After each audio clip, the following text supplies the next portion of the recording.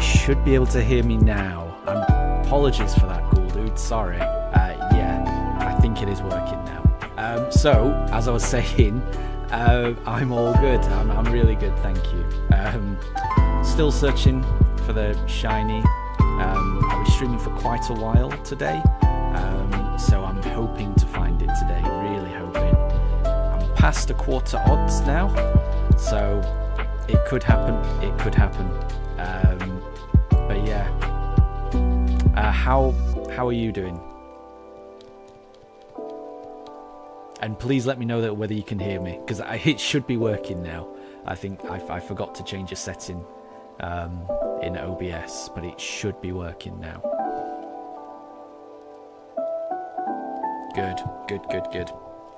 And yeah, thank you for letting me know that you do prefer the microphone, because that's useful feedback for me, because I wasn't sure whether people would prefer to just hear the music, or whether they like hearing my voice with the music as well. So yeah, I was worried maybe the voice detracts from the music. I'm not sure, but yeah, it's good to just have a bit of feedback to let me know what people think.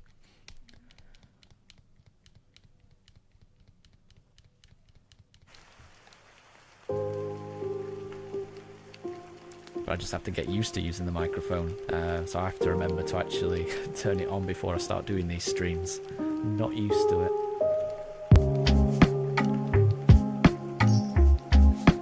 Let's see if we can get a shiny chimchar.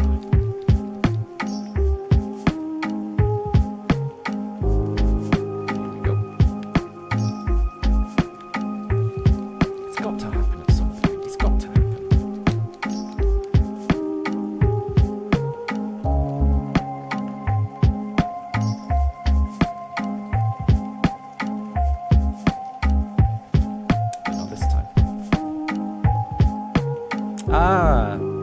So you've been playing Violet today.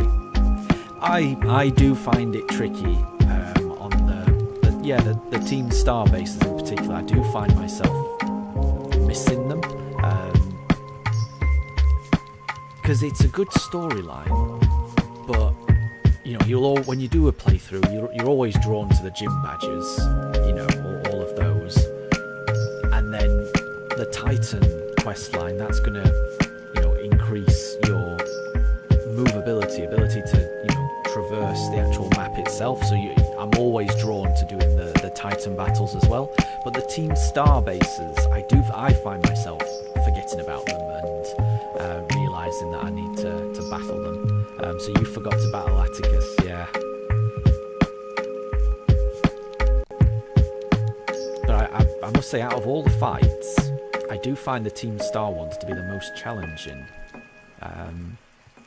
Whenever I do a playthrough, it's always the later Team Star bases that I tend to struggle with, actually. And I think I usually do struggle with Ortega, and the one, is it Eri? The final Team Star boss. I always struggle with her. So they are good fights.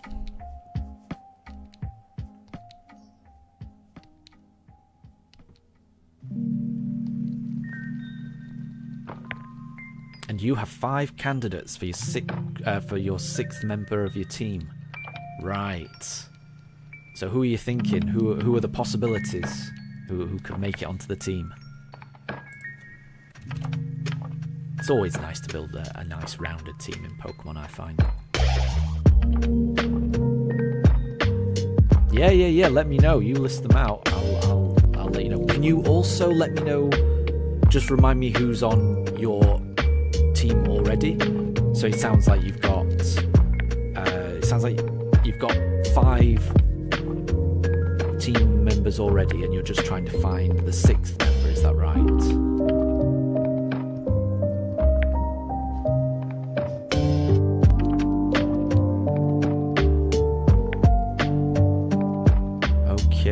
So,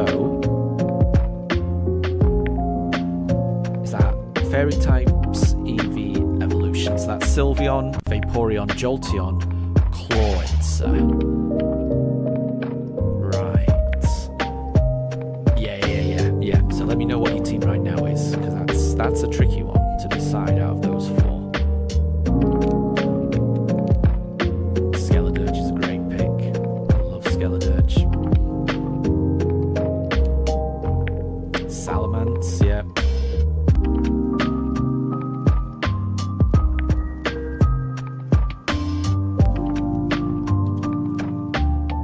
But I have not got a shiny Chimchar. Let's go again. And Lucario. Right.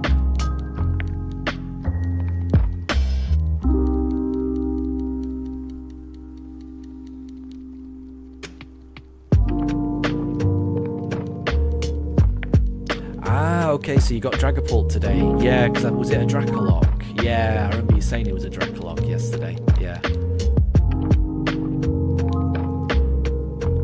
Okay, right. So you've got your Ghost Dragon, you've got your Flying Dragon, you've got your Ghost Fire, and Cerule Edge. Right, okay. And Iron Treads. This is a good team. This is a good team.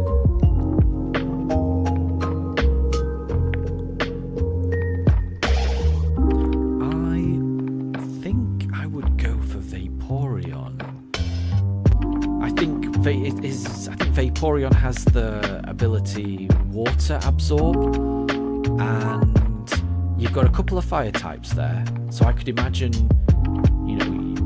that would attract some water attacks into them, and then you could swap into Vaporeon, soak up those water attacks, and that gives you water coverage as well.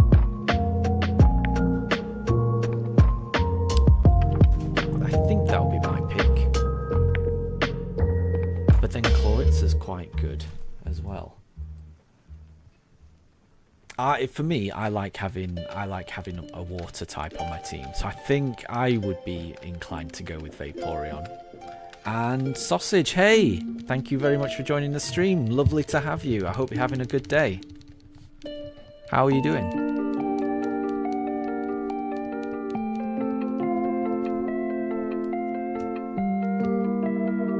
Oh, getting Gimmighoul. Okay, into a Golden Go. That is a big challenge. Yeah, if you're having to farm all those coins, but it is worth it. Yeah, Make It Rain is a great move on Golden Go. I will say if you were to do that, you'd have quite a few ghost types, wouldn't you? You'd have Skeledirge, and you'd have Dragapult, and you'd have Golden Go, and you've already already got Steel type with Lucario as well. And I guess you're right, yeah, Lucario can cover water types. In fact, I didn't realise Lucario could learn water pulse. That's interesting. I've never used that. And Sausage, thank you. I like the Shinx as well. I put it next to my my two dogs. Sometimes they knock over the Shinx and I have to revive it. But yeah, they like the Shinx as well. It's a nice big plushie. It's one of the few plushies that I let my dogs play with, so they quite like it. The Shinx is almost as big as the smallest one of my dogs.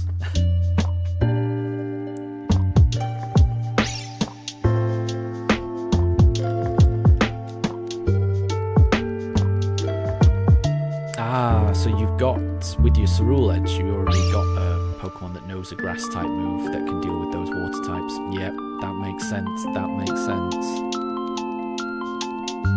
Well, in that case... Oh, I mean, it sounds like quite a balanced team already. You could... I don't think you can make a wrong choice. For me, I mean, I'm a sucker for the evolutions, so I think I probably would go for maybe a Vaporeon, maybe a Sylveon, because, like I say, you've got a way of dealing with those water types. And Jody Baloney, hey, thank you very much for joining the stream. Lovely to have you. We're all good. I hope you're doing well as well.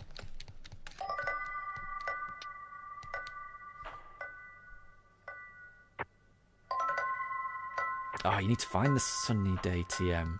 Ooh. Yeah, I'm not sure where that is. I'm not sure where that is. Let me look that up, because I always just buy it from the Pokestop.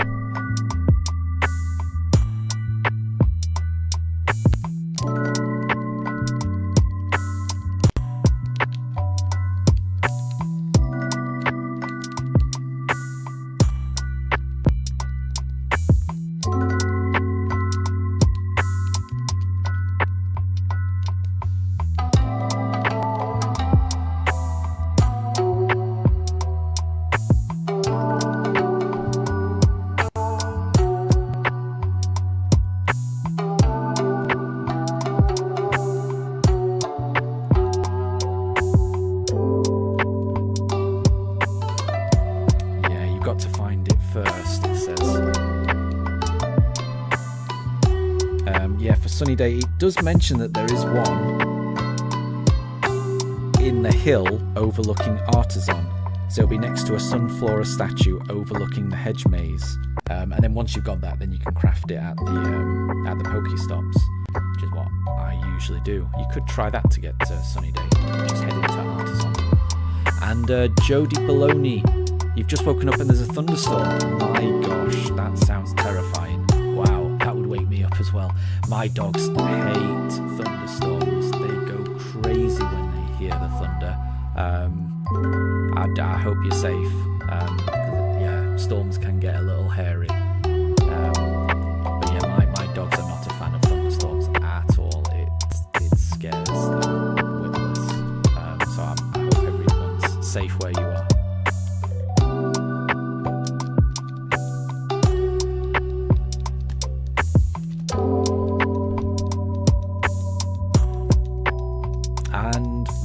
Cool, dude. You're already planning your Elite Four assault here, aren't you? So you've already got a way to deal with Rika with her ground type attacks. You've got your flying Salamence, and you've got a lot of fire types. So yeah, you should be okay with Poppy. Larry has flying. Yeah, you need some electric, I guess. So Dragapult can learn Thundershock? I didn't know that either.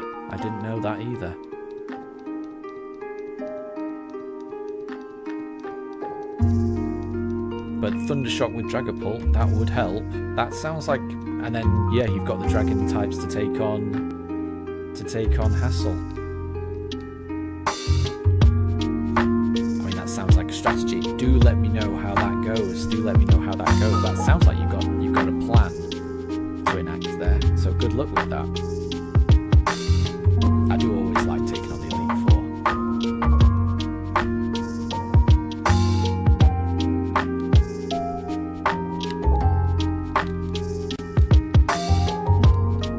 Although I am not looking forward to taking on the Elite Four in this game. It's been a long time since I've played this game.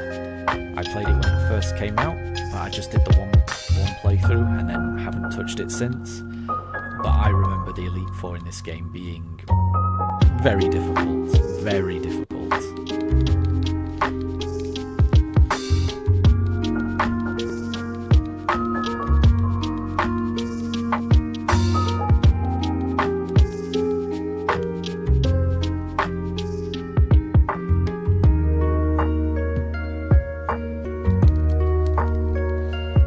Sausage, you had a soccer game today and had to wake up 6:30. Wow.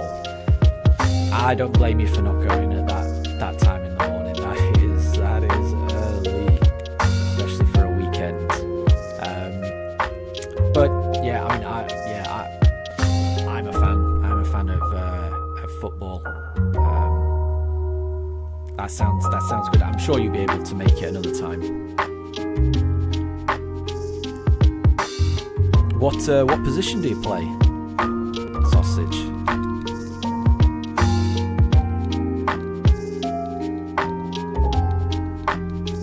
I don't play it anymore. But when I was growing up, when I was younger, I always used to play. I always used to play in defence. One of the wing backs. It's a good game. It wasn't very good, but it was always fun to play.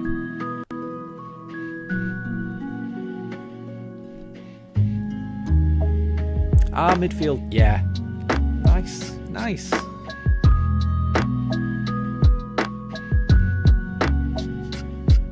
Yeah, I mean, a football match started at 7:30.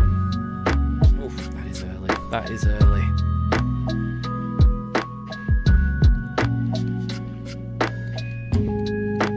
But yeah, I'm sure you'll be able to make it for the next one.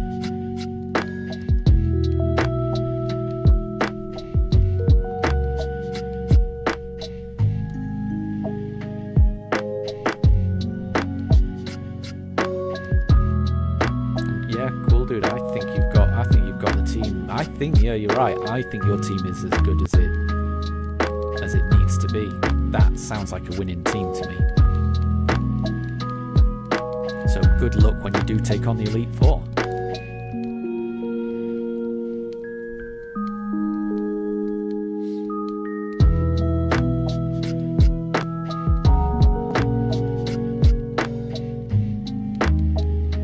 Presumably, you're pretty close to taking on the Elite Four now. So, we're on that final stretch.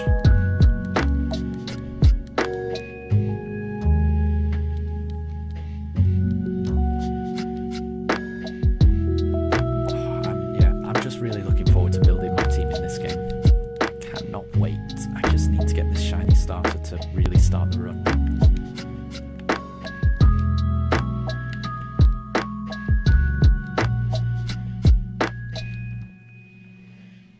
Yeah, and I think 65 to 70. That's a good range to take on the Elite Four.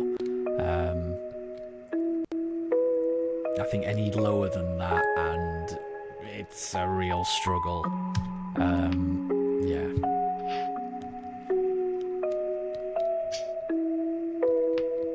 And do remember to stock up on revives and potions. I've made that mistake before. Just rushing through a playthrough, just rushing to Elite Four. Getting past Rika, going to my inventory, and then realising I've got maybe one revive left or something, and then trying to get through the next few fights with one or two revives. It can be challenging sometimes. Oh, you're already thinking about how to beat Professor Turo down in Area 0. Yeah, that can be tricky as well. Of the main game, isn't it?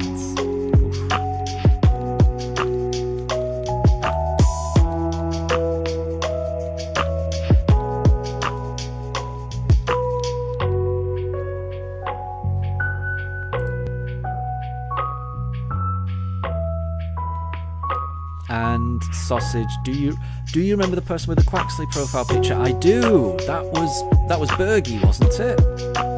Am I remembering that right? It's confusing when people change their names, but so was that Bergie? Or am I thinking of someone else?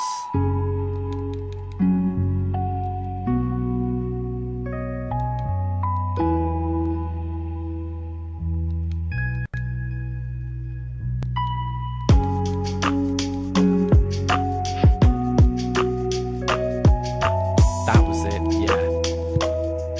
And I think you changed it to something else after Bergie. But okay, I'll remember that now. Okay, so I will remember. Yeah.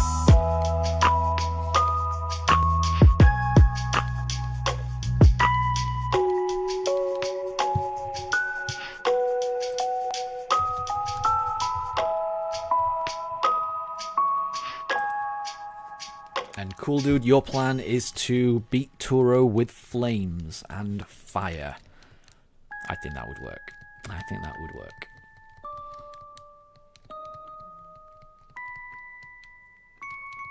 Maybe not against... what is it?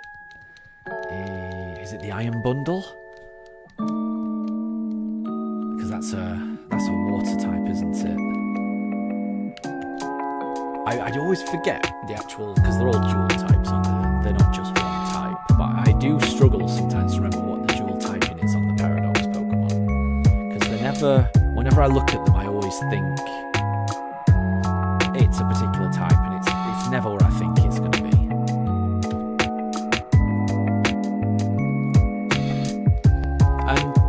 And Sausage, that profile picture is your cat. It's so small, I can't see it.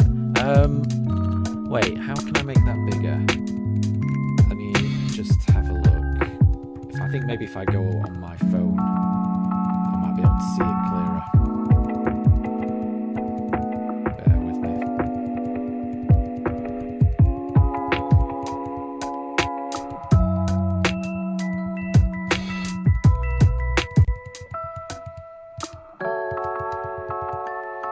Yeah, so if I go to your channel... oh yeah, yeah, I can see it now. I can see it now. That is a cute cat. What is your cat called, Sausage? Because that is a very cute cat. I can see it clearly now.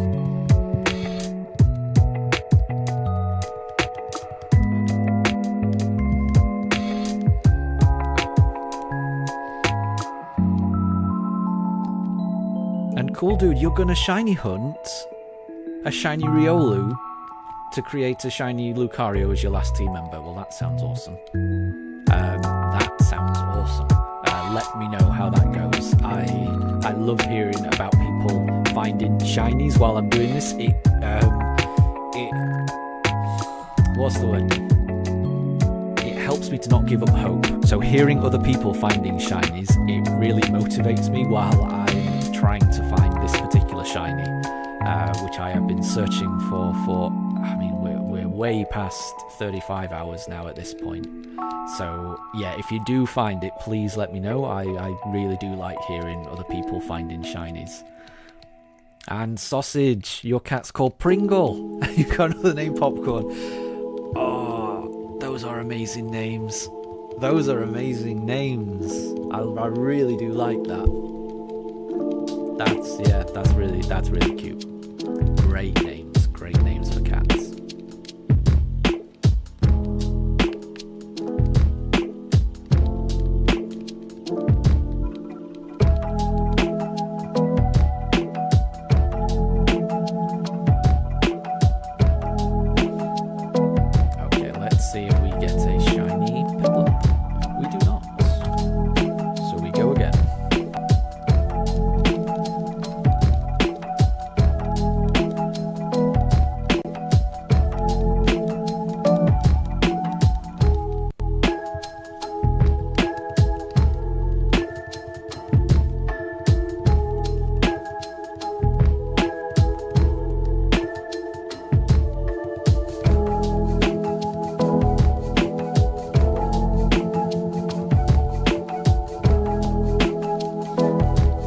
And this is the biggest obstacle to this shiny hunt, the loading screens. This is my biggest enemy, just how long these loading screens take.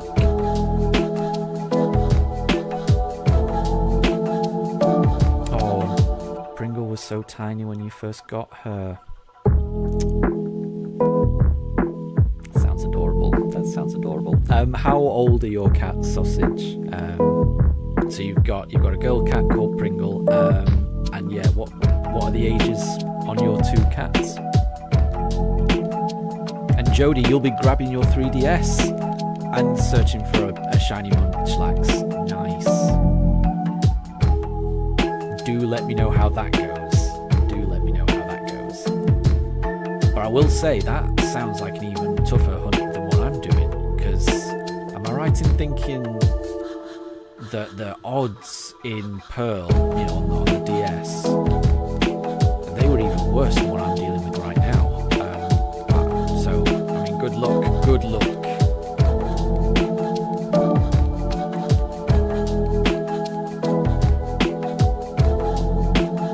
And BV, yeah, this is pretty much, you're not wrong, this is pretty much a briefcase simulator we're on at the moment. We're just trying to find a shiny.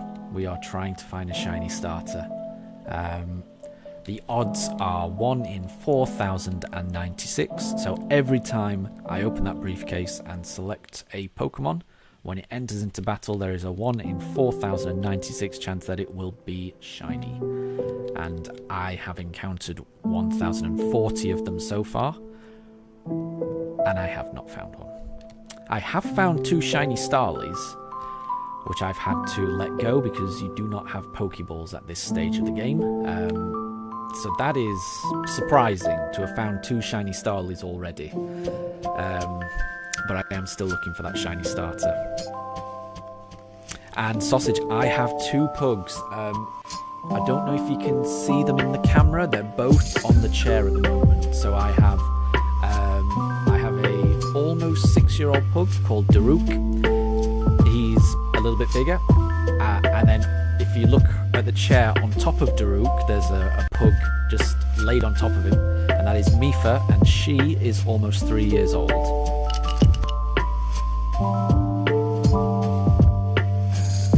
Chimchar is not shiny. And the big boys, yo, what's up? Welcome to the stream, big boys. Lovely to have you. I hope you're having a really nice day. How's it going?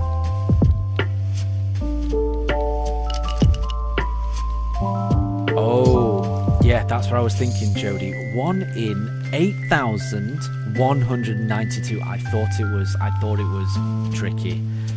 I mean, really, really, really good luck to you.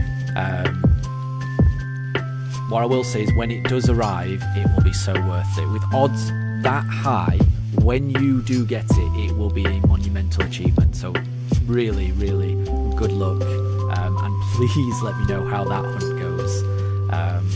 Yeah, I wish you the best of luck in that hunt. It's such a great feeling when you find a shiny with odds that high. I've never found a shiny with odds at that high.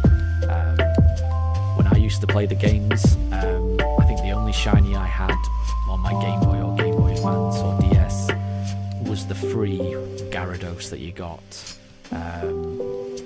from Pokemon Silver. So I've never found a full odds shiny in those old games. And Cool Dude, yes, phases, exactly. I'm on my 3rd phase of my hunt, having encountered those shiny Starlies. And Daruk is named after a Legend of Zelda character. Yes, you're right, Cool Dude. And Mifa is as well. Yeah, Daruk is the name of the Goron champion from Breath of the Wild, and Mifa is the name of the Zora champion from Breath of the Wild. So yeah, my pugs are named after the champions from Breath of the Wild. I do really love that game. And Quizzo, hey! Welcome to the stream, good to see you, man.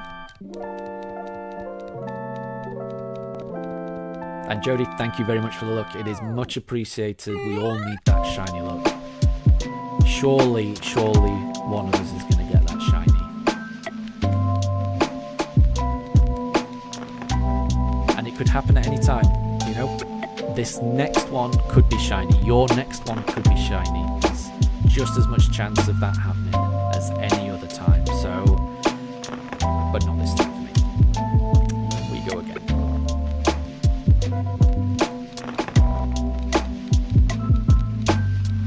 cool that you love the prince. Yeah, that's Sidon, isn't it?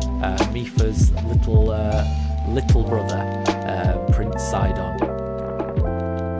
And you get to adventure with him in Tears of the Kingdom. I do love Breath of the Wild and I love Tears of the Kingdom.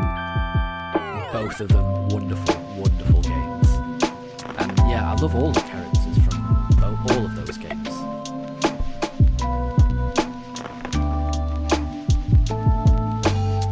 And that's it, yeah.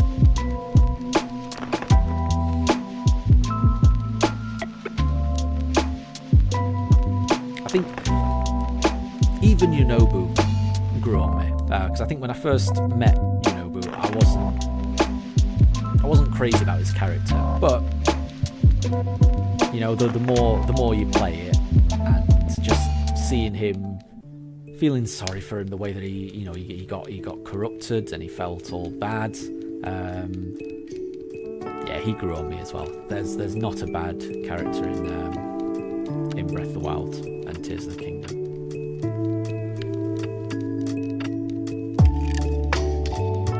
But I did miss Cass in Tears of the Kingdom. I kept waiting for Cass to make an appearance, and Cass never turned up in Tears of the Kingdom. I was sad about that.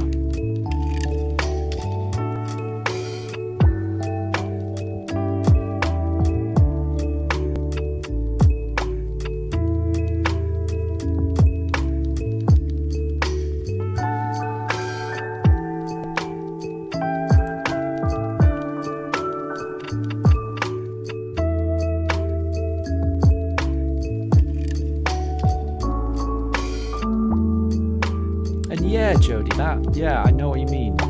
Once you finish the boss fight, you get the credits, and then when you load up the game afterwards, it's like, oh, you gotta beat the boss again. It would be nice just to have some option, just to enjoy your victory just a little bit. You've spent all that time saving the world. It would be nice just to enjoy a Hyrule that has been saved.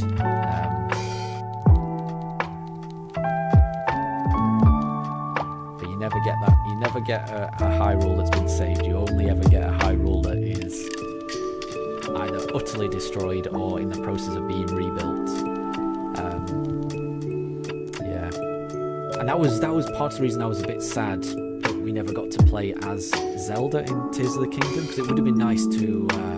When you go back in time, when Zelda goes back in time, it would have been nice to have played as her and just explored Hyrule in the past, before the war, and yeah, that would have been interesting. I was looking forward to spending time in the past, but that you only ever got the cutscenes, I suppose.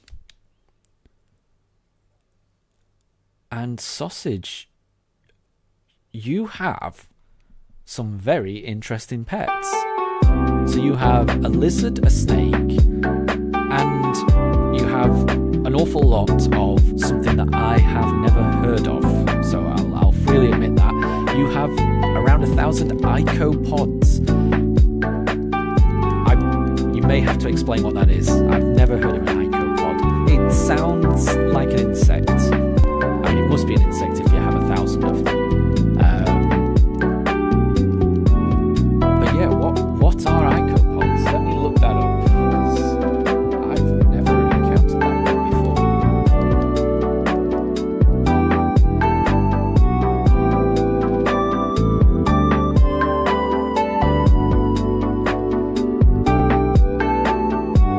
Oh, they're like little crustaceans, but they can be aquatic or on land. Okay, I getcha.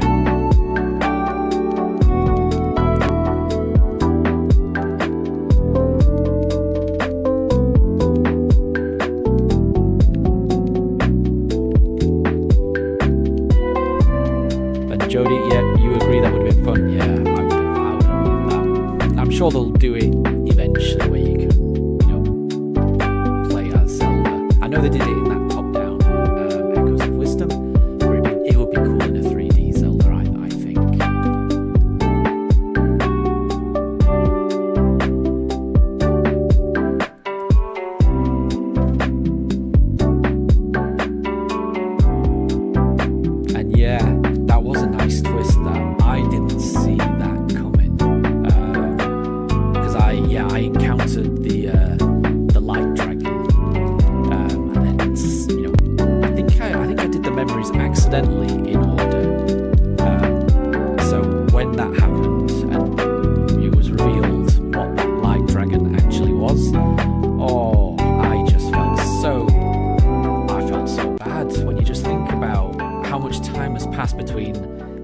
ancient Hyrule and where you are now, knowing what the Light Dragon has been for all that time, it's heartbreaking. And I just,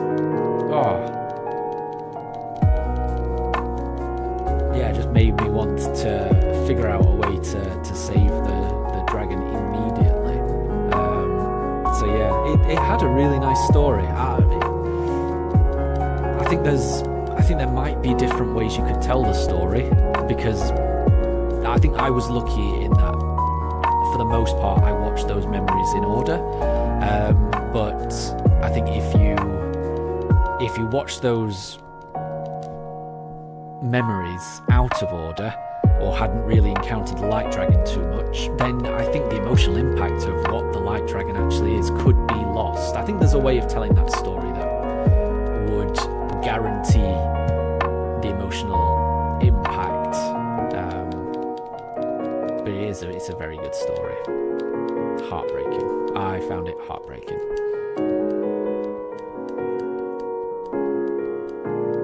And yeah, exactly. The big little pond things, those come about from the dragon's tears. Yeah, it's a really good game. I've always said that my favourite Zelda game is Breath of the Wild, but the more I talk about Tears of the Kingdom, the more I realise that Tears of the Kingdom runs it a very, very, very close second. And in some ways, clearly it is better. But there's just something about Breath of the Wild that I really like. But no, they're both wonderful games. But yeah, that is a nice touch that the dragon's memories are bestowed upon the land through its tears. It's quite fitting.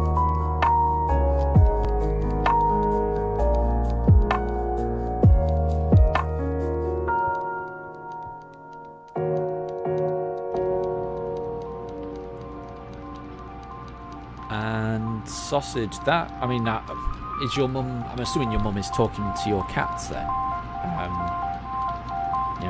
Because I find myself rambling nonsense to my dogs sometimes.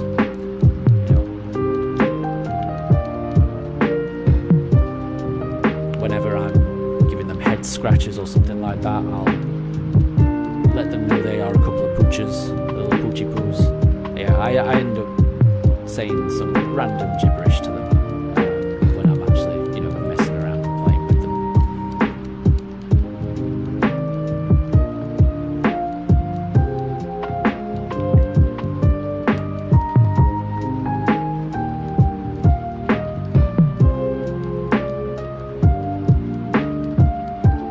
And thank you to everyone that's been voting this poll. I don't mind either way.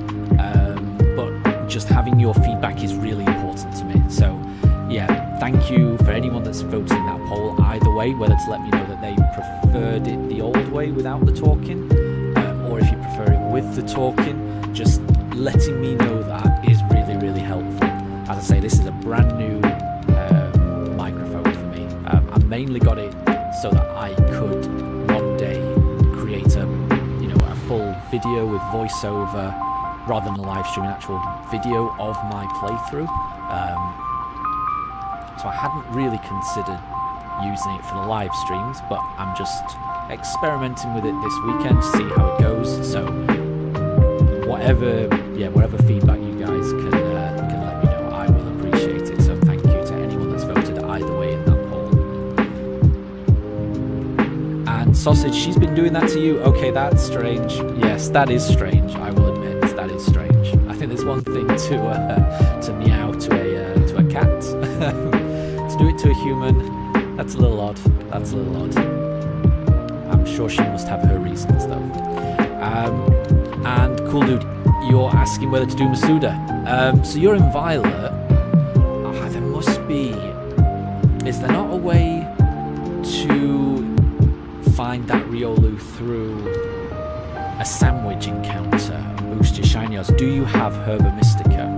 Because if you've got Herba Mystica, I think getting one of those steel type encounter recipes using Herba Mystica, I think you will encounter the shiny Riolu faster that way. But if you don't have the Herba Mystica, then Masuda is, I think Masuda is the next best one, definitely. No Herba, yeah. Then in that case, yeah.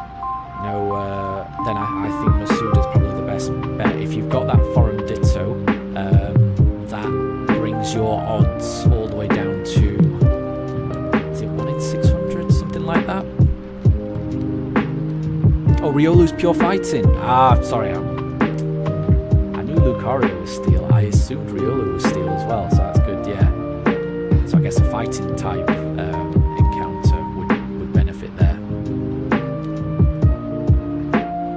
And thank you, Jody. That's a really nice thing for you to say. I really appreciate that. That's really, really nice. Thank you. Yeah, that is the general vibe that we try and have here. That the music is all chilled out. We've got my pooches in the background. Those are generally very chilled out dogs, unless they hear an animal outside, in which case they will bark. But for the most part, they just like chilling out, relaxing with each other.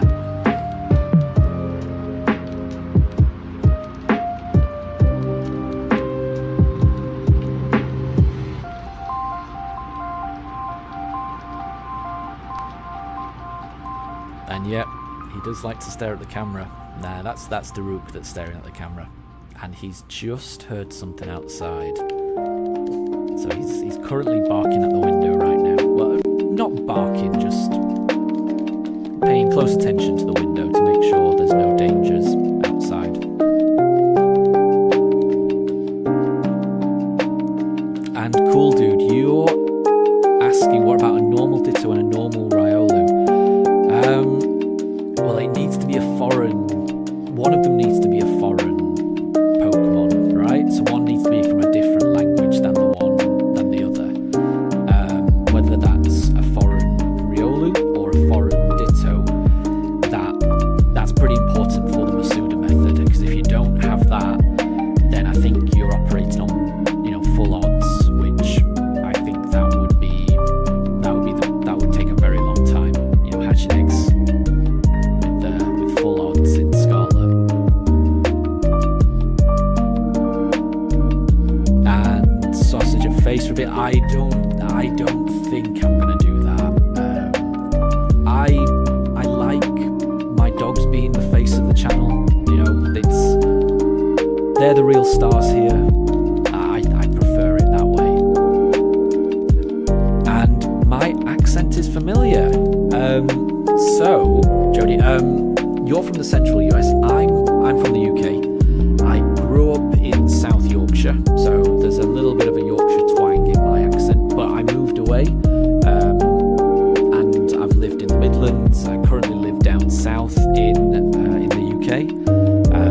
So I feel like my accent has been a little blended. I would describe as a fairly neutral northern accent for the UK. That's how I would describe it. But I'm fully aware that my accent is a mess just because I've moved around.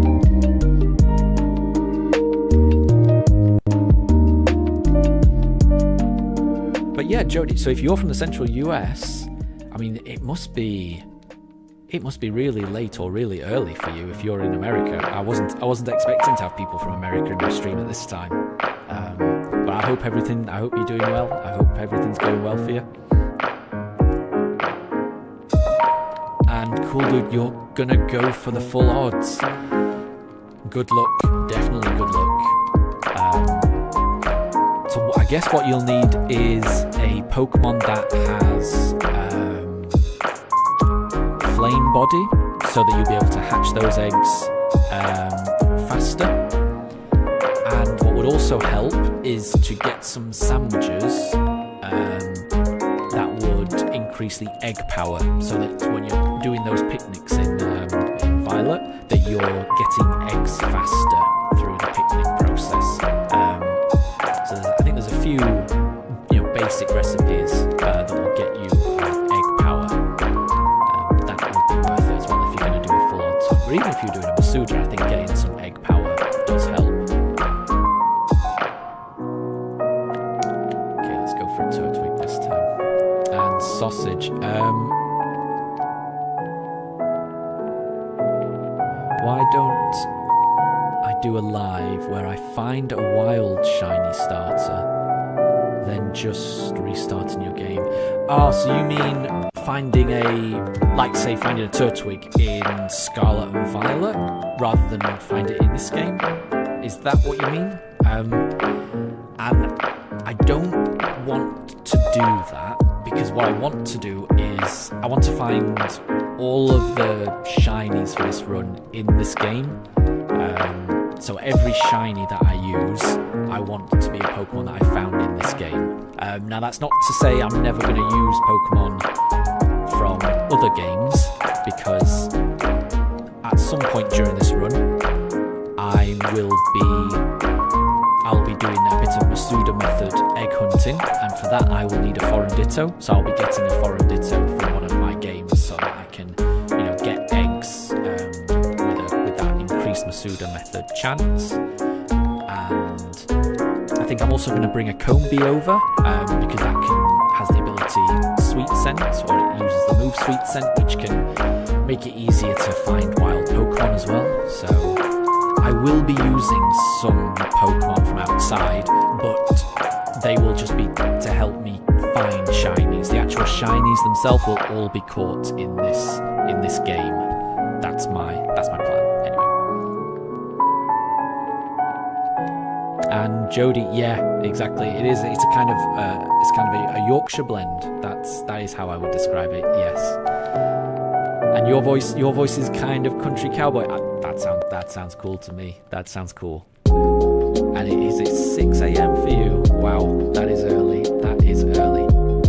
And cool, what is a flame body Pokemon? So, a flame body Pokemon is a Pokemon that has the ability flame body. And what that means is that if you've got that Pokemon in your party, any eggs that you also have in your party will hatch, I think about 25% faster. It's something like that. And let me bring up a list of the Pokemon that can have the flame body ability in Pokemon Scarlet. Because I tend to use like a Magmar or what else? Macargo has it. I'm just having a look now. So Talonflame and Fletchinder can have it, so that's generally pretty easy to find in Scarlet and Violet. So that might be something that you want to go for.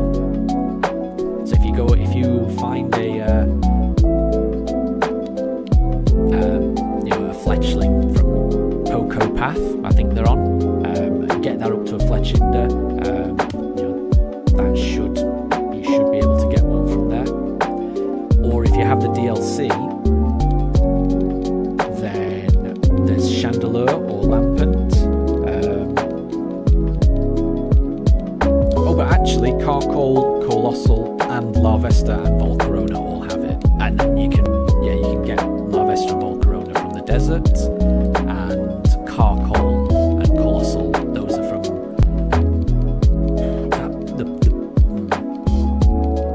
I'm not sure what it's called. The area where you fight the Orthworm Titan, that looks like a big mining facility. I don't know what that area is called.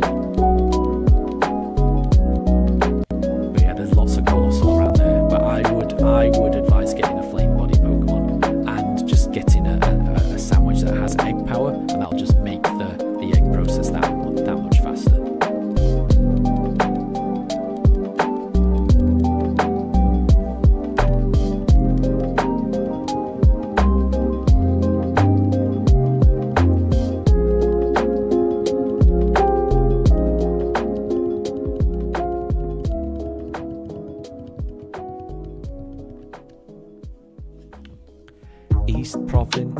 Area 3, that probably is it, isn't it? It is on the east of the map. So yeah, that sounds about right. Yeah.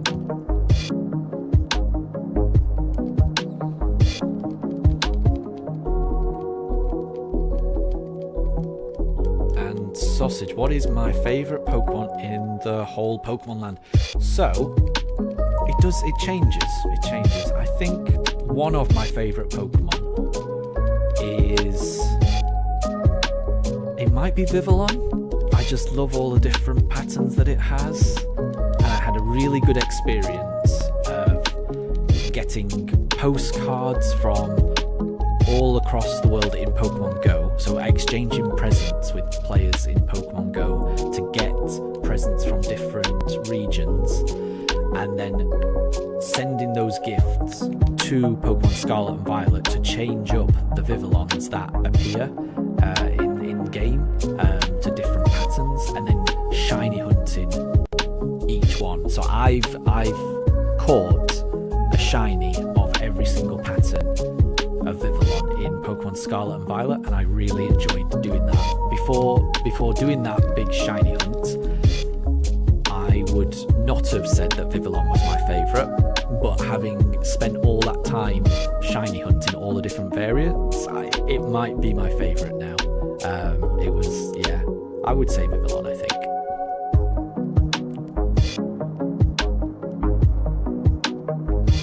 And Jody, yep, Volcarona is a great choice. I think, yeah, it's a good Pokemon as well, just in general, isn't it? But that is a good choice for Flame Body. And Cool Dude, you found something. What have you found, Cool Dude? Please let me know. And Sausage, I live in the UK, so yeah, I'm from the UK, live in the UK, and I live in the southeast in Kent of the UK. But as I say, I'm not from there. I've moved around.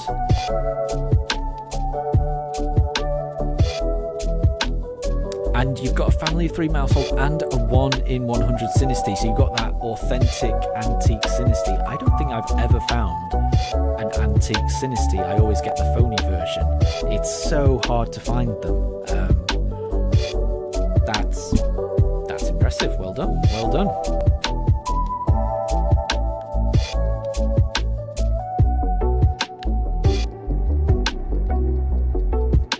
Yes, yeah, the antique version of Sinistea is tricky, and I do, yeah.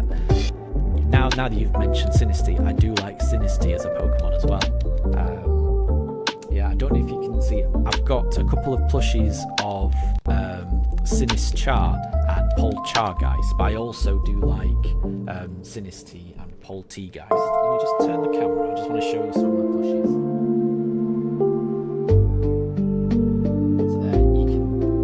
Be able to see the Poltergeist and the Sinistchar. Focus back on the pooches. But yeah, I'm a big fan of Sinistea in general.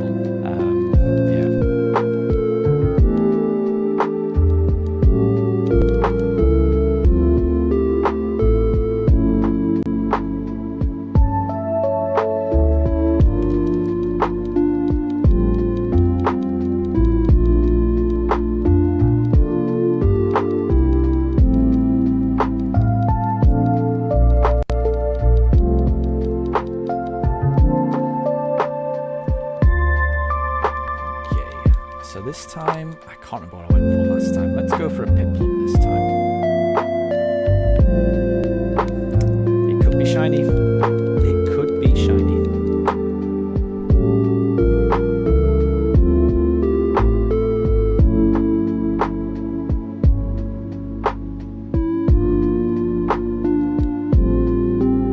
But it's not. And we go again.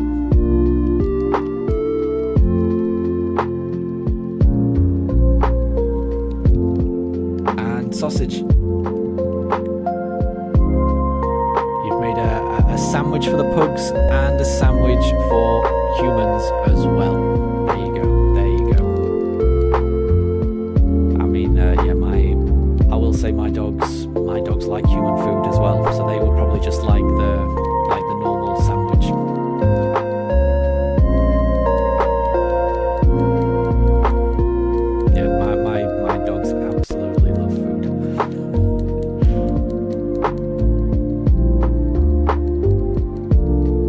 Jody, exactly. Yeah, I really like the Poltergeist designs. All of them I'm a really big fan of. But then I'm a big fan of tea. I like the flavour of matcha. I don't have it very often. I am more of a tea person, but I appreciate the artistry and the process of making matcha. It feels almost therapeutic, the actual process. Just watching someone make matcha is quite calming, I find. So I do quite like that, but I'm a big tea enthusiast in general. I survive on tea. I absolutely adore tea. I drink so much tea during the day.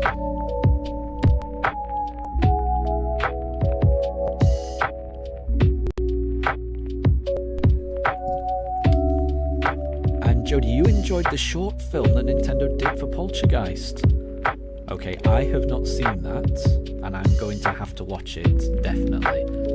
That sounds awesome, because I did see recently a short film that Nintendo did about Eevee, just watching Eevee evolve into all of its various different evolutions. That popped up on my YouTube recommended about this time last week, I think.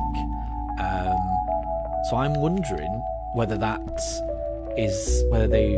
Nintendo are doing like a series of just putting out videos like that, because I really enjoyed that one, short video that I saw. So I'll have to search up that one, because I would like to watch that if there's more. Because I'd like to watch a video in that style about Poltergeist.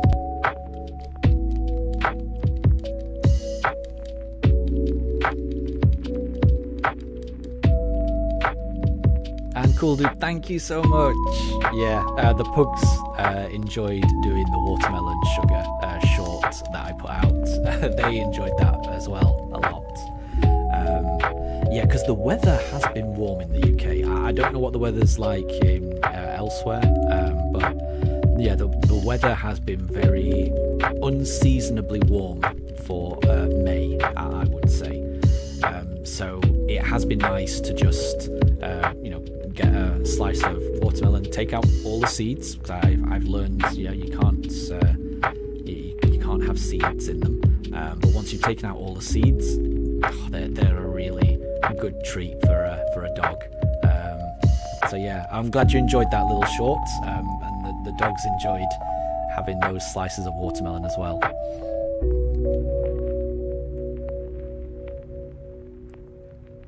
And so you drink jasmine or Moroccan mint tea? Well, that sounds good.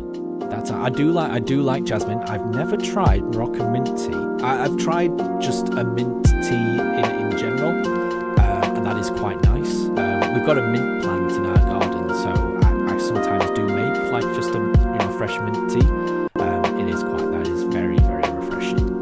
And I definitely will be giving that a watch. I'm gonna have to, I will find these, because I watched the Eevee one for the first time last week, and I was very, very impressed with it. So I'll have to see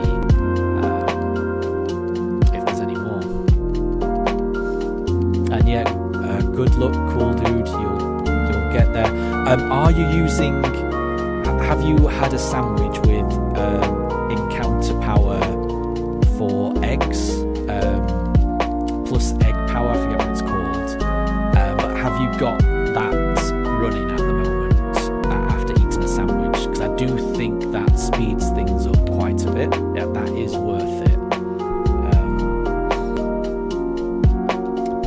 And sausage, you're trying to decide between a Quaxley, Fuecoco or Sprigatito.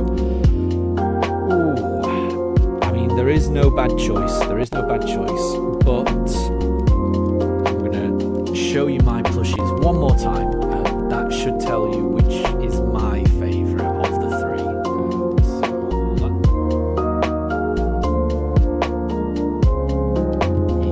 He's right up there, just above Ogapon. That's my Fuecoco. I just think Fuecoco is just the best little guy.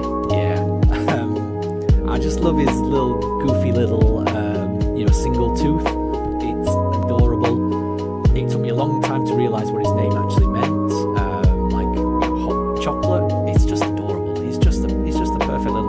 I would choose White Cocoa, but there is no wrong choice. You choose what you think is best.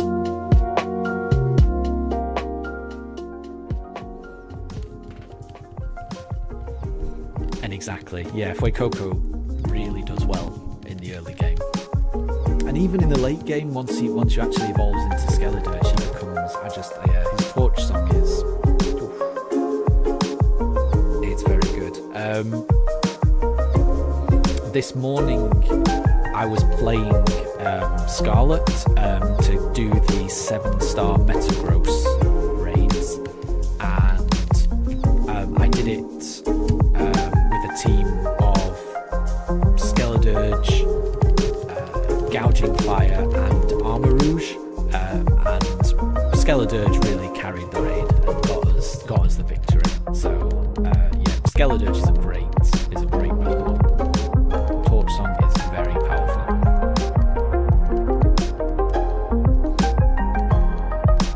And Jody, exactly, yeah. No thoughts, head empty, just a blissful little guy. That is how I would describe White Cocoa as well.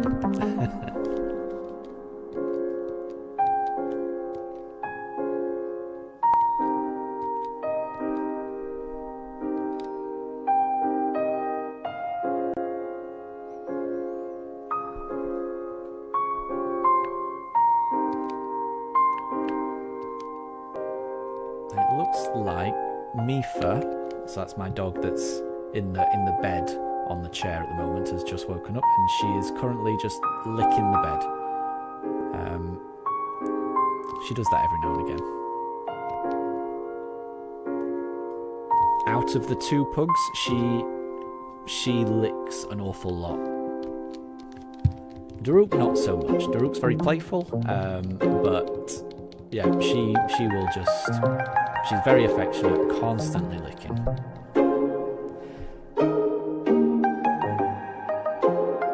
And cool dude, did you know that the Elite Four Pokemon are actually the Titan's types? All their aces are the Titan's type.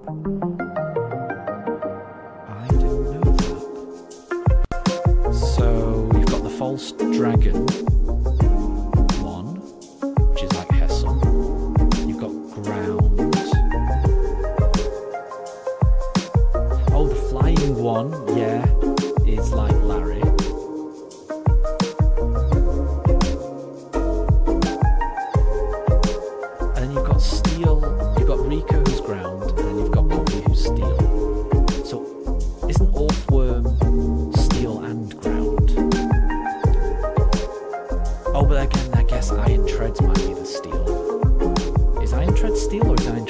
I get so confused with Paradox Pokemon, I really do.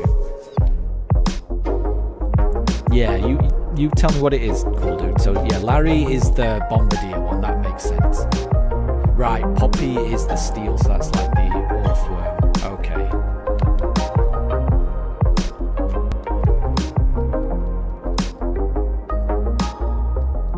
And is Rika Rock?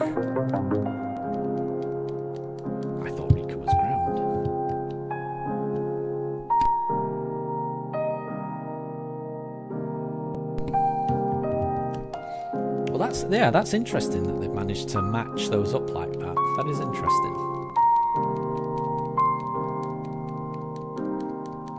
But I'm a big fan of Scarlet and Violet. I really am. Out of the mainline games, Scarlet and Violet I think are my favourites. It's just such a lovely story.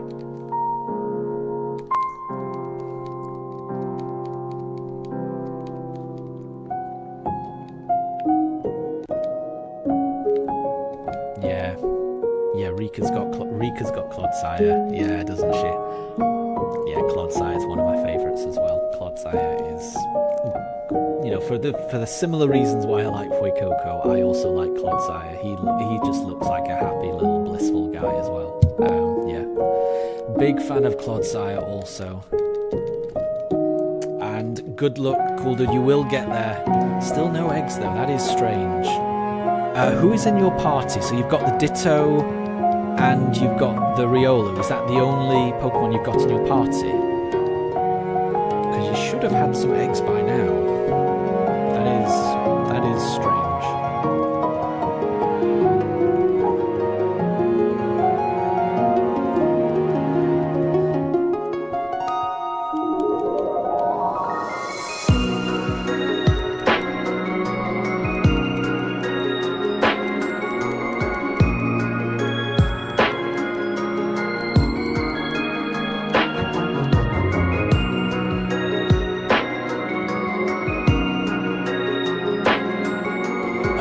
So you were trying a Riolu and a Riolu. That would work as well if one's male and one's female.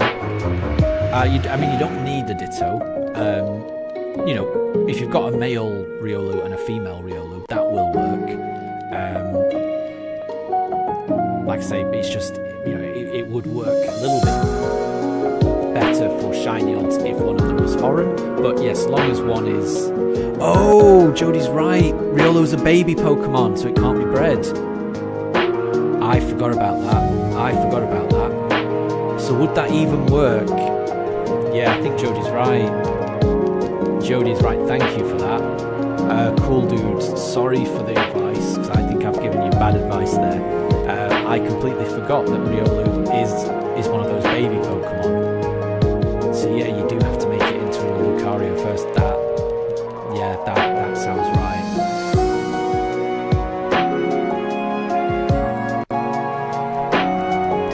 Thank you, Jodie, for mentioning that, because I had completely forgotten about that.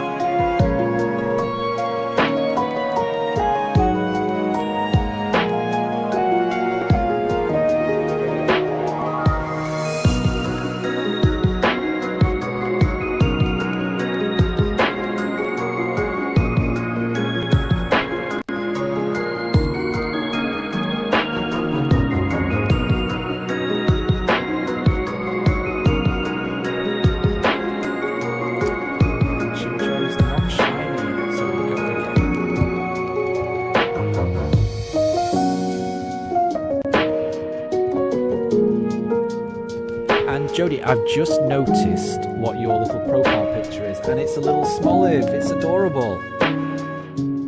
That is adorable. I like that.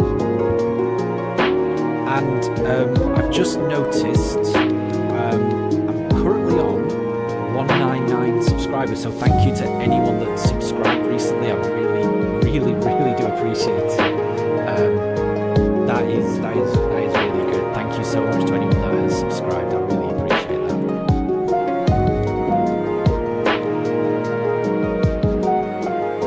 And the music is a bit too loud. Yep, I can correct that. Bear with me. So I've just turned it down a little bit. That is really useful feedback, so thank you for that. Turned it down a little bit. Wait, no, that's the wrong thing I'm turning down. Sorry.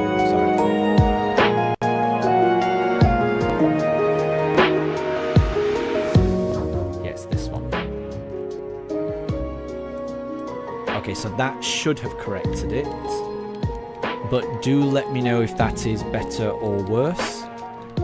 So I've turned down the music a little bit. This is very much still a work in progress, so I do want to find the right balance between people being able to hear the music and people being able to actually hear my voice as well. So, yeah. Please let me know if that is an improvement.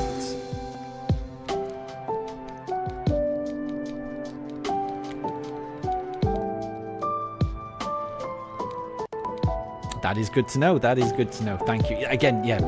Any feedback like that is so much appreciated.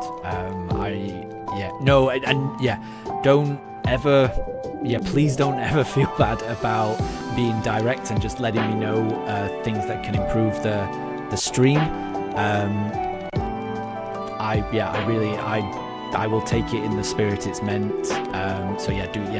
Never be afraid of saying something like that. I really do appreciate it. I need all the help I can get to make these better. So yeah, if you've got any thoughts, anything like that, I will take it on board. I might not be able to change it. If it's something I can't change, then I'll explain that I might not be able to change that particular thing, or there might be a reason that I'm doing something a particular way. But I'd still really appreciate you letting me know these things. It's very much appreciated. Thank you.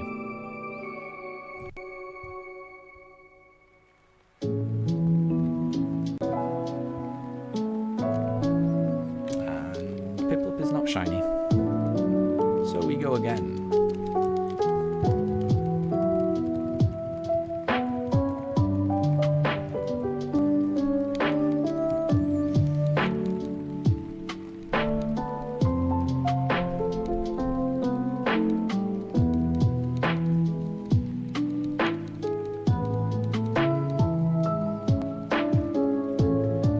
So in the UK, it's around about 12:30, midday.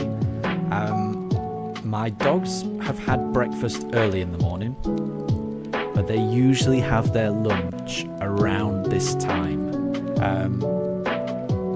While they are still sleepy, everything will be fine. But I think once they start waking up, the little one, Mifa, who's in the chair, she gets a little grumpy when she's hungry. So when Mifa starts to wake up, I will likely have to take a 20-minute break just to get my dogs fed, give them a run around the garden, and then I'll be back.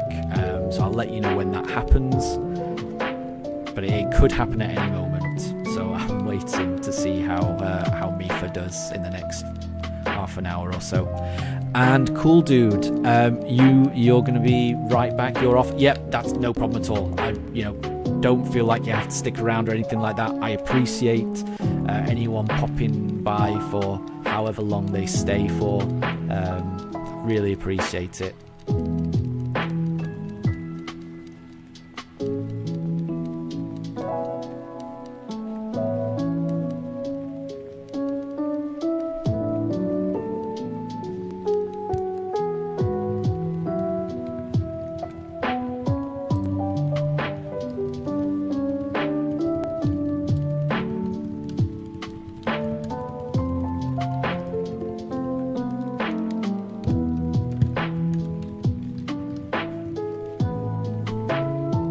Cool Dude, you're back already. That was quick.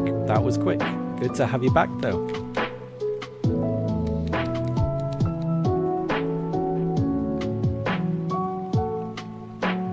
And thank you, Jody. Yeah, good luck getting that Munchlax.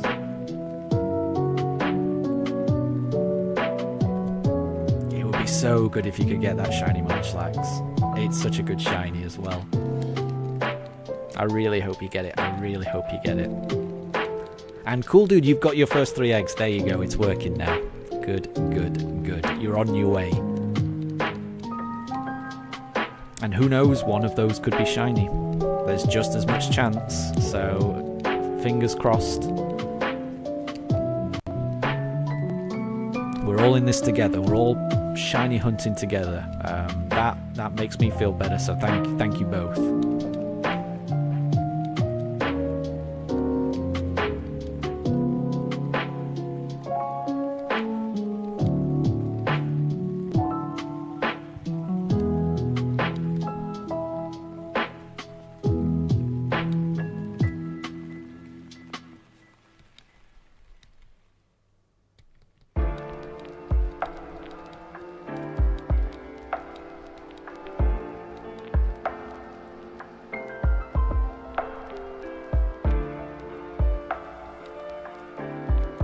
And Cool Dude says there are 2 free shinies. So I think I know about one of them.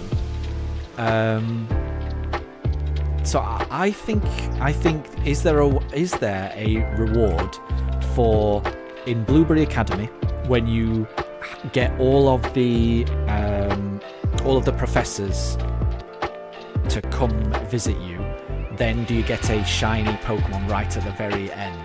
I feel like I've seen a thumbnail of someone on YouTube advertising that, and yeah, I think it was how was it, a Zeb Streaker, and I've never got that, so that is something I still need to do. And I think there's another shiny if you win the ogre ousting game in Kitakami. Are those the 2 free shinies that you're talking about? Because I've never got either of them. And French Cat Gaming, my favourite Sinnoh starter. That is a good question because I really like them all. So at the moment what I'm doing is I'm swapping between Piplup, Turtwig, Chimchar, just going round like that, just because I like them all equally. I think they're all adorable in their first forms, and I think their final evolutions are just really, really interesting as well. Maybe my favourite is Piplup, maybe. Just because I think Empoleon is just a really unique typing. Steel and Water, I do quite like that. And Jody, you've just subscribed. Hang on. Oh, that's so nice. I've just hit. Oh, thank you so much.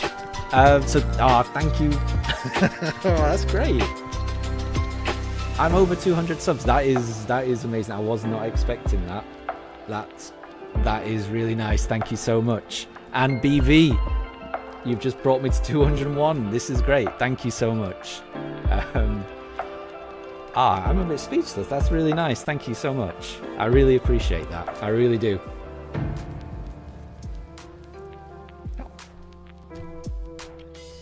And cool dude. So you have to battle the Blueberry Director. Gotcha. Yeah, I've just not done that. I've not done that.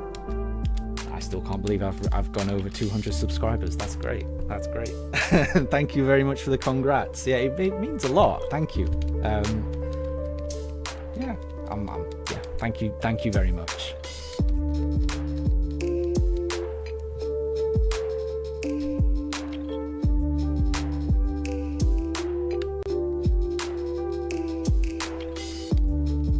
And it was a Blitzle, not the Zeb Street. Yeah, that makes sense. That makes sense.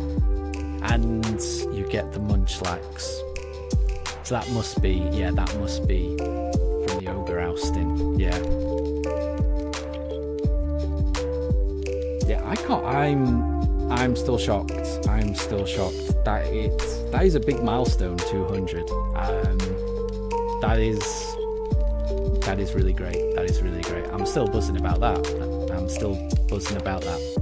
And cool dude, yes, Daruk has woken up, hasn't he? But it's usually Mifa. So I think what I'll do is I'm gonna do one more encounter, and then I think I'm gonna have to take a break because he's just woken up, and I think he might be getting a little peckish. So we're gonna see if this Piplup is shiny, and then I'm gonna do one more encounter, and then I'm gonna take a break.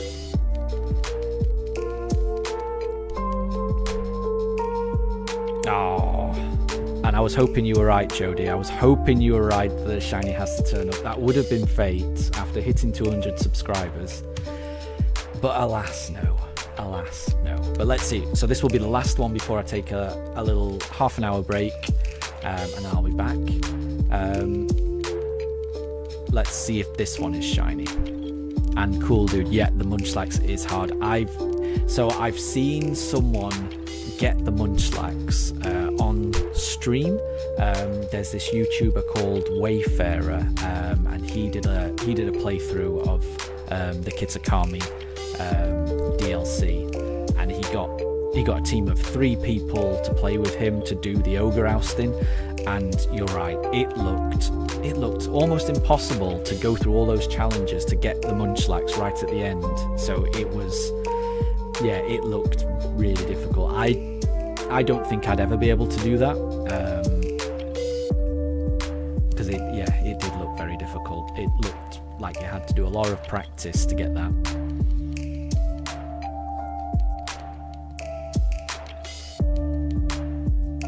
So let's see. So we'll do this last encounter. We're gonna go for, we'll go for Turtwig. I think it was Piplup last time, so we'll go for Turtwig. And let's see. And I think you're right, cool dude. Daruk he's getting a little antsy. Yeah, I think he knows what time it is.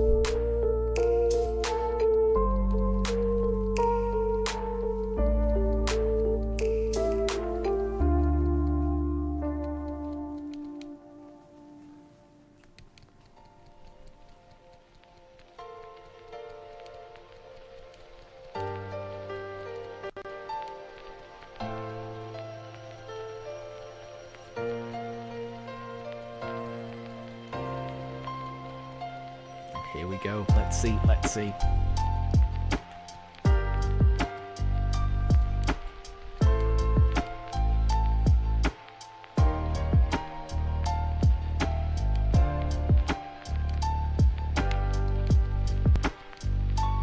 And yep, thank you, BB. That's really nice of you to say. That's what I try and go for. Just relaxing, chill vibes. That's what the dogs provide.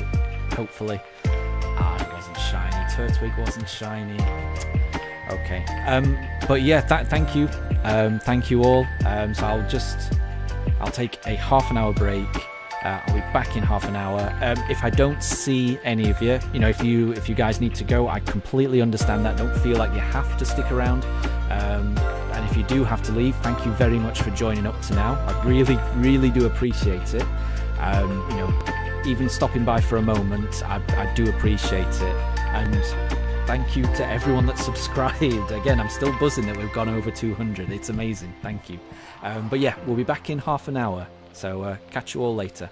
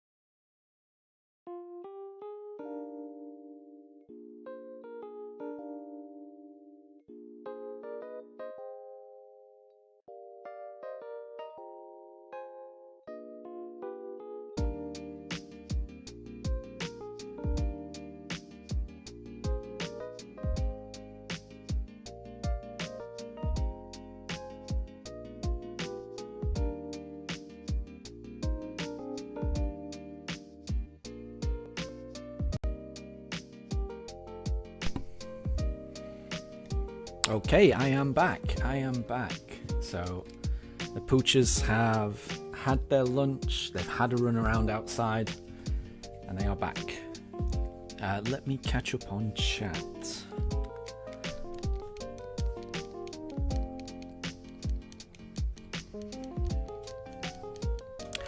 Yeah, Jody, you're right. It is that the background for my gone away screen is from Pokemon Battle Revolution. Yeah, I used to love that game. You're the first person that's recognised that.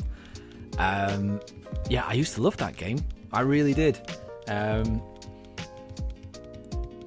think the thing I used to love the most about it was the way that the announcer would, announce all of the moves that were happening as you were doing the battles. It was a really good game. I haven't played it in a very long time, but I used to love that back in the day. So yeah, I agree. And BV, you recognised it as well. Yeah. And so you've been trying to. So are you still playing Pokemon Battle Revolution to put them into the game?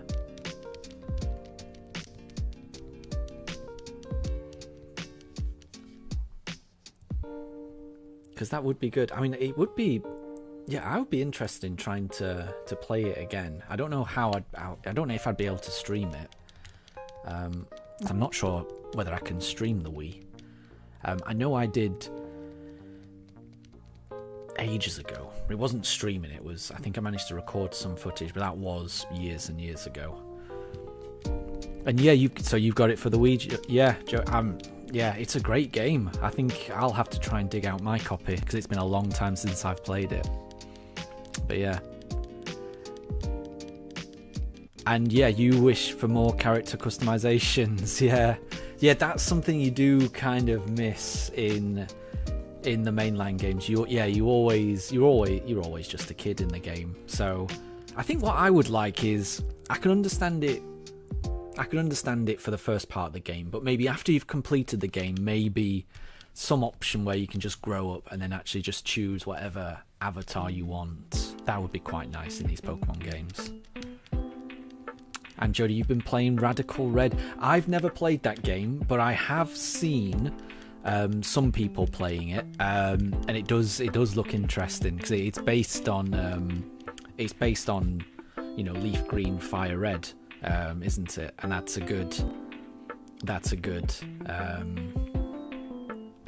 good game. I haven't played that in a while. It's not a shiny Chimchar for me, so we'll go again.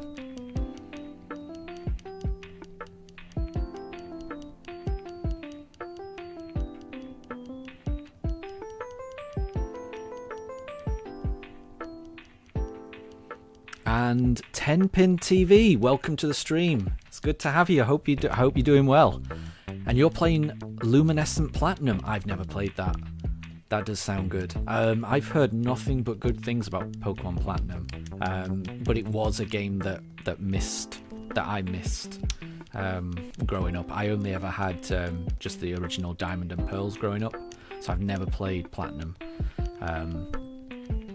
So Luminescent Platinum, that sounds like an interesting mod to me. I've never played a modded game, but I bet that is a good way to keep it fresh, because I would imagine it would mix things up and things like that. And Jody, I could just point a camera at it.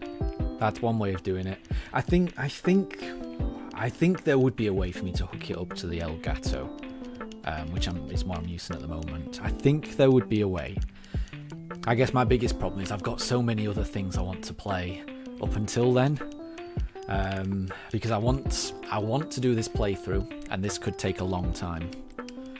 And then after that, I've got a feeling that Legends ZA will be out already, and I really want to play that when that comes out.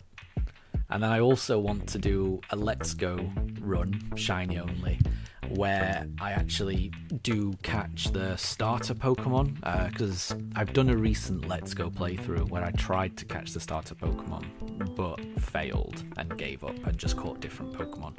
I would like to really focus and actually catch all the starter Pokemon on a playthrough. And then I would also like to do Sword shiny only. So yeah, I've got a lot of games I need to play. Yeah, exactly. Yeah, so that's how you'd be able to film gameplay on a DS without a capture card. There's a lot of really good games on the DS and the 3DS that I would love to stream and play. I just don't know how, and I think the only way for me would be to just point a camera at it, because there is no output on those unless you've got a modded system. And BV says, unless you download Dolphin and can put your game disc in. Interesting.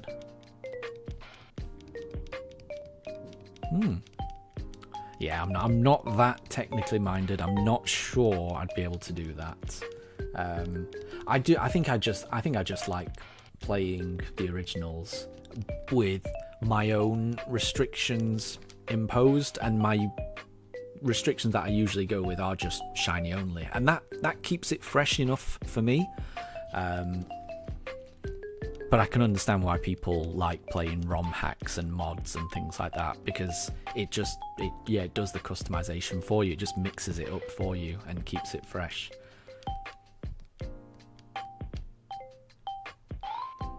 And cool dude, you're hatching some eggs. I hope it's going well for you.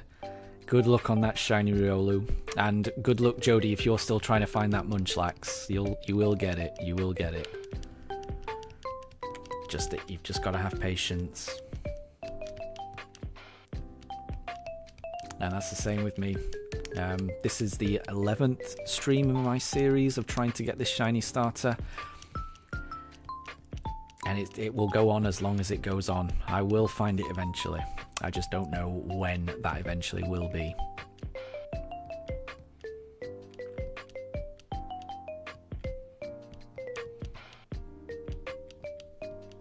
And Skeleton.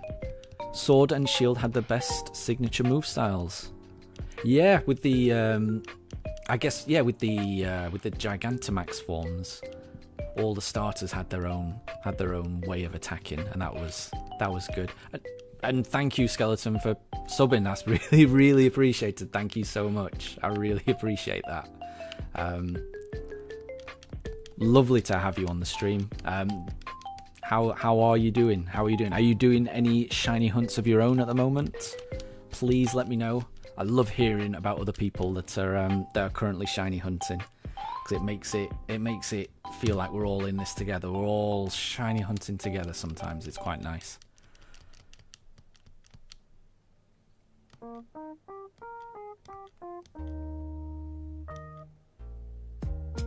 Yeah, surging strikes. Yeah, with Shifu and Pyro Ball. Yeah, I think Pyro Ball was good with Cinderace, wasn't it? It was good. I think what I liked. I mean, there's lots of things I liked about Sword and Shield, but what I really liked was the gym battles that you had. They just felt so much more epic than any other gym battles, just because of the way the music built up at just the right moments. You had this stadium of people all cheering you. It really felt like an event.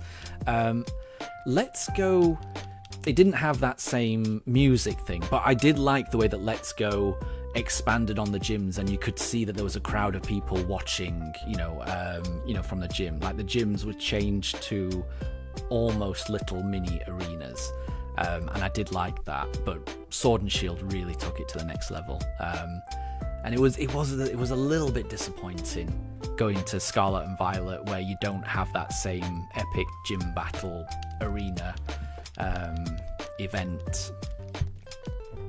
It's still Scarlet and Violet are still wonderful games, and they are still my favourites. But there's a lot of things that Sword and Shield got really, really right, and I think the gym battles were one of them. And the way that the Dynamax attacks were, Behemoth Blade, yeah, exactly. And Jodie, oh my gosh, I've just read that. The longest hunt for you was Shiny Giratina in Platinum, 17,000 soft resets. And you absolutely should edit that for a video. That would be epic. Yes. Yeah. Just make sure. I think I've already subscribed to you anyway. If not, I will do right now, because if you were to do a video like that, I would love to see that. Obviously it's not good that you had to go through that effort, but when you finally got it, Shiny Giratina would have been amazing. It's a wonderful shiny, isn't it? So yeah, and the journey you would have gone through to get that, that must have been difficult, but then the end result must have felt amazing. I got my very first shiny legendary about 2 or 3 weeks ago, when I got a shiny Mewtwo in Let's Go Eevee, and that was after 2,500 resets. I didn't have the shiny charm, so I got lucky by getting it that early, but it still felt a long time. Yeah, I can't imagine doing 17,000. That is very impressive. That is very impressive. Well done on perseverance. I mean, that just shows what perseverance does. And Jodie, the video will be on that account. I don't think I'm subscribed to that account, so bear with me 1 second. Let me go to it. Okay, there we go. I'm subscribed now. So yeah, I will keep an eye out, and if you were to post a video, I will be one of the first to watch that, because that sounds good. I think what I want to do something similar, because when I got that shiny Mewtwo, that made me want to make a video. So what I want to do is make a video of my shiny only playthrough of Let's Go Eevee, talking through how the run went, where it went wrong, because it definitely went wrong in a few places, and how it culminated in, after beating the Elite Four, going after Mewtwo and catching it.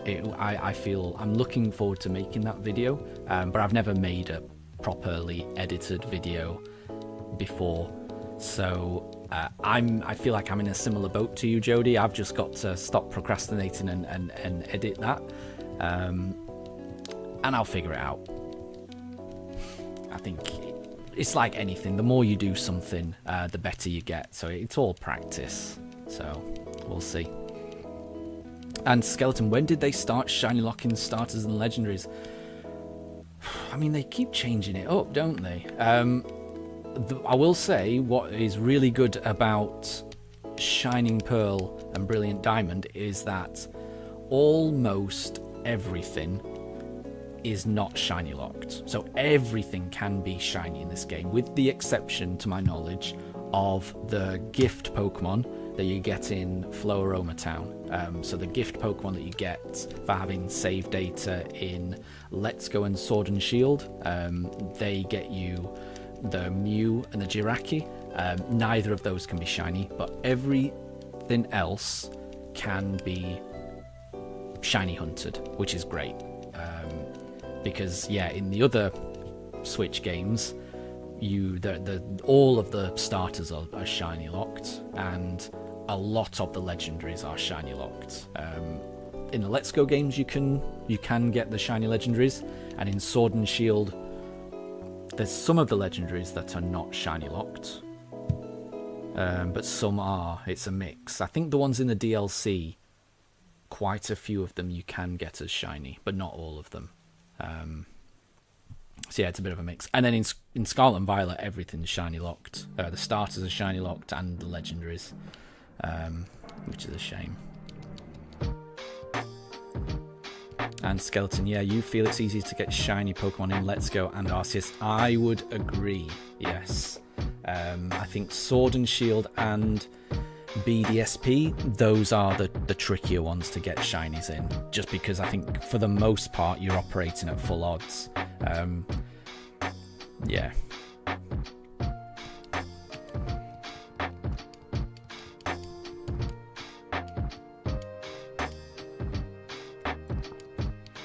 Cool dude, yeah. Sword is when they started shiny locking it. Yeah, that sounds about right, isn't it? That was the first one. Yeah. But yeah, because before that, at least for the legendaries, Let's Go let you shiny hunt all of them. And I can kind of understand why the starters were shiny locked in Let's Go, just because a lot of the cutscenes involve either your Pikachu or your Eevee.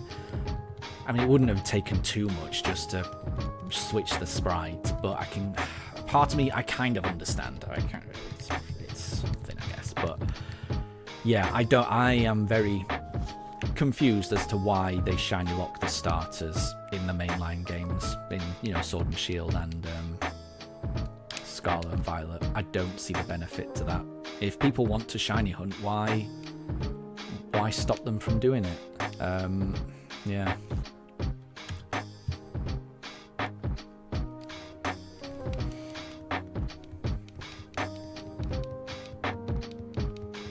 And Placido, hey, welcome to stream. Good to have you.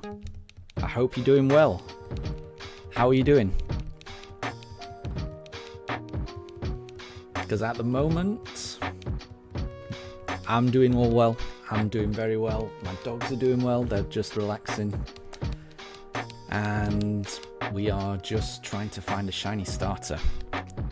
I don't know if it's going to happen today.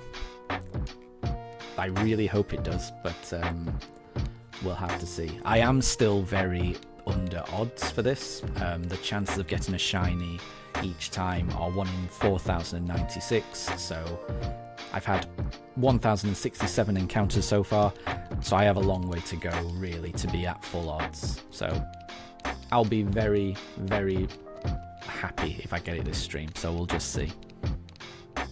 And Placido, you're shiny hunting Tepig in Black White too. Oh. And this is your first time shiny hunting. That is exciting. Well, good luck. Seriously, good luck. I really hope you get that, because Emboar as a shiny is absolutely incredible, isn't he? I don't know, with his blue flames. If you can get that shiny Tepig, it will be incredible. So the best of luck to you, buddy. I really hope you get that. Full odds. So yeah, full odds. So at the moment I'm doing a full odds shiny hunt, and full odds for these games are 1 in 4,096, as Skeleton has just put in chat. Full odds vary by game though, and I've got a feeling that if you're shiny hunting in Black and White, your full odds might be a bit higher than that. It might be 8,000 and something. So again, just really good luck trying to get that. But yeah, shiny Tepig would be amazing. I really hope you do get it. I really hope you do get it. And no problem, cool dude, if you got to go. Thank you so much for stopping by. I really, really do appreciate it. I probably won't be streaming tomorrow. I have to work in the office tomorrow. So I mean, I work midweek.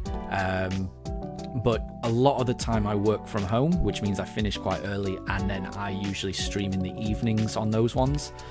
But when I have to go into the office, I do get back quite late, and it's tricky for me to stream. So I'm going to be in the office tomorrow, which means I don't think I'll be streaming, but I should be streaming Tuesday.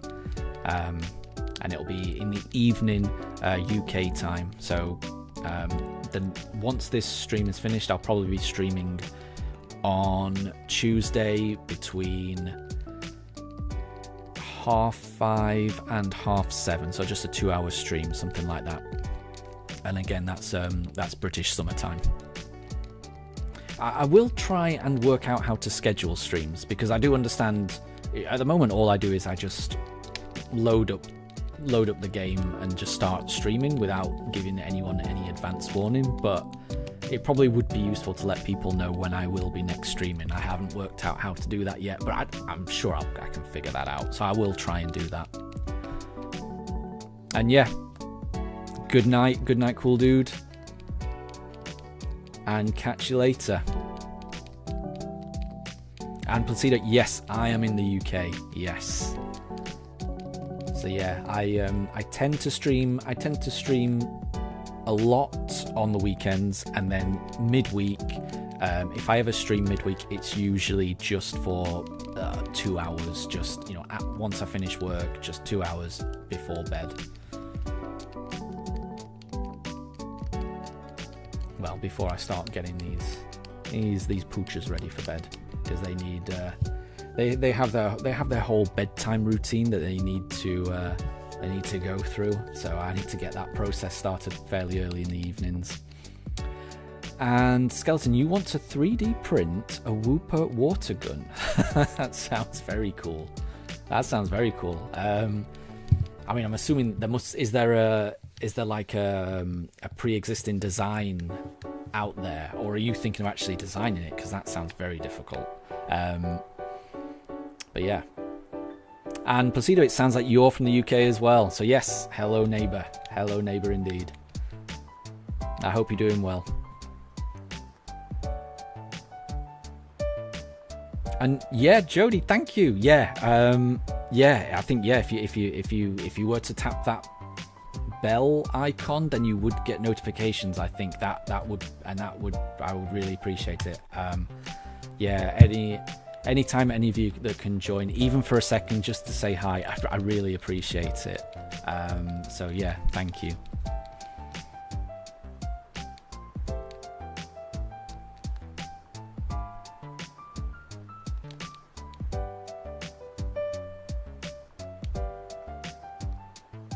And Placido, you say that you are Baguette. Does that mean that you're from France, or is that, I don't want to cause but yeah, I do enjoy going to France. It's a lovely place, and the food, incredible, absolutely incredible, and lovely countryside as well in France. I used to have relatives that lived in Uzès, and that's a lovely part of France, just a really quiet, lovely town, and yeah, it's just a wonderful country.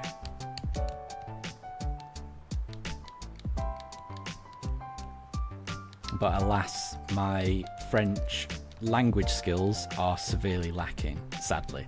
I think they go to the extent of, I think I know enough to be able to walk into a shop and point to something that I would like and to say please and thank you, and that's pretty much the extent of my French knowledge. Sadly, I am terrible with languages.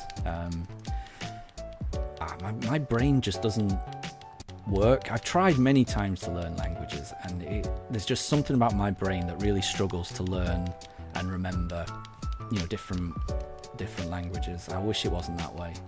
I'm very envious of people that can speak more than one language. You know, it's very impressive to me. And yeah, the language. I found it so difficult trying to learn. The different genders for the nouns. I never got close to being able to speak it. Yeah, there is just something about my brain that I just can't. I just was never able to. This is a shame.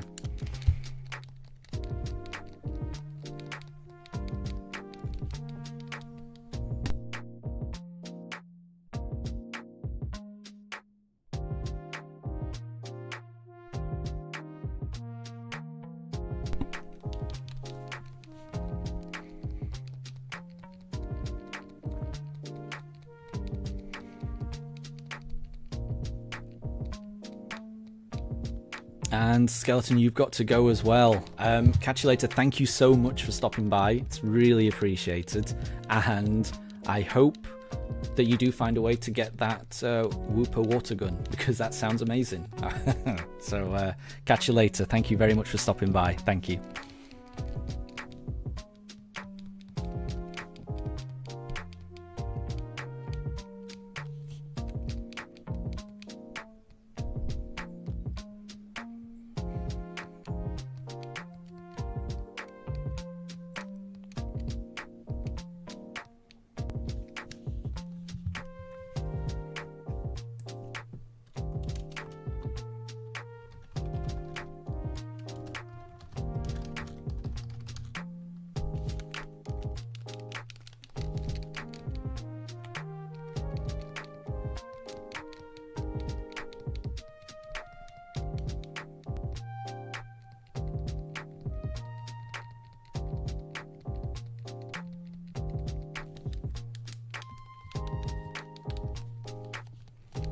And Jody, you're trying to decide between turkey or ham.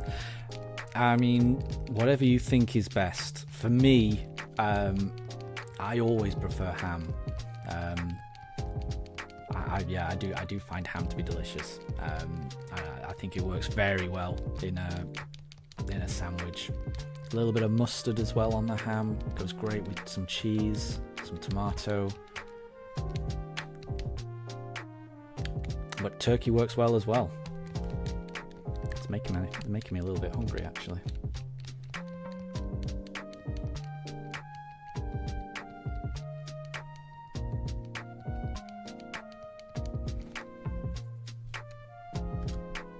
And I'm the same when I go to work. I like to pack myself a little lunch as well. And more often than not, I do make that kind of ham cheese sandwich with a little bit of sliced tomato. Whenever I have sliced tomato, I like to have some mayo on there as well, and a pickle on the side. Yeah, exactly. Yeah, that is a sandwich I make for myself quite often, actually. Definitely one of my favorites. Yeah.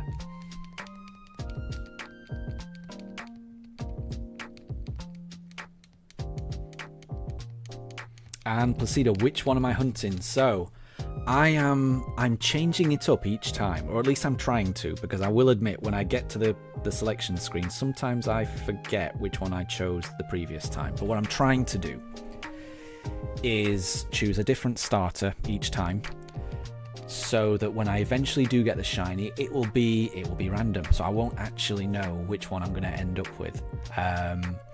And that's what I'm looking forward to.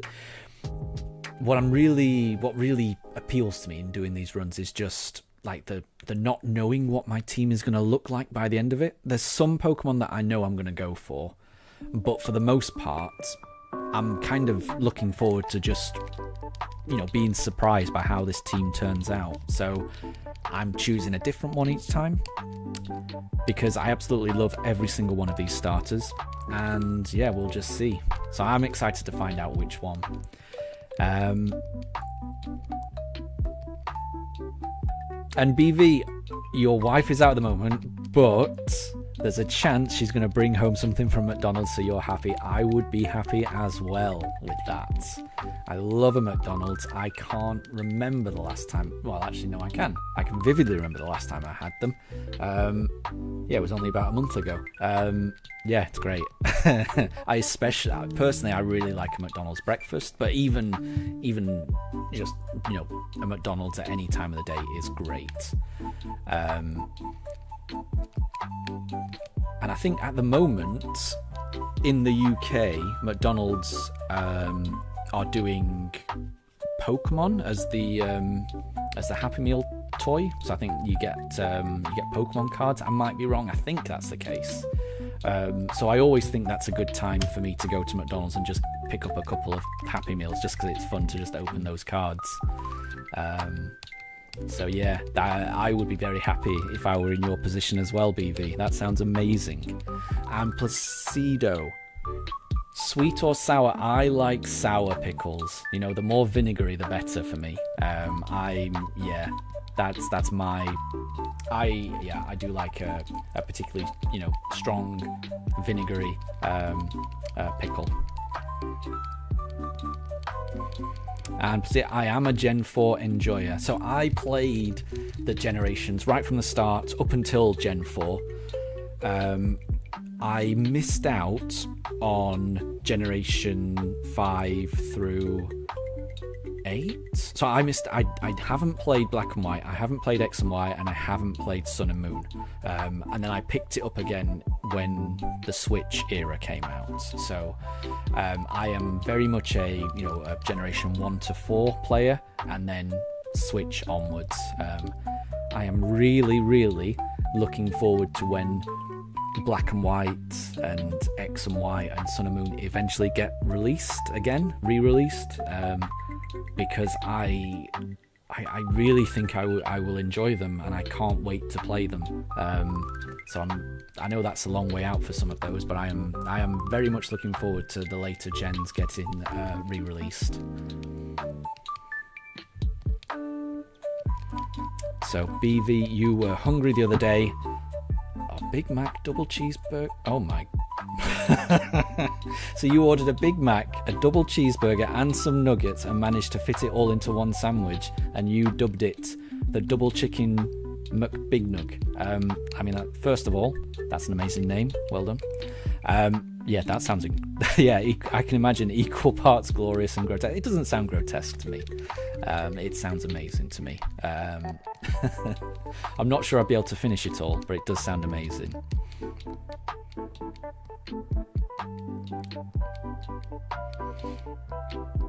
And yeah, Placido, I could imagine, yeah, if you're having McDonald's too often, it can get a bit too much. I used to work in McDonald's back in the day when I was 16 to 18, and that meant you'd always get a McDonald's meal during your shift, and it did get a bit much. If you're having it that often, it can get a bit boring, I would say. So that did kind of put me off McDonald's for a while, but I'm well over it now, and anytime I go to McDonald's, I enjoy it thoroughly. Yeah, I always look forward to times when we have a McDonald's. Placido, you think I actually didn't miss much apart from Generation 5? Yeah, I mean, so hopefully Generation 5 is going to be the next one that gets re-released. So I'm expecting a Black and White re-release on Switch 2. That seems inevitable to me. So yeah, I'm looking forward to that.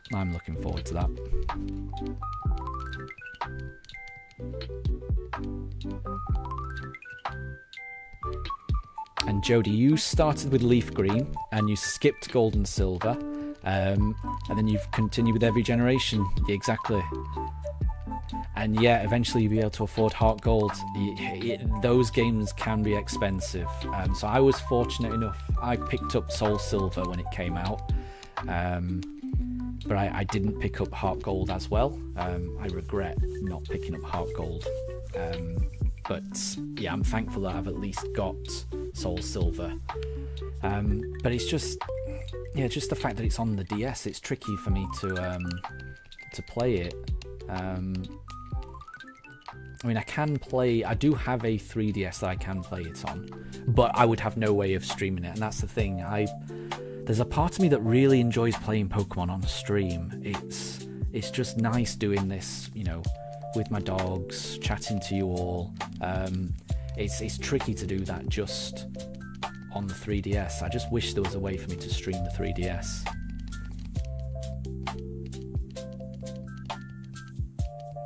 And BV, you remember the Pokewalkers. Yeah, no, exactly. They are really expensive. I've still got mine as well. I can remember taking my little Pokemon for a walk in those things. They were great, those little Pokewalkers, and they were adorable as well. Little things. Yeah. No, I treasure mine as well. They are. It's a nice thing to have.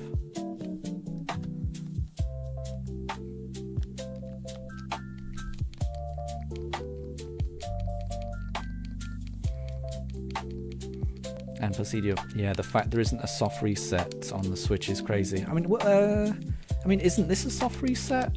I mean, I'm not physically turning off.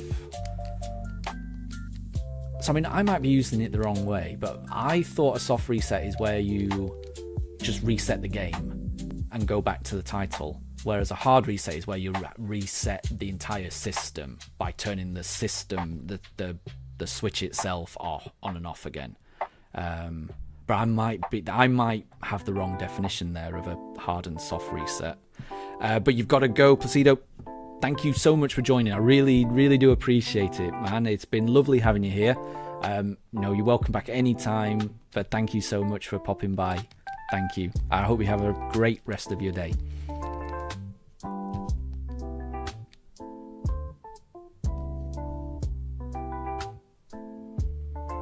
And I see what you mean. So in the older gens, you could just press L, R, start and select, and it would be I can imagine that being a lot faster. This is the thing, really. My biggest enemy at the moment in this challenge is the loading screens themselves. They take so long. So if there was any way to avoid those loading screens, that would be amazing. I think there's a good chance that this hunt goes on for quite a few more weeks, and if that's the case, I've managed to get myself a pre-order of the Switch 2, and what I'm hoping is that if I play this game on the Switch 2, that the increased power of the Switch 2 will reduce the loading times. That is my hope. I don't know if that will be the case, but so in my mind, I'm hoping I get the shiny as soon as possible. But worst case scenario, if it takes another few weeks, then I'm at least hoping that the loading screens won't be so bad once the Switch 2 comes out. But we will see. So BV, you would define a soft reset as a reset in-game, and a hard reset is closing the game and reopening it. Okay, right, okay, so in that sense, by BV's definition, this would be a hard reset because I'm closing the game. Yeah, and that's the thing, I'm not sure what the official definition is. It's a reset. Whatever it is, it's a reset, isn't it? Hard or soft, it's a reset. And I think we can all agree it's a very long reset in these games. Because when I was shiny hunting the Mewtwo in Let's Go, it was nowhere near this slow. I think after I'd been, hunting for around this time, this amount of hours in Let's Go, I had got up to about 2,000 encounters. This feels twice as slow to me. I might not be right, but yeah, this game compared to Let's Go feels twice as slow to get to each encounter. So yeah, but it is what it is. All it's going to do is it's just going to make the eventual shiny that much more special when it finally appears. It's going to be good. And Jody, you think I'm going to get the shiny in 3 encounters? I hope you are right. I really hope you are right. Thank you for saying that. And there is just as much chance of me getting the shiny within the next 3 encounters as within any other set of 3 that you could describe. So there is just as much chance of this next one being shiny as any other. Fingers crossed. Let's see what happens. And let's go for, again, I keep forgetting which one I picked last time. We'll go for Piplup this time.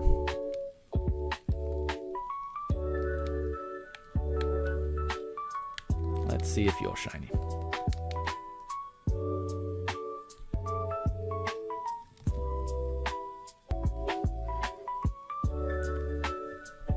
And I've just seen we're up to 205 subscribers. I don't think I've ever had that many subscribers join all in one day. I feel like I've gone up by almost 10 subscribers today. That is insane for me. So for anyone that has subscribed today, I really, really, really do appreciate it. You have no idea. Thank you so much. It really means a lot. Thank you.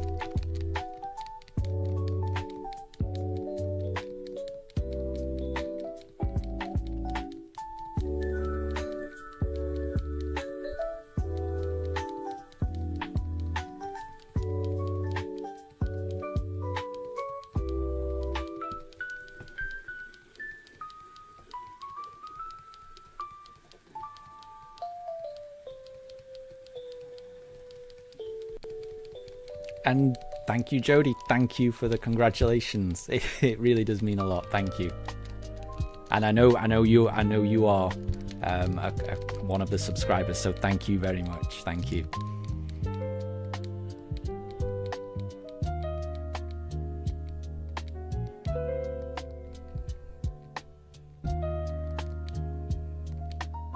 And it would be just so nice to get the shiny on this stream, you know, the stream where I've managed to pass that 200 subscriber milestone. It would be wonderful if I could get the shiny in this stream. I will be streaming for another 6 hours, I think. I will have to take a break in between because in around 3 hours, my poochers will want a little WALK. I tried to spell that out because if I use the word, their ears do prick up and they do get excited. But they will want to go around the block and have a little explore around. So in around 3 hours, I'll have to take a little break for that. But yeah, in total, I should be streaming for another 6 hours. You know, I'm hoping I get the shiny. It would just be so fitting if I could get the shiny in this stream, but let's see. And BV, you're doing the exact same. You're playing and you're hanging out with your 2 dogs as well. That is amazing. Can you please tell me what type of dogs you've got and if possible their names? I love hearing about other people's dogs. That would make me happy. But yeah, I completely agree. You know, weekends, hanging out with dogs, just chilling, enjoying Pokemon, and some relaxing music. That's what I enjoy as well. That's the way I like to spend a weekend.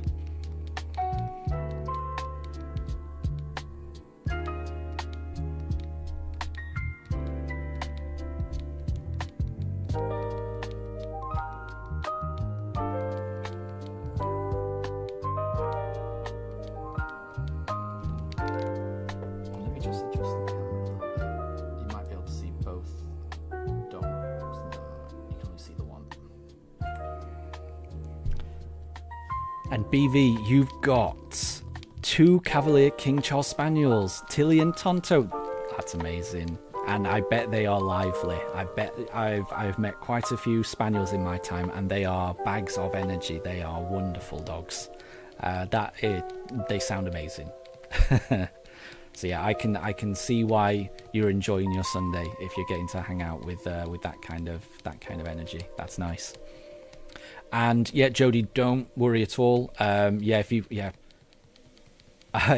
I mean, I really appreciate that you've managed to catch any of this stream at all. So being able to stop by even for a few minutes, I really do appreciate that. So yeah, don't worry about having to catch the whole thing. One thing I will say is when I do find the shiny, you know, because I will find it. Whichever stream I find the shiny in, I will change the title to be something like "We Found Shiny," whichever one it is. So if you ever miss a stream or something and you want to know whether I caught the shiny or not, if the stream says "searching for" and the stream has already finished, then I didn't find the shiny. If the title has been changed to "We Found Our Shiny XYZ," whichever it is that I find, then I will have found the shiny in that stream. So yeah, if you don't feel like you have to catch everyone, I understand. You know, everyone has different schedules. That's absolutely fine.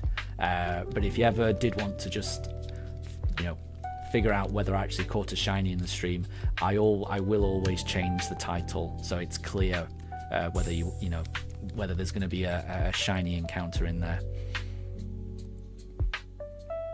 And thank you, Jody. That's really appreciated. Thank you. I mean, you don't have to do that, but I really do appreciate it if you do. That's really nice of you. Thank you.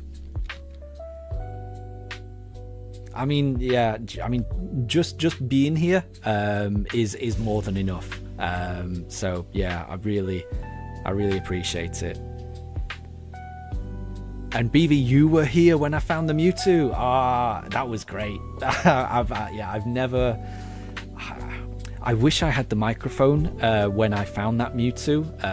You know, I've only had the Mewtwo. I've only had the microphone for a couple of days now. So yeah, when I found the Mewtwo, that was before I had a mic. But that was special. Finding that Mewtwo, I was not expecting it at all. I was so shocked when it just appeared bright green. And yeah, I panicked. I absolutely panicked. I managed to defeat it easy enough, but then when it came to catching it, I had so many Pokeballs, and you know, I could have just thrown a few and just tried to catch it, but I just couldn't, and I just went for the Master Ball, kept it simple, and got it. But that was very exciting catching it.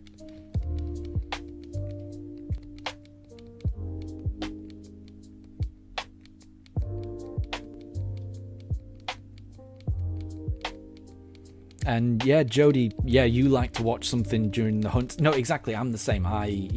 It's nice to have something on in the background, either a bit of music. Yeah, whenever I've done a shiny hunt, it always helps if I've just got my dogs next to me as well. So yeah, that's always good. And Draven, good to see you, man. How are you doing? This is the first stream. No, it's not, is it? I did it yesterday. This is the second stream I've done with a microphone rather than just typing on the keyboard. So it's good to have you here again. How's it going? How's it going, Draven? And please let me know your thoughts on the microphone as well, because I know you're probably just used to me just typing on the keyboard, chatting. So do let me know whether you prefer the microphone or whether it was better, you know, with just the you know, the chat. I won't be offended either way. We've got a poll going, and if anyone's got any feedback on, you know, audio levels or things I can tweak, yeah, please let me know. I will definitely never be offended. Any feedback is constructive feedback, and I will take it in that spirit. But yeah, and you're doing good. That is good to hear. That is good to hear. And it's good that the mic sounds good. Good. There's a lot of settings on this microphone, and I'm afraid to touch the settings. So I'm sure there are different ways I can tweak it, but it all sounds very complicated to me. So I've tried to just stick everything to the default settings. So yeah, I'm glad it sounds good.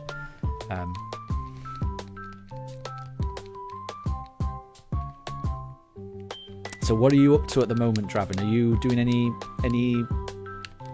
Pokemon playing at the moment? Because I know you were recently doing that. You were doing a Pearl run at one point.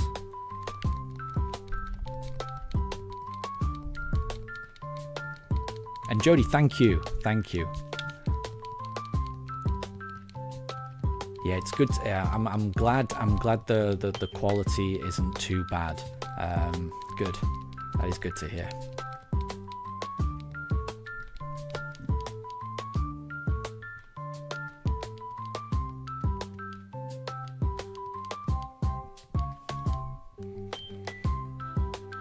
Draven, you're playing Let's Go. Excellent. Yeah, I love those games.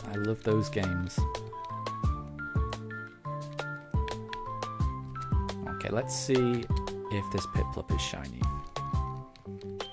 It could be.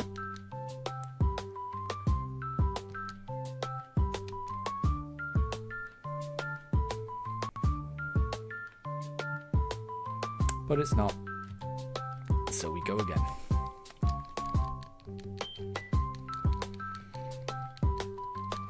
Yeah, I'm so looking forward to actually starting this run, because it has been, for me, it's been so long since I played Brilliant Diamond and Shining Pearl. Because I played them when they first came out, and then they've just been sat on the shelf ever since, just because, you know, other Pokemon games have come. And Draven, you're working on Zapdos Shiny. So are you soft resetting for a shiny Zapdos? And remind me again, if so, do you have the shiny charm in that game or not? Either way, best of luck, because that would be amazing to get a shiny Zapdos.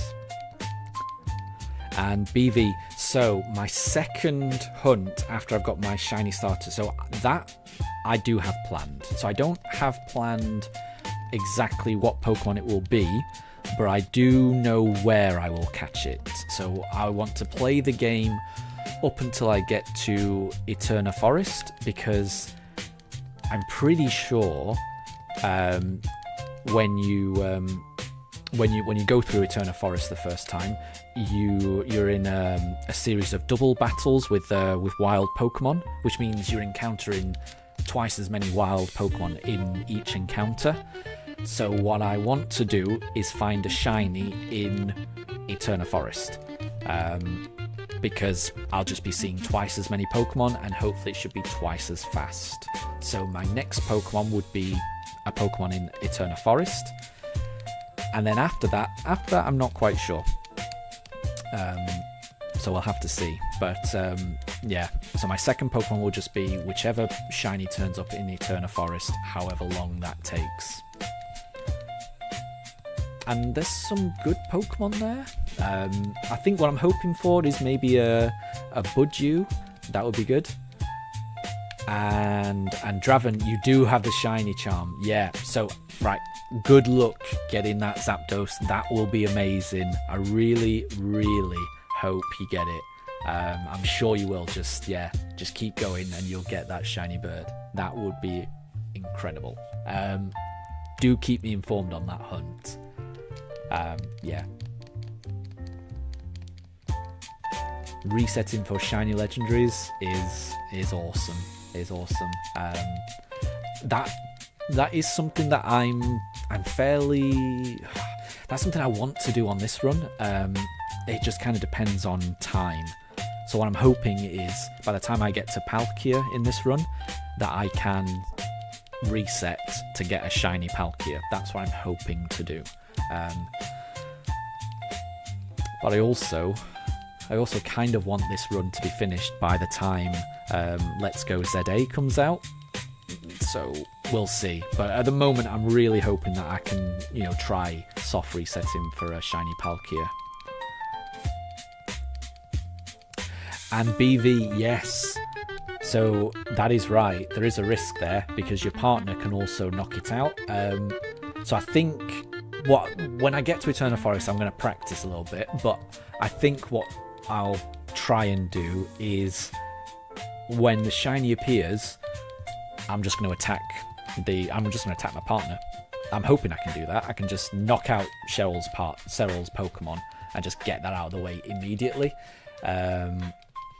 So that's my plan. But yeah, you're right.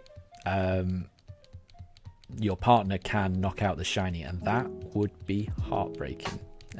So we'll see.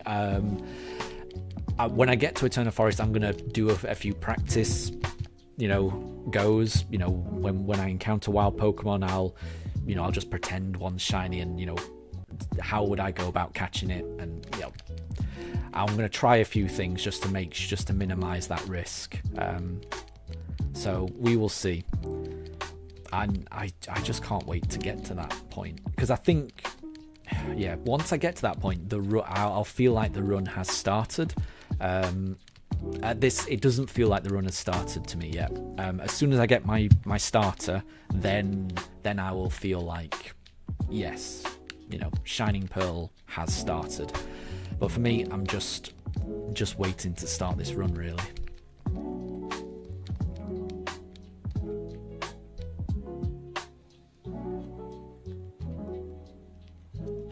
And Piplup is not shiny, so we go again.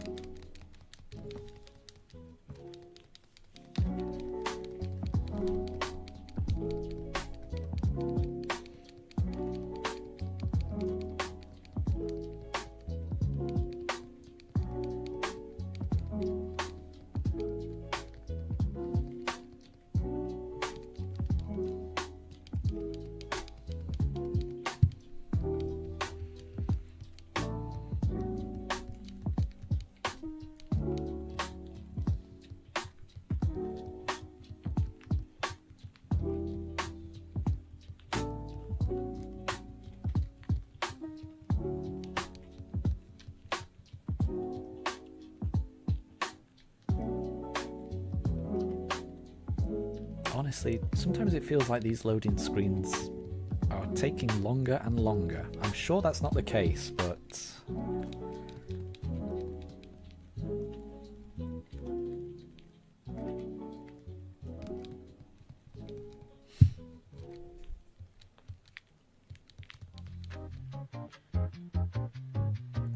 But yeah, I cannot wait for the Switch 2 to come out, because I'm really hoping that that speeds this up.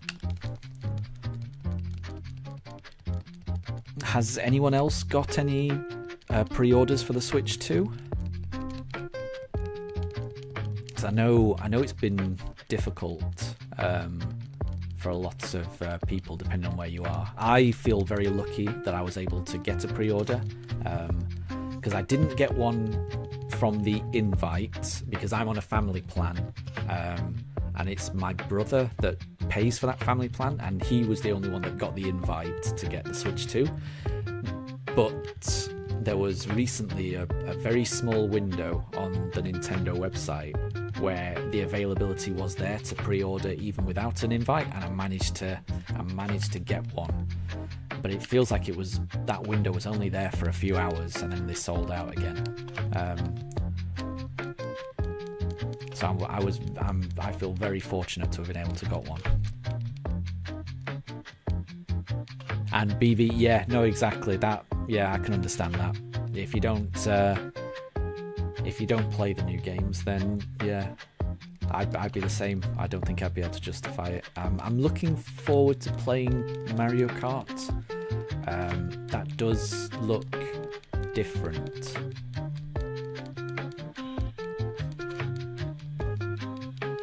I like how open world it seems like it's going to be, and I feel like it's going to remind me of when I used to play Diddy Kong Racing back in the day, because that felt that the best part of that was driving around the little island, finding all these little race courses. So I am looking forward to playing Mario Kart.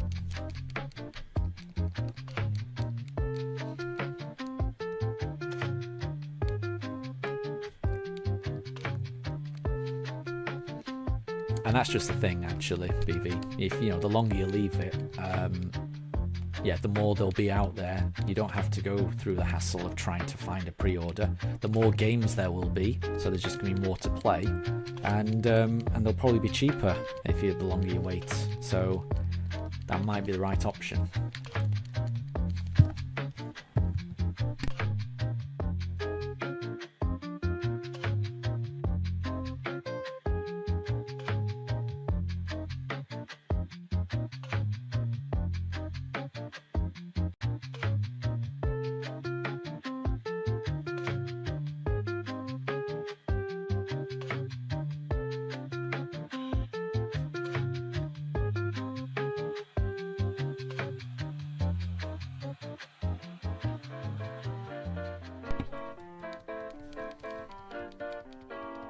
And yeah, that's the big thing, Jodie, the price, isn't it?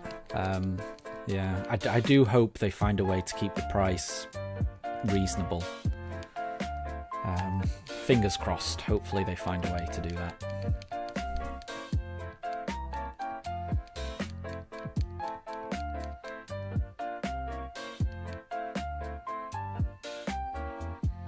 But it does feel like this is the generation of game systems and games coming out that it just feels like the price is going up across the board. It just feels like all the games companies are just choosing this moment in time to make their games more expensive, which is a shame. But then, I mean, I can kind of understand why. Because I guess if you go back far enough, games were a lot more expensive when you adjust for inflation, and who knows. I mean, I've always considered games to be good value, just based on the amount of time and enjoyment that you get out of them. You know, there's games that I've, you know, paid £40-50 for, and I've got hundreds of hours of entertainment out of it. And then if you compare that to going out to the movies or just going out, there's no comparison there in terms of the value. And by buying games, at least if you buy the physical ones rather than the digital, you've actually got a physical thing afterwards. So I mean, I will always say, I mean, from my opinion, I always think that games represent good value if you get the enjoyment out of them. And yeah, Jodie, exactly. Yeah. Back in my day, I like saying back in my day. I'm an old timer, so I like to make that argument. And that, yeah, exactly. When I was, so I'm an old man. I grew up in the 90s, and I vividly remember, you know, games that coming out on the Super Nintendo being almost, you know, being £60-70, and if you put that in today's money, it's well over £100 for a game. And I don't think there may have been a couple of occasions, but the vast majority of the games that I got growing up, they were never brand new games, just because they were so extortionately priced back then. They were always second-hand games, so I'd always go to the market in my town that would have second-hand games and things like that, just because, yeah, it was games in the 90s, early 90s I should say. Games were so expensive. Early to mid 90s. I think towards the late 90s they started to get a little more reasonable, and it's only really been from 2000s onwards that I think they've been affordable. And I think it feels like now game prices are creeping back to the really expensive 90s era of pricing. And yeah, BV, new Pokemon games costing £30. I remember it being about that. Yeah.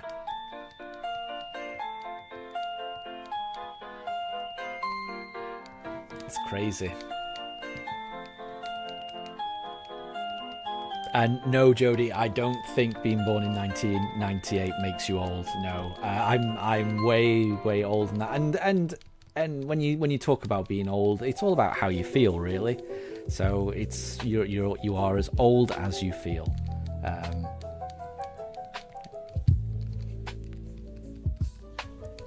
And yeah, when I say I'm from the 90s, I mean I grew up in the 90s. I was born in the 80s. I am an 80s child. But I don't remember much of the 80s, so that's why I don't say I'm from the 80s, just because I can barely remember it. But I do remember the 90s, so that's the era that I grew up in. That's the, yeah. I have a terrible memory, from my childhood and things like that.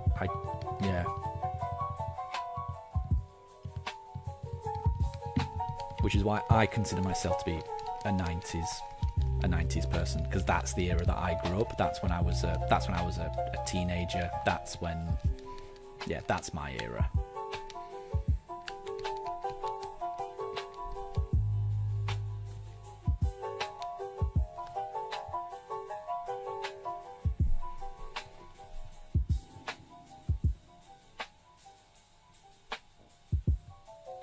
Shiny Chimchar, no. Let's see if it's going to be a shiny Piplup.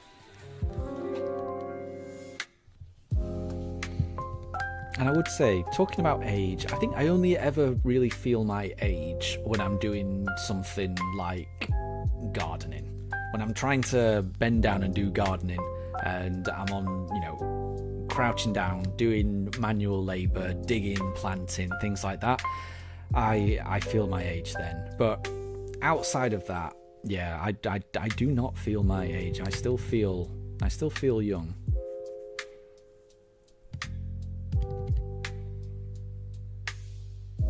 And Jody, yeah, so yeah, you remember your childhood well. Yeah, I'm sorry there's some moments you don't want to remember. I think we've all got things that have happened that aren't great. I know what you mean. I'm the same. There's definitely things that happened that aren't great, but you just have to move past them. And it's good that you've got plenty of memories playing Pokemon, and I'm the same. Yeah. So I mean, yeah, for me, Pokemon came out when I was a teenager, so I probably should have been. None of my friends liked Pokemon because, you know, I guess I probably was older than what Pokemon's target was back in the day, but I just loved the anime and I loved the Game Boy game so much. It was crazy. I couldn't when those games first came out on Game Boy, I'd never played any game like it. It was such a revelation. And yeah, I've got some very good memories of playing those games to death. Yeah. And it's good to look back on those times.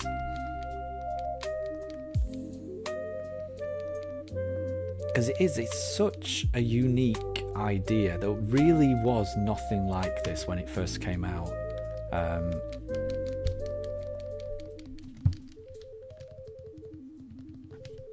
And it's such a really good idea.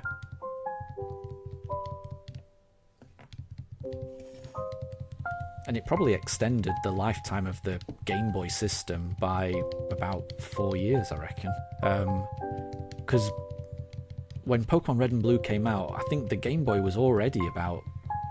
The Game Boy came out early, very, very, very early 90s, and Pokemon Red and Blue would have come out 97-ish, so it was already about 7 years into its life cycle. And then because it was so amazing...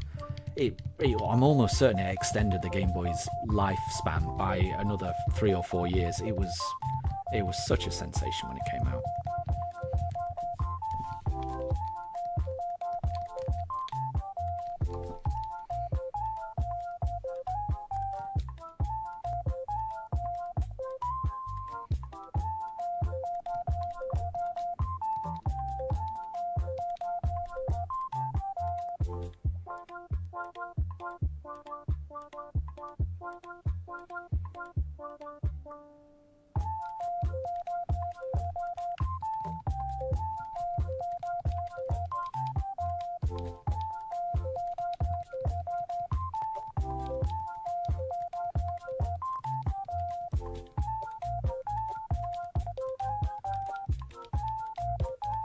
And Jody, your first Game Boy game was a Harry Potter game. I've never played that, but it does sound good. It does sound good. I've tried... my wife and I bought Hogwarts Legacy. Is that what it's called? The Switch game of Harry Potter. And we've played it a bit. It just doesn't run very well on the Switch, so we haven't got very far on it. But I have heard that when the Switch 2 comes out, there will be an upgrade to it. So I'm looking forward to playing that game the way it's meant to be played, because yeah, Harry Potter games, it is quite fun. I've never played the Game Boy game though, and you're saying when you're playing it again it's hard to look at. There are some Game Boy games that that don't age particularly well. There are some that age really well. The sprites are just timeless, but perhaps Harry Potter isn't one of those games, but I'm sure the gameplay is good. Oh, BV, you remember unboxing a Game Boy Color in green? Yeah, I remember that. I remember the exact shade of green, and playing Pokemon Yellow. Yes, that would have been a very good Christmas. Yeah, that sounds amazing. Yeah, I enjoyed Pokemon Yellow as well. Yeah, that was the first game where you had a Pokemon following you around. It was, your Pikachu, and that was crazy to me. I really enjoyed that. Going from playing Pokemon Red to having your little Pikachu following you around. You could turn around and talk to your Pikachu, and then it also had the characters for the anime as well. Which I enjoyed, seeing Jesse and James in there, and you could also get all the starters. Yeah, Pokemon Yellow was a really good game. And LuTube, good to see you. And you've changed your avatar. Is that a shiny Snorunt? Awesome. And thank you for liking the microphone. It's good to hear. Thank you. I've been trying it this weekend. It seems to be going okay. It's definitely easier for me, because when I can chat to you all, I don't have to put down my controller and then start typing on the keyboard and then grab my controller again. So this is definitely easier for me. So I am glad. I'm glad you like it. How are things with you? What are you doing at the moment?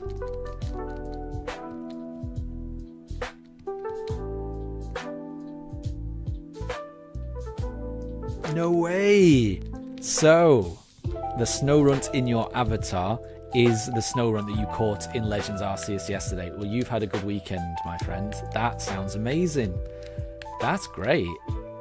And it's a nice shiny as well, isn't it? Wow. So, will you be evolving the Snorunt into, what will you be evolving it into? Because I guess it's got that dual evolution depending on the gender. But yeah, no, Snorunt is a great shiny.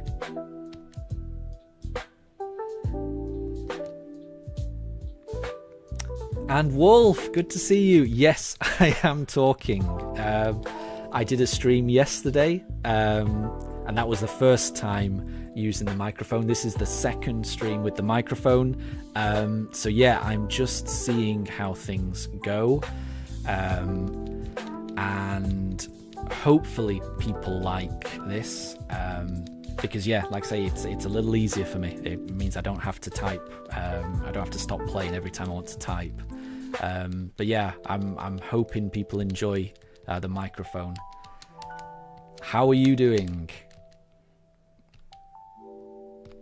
And LuTube, you caught a shiny Alpha Walrein, but you failed a shiny Rowlet. No! Oh, a shiny Rowlet would have been amazing.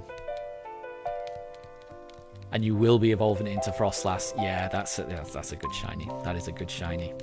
Nice. See, well, that makes up for it. I mean, getting a shiny Alpha is incredible. So I still have never encountered a shiny alpha. So a Legends playthrough for me is on my list of things I want to do. I definitely want to do a shiny hunt in Let's Go Arceus. And thank you, Wolf, thank you. I really hope I get a shiny starter as well. Yeah, so earlier this stream, I managed to get a few more subscribers, and I'm now on 205 subscribers. So on this stream, I've passed 200 subscriber milestone, which I am really, really pleased about. So I'm just hoping, I'm really hoping that on this stream I can also just find that starter. That would be amazing. So we will see. We will see. But Wolf, how is your run going? Because I remember you were building your was it dog or cat only team?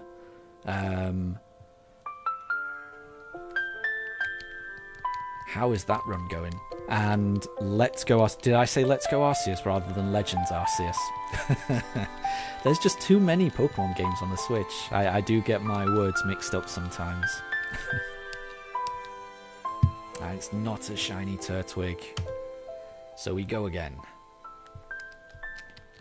So we're over a quarter odds. So we've still got I feel like we've still got a long way to go to get this shiny. So let's see how it goes.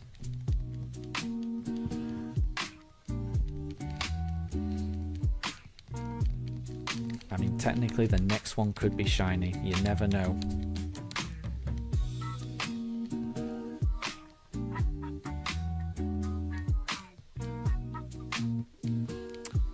And Luto, yes, I do have Scarlet and Violet. I think I've got most Pokemon games on the Switch. So I've got Scarlet and Violet, I've got Sword and Shield, I've got Eevee and Pikachu, and I've got Arceus.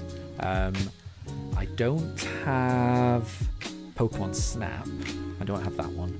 But I've got most of the mainline games. And I do remember when I found the shiny Starly. I've actually found the shiny Starly twice now. So I found it first on Encounter 77, and then I found it again on Encounter 679. So I have encountered 2 shiny Starlies, and it's been heartbreaking and quite funny each time it has happened. Yeah, the chances of finding 2 shiny Starlies are astronomically low. So it's very surprising that I've had those. But yeah, it's just heartbreaking just because you cannot catch them. I mean, not that I would want to catch them anyway, because that would mean starting the game without a shiny starter. Really, I want one of these 3 starters. So we'll see. But yeah, I just hope the next shiny that appears is not the Starly. And Wolf, you've decided that you don't want to do the cat only run anymore. That's it. Instead, you're going to do Sword and Shield. And you've already made a whole team of shinies. That sounds amazing. Yeah, that sounds good. Yeah. I've been hearing a lot of people talk about, doing Sword and Shield playthroughs, and it does make me want to do one of those. I think that would be good, because I do love Sword and Shield.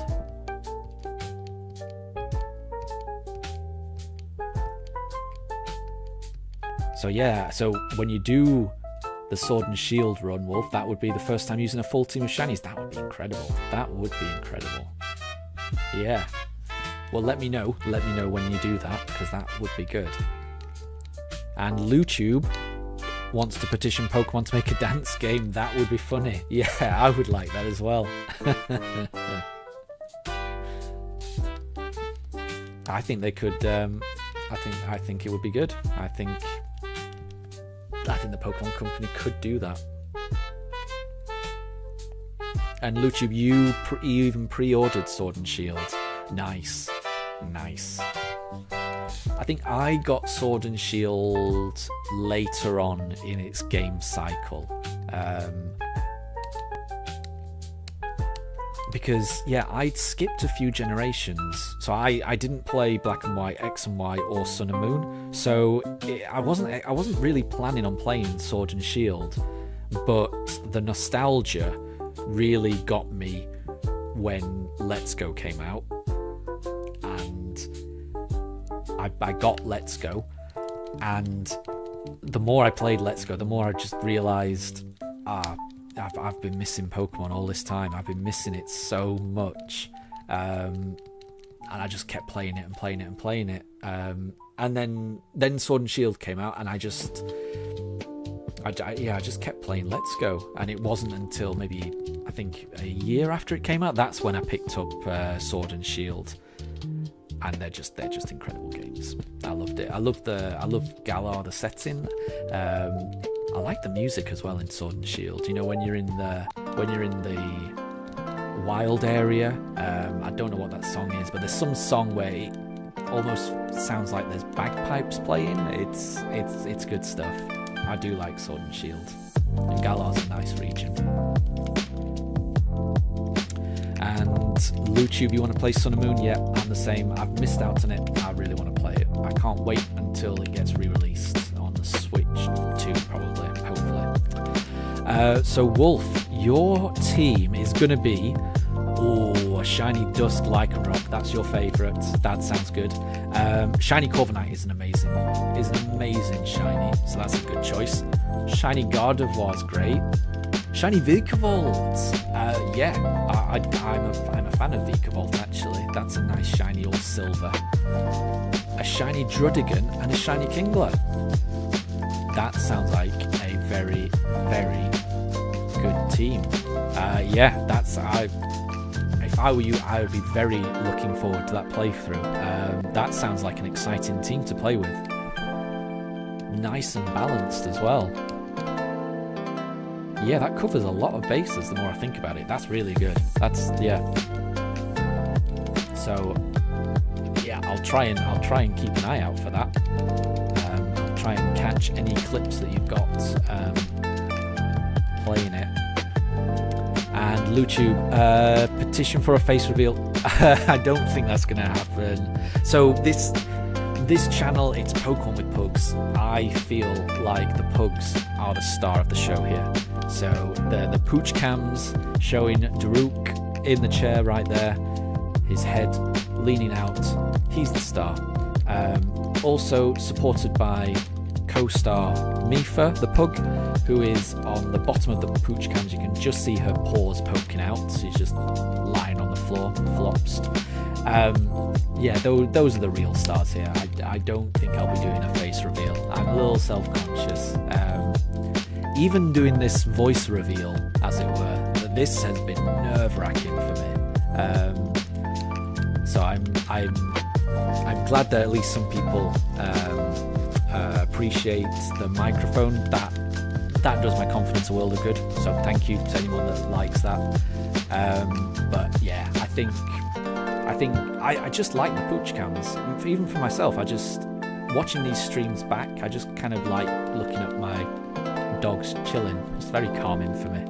So yeah, I like it. And Wolf, you've never used Gardevoir, Kingler, or Drudigon. Nice.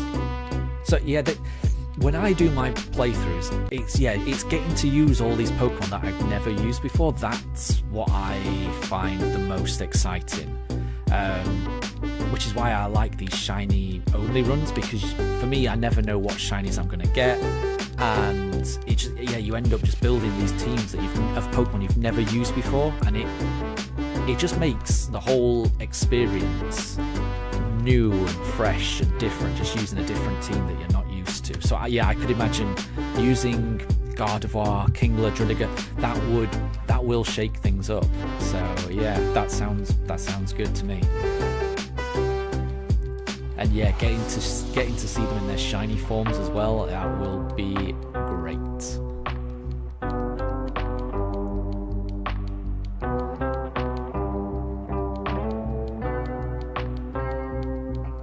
And that, yeah, I agree, Luchu. The Pugs really are the real members. They're the real stars for me. And Wolf, so you're thinking after you finish the story and the post game, you're going to do a team of one type. Oh, okay, yeah, that'll be interesting as well. So you're like the gym leaders. So you're almost going to be like your own gym leader, going around challenging the other gym leaders, because that would be interesting. And I could imagine there will be some gym leaders that you encounter that it's going to be really difficult, because you've got one team, say you've got a fire team, and you're going up against against the water gym. I could imagine that being quite a challenge, but it will be a good challenge to overcome. So yeah, that sounds interesting as well. Just doing a mono type run and trying to figure out the best way to balance that out. That's nice. Luchub, you were looking forward to a voice reveal. This is the voice reveal. And Wolf, yes. So I mean, I'm good. The Poochers, they're good as well. I took them round the park this morning. So they've had a big, long run around the park. The weather's been perfect here in the UK at the moment. When the weather's too hot, it's a little bit too much for the dogs. But at the moment, it's definitely warm during the day. But if you go early enough in the morning, which is what we did, the weather was cool, fresh. It was lovely. So yeah, the dogs have had a nice long run around.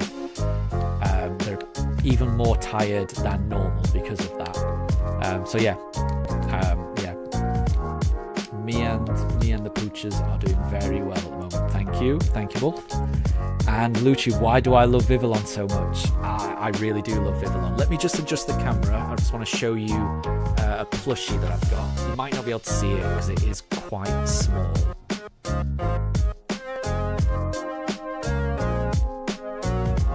So if you can just see above the Pikachu plush, there is a garden variety, a garden pattern Vivillon plush just there on top of the drawers. I got that recently. Because I do love Vivillon. So the reason that I love Vivillon so much, it wasn't always my favourite, because I mean I missed the generation that Vivillon came out in. But I did a shiny hunt for different patterns of Vivillon a few months ago, around the start of the year, by getting all these postcards from Pokemon Go from different regions and then sending them to Scarlet and Violet to get the different patterns and then shiny hunting them. And I really, really enjoyed it. I loved seeing all these different patterns. It wasn't a Pokemon I was particularly familiar with, so seeing all these different patterns appear, it was just exciting each time. Each time I got a gift from Pokemon Go from somewhere else around the world, I'd be excited to find, what pattern is this Vivillon going to be? And it was just a nice experience. So yeah, I think Vivillon might be my favourite. It's up there. I don't know whether it is. It's up there. I have a collection of Pokemon that I really, really like, but Vivillon definitely is up there. And Draven, you want Duskbloods from Switch 2? I think I've seen the trailer for that, and it does look good. I don't know if it's my type of game. That seems a little intense. I like the more calm, relaxed games, turn-based games, or nice and chill games. Those are the games I tend to play. They're not the only games I play, but I don't think I've ever played a game like Duskbloods. So I can see the appeal. It does look very, very impressive. And Wolf, so you're going to get a variety of different moves. yeah, when you've got that monotype in it, yeah, I can imagine having the balance of moves will be really important. So that sounds good. And you're maybe thinking of picking electric as the monotype of choosing. Yeah, I could see that. That sounds, there's a lot of variety there in the electric type. And yes, Wolf, I think you were, that is when that was back in the early days.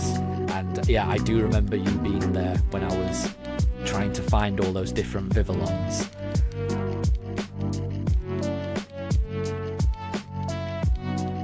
And BV, I have not played Dragon Quest XI on the Switch. I've never played a Dragon Quest game, but Dragon Quest is the type of game that I really think I would enjoy. So there's quite a few games that I haven't had the chance to play, but in the back of my mind, I really feel like I would enjoy it. Dragon Quest is one of them. I think some of the early Final Fantasies I've never played. I really think I would enjoy that. Because I've played Fire Emblem Three Houses on Switch and absolutely loved that to bits. So yeah, I think I would enjoy Dragon Quest. It is something that is on my list of games I want to play. But then there's so many games I want to play, and I end up replaying the same games in different ways on, playing Pokemon just in different ways. I don't know when I'm going to find the time to play it, but I do want to play it. I can see why it would be one of your favourites, because I've heard nothing but good things about it. So you think that Dragon Quest XI is quite standalone, and that you wouldn't have needed to have played any of the other ones? That's interesting. Okay, I will keep that in mind then, because that might be something that I do in the future. Because I could, a turn-based role-playing game where, I don't know too much about it, but I get the impression it's about, you build up a team to take on, you level up your characters, you progress. It does feel like the type of game that I would enjoy. And I do like games with a good storyline. So we'll see. I will keep that in mind, because that does sound appealing to me. But at the moment, I am really loving all these different Pokemon games. And I want to, at a bare minimum, I want to do a shiny only run in all of the Pokemon games on Switch. And I've only really done that in Scarlet and Violet and Let's Go Eevee so far, so I do have a way to go. But once I've done that, maybe Dragon Quest.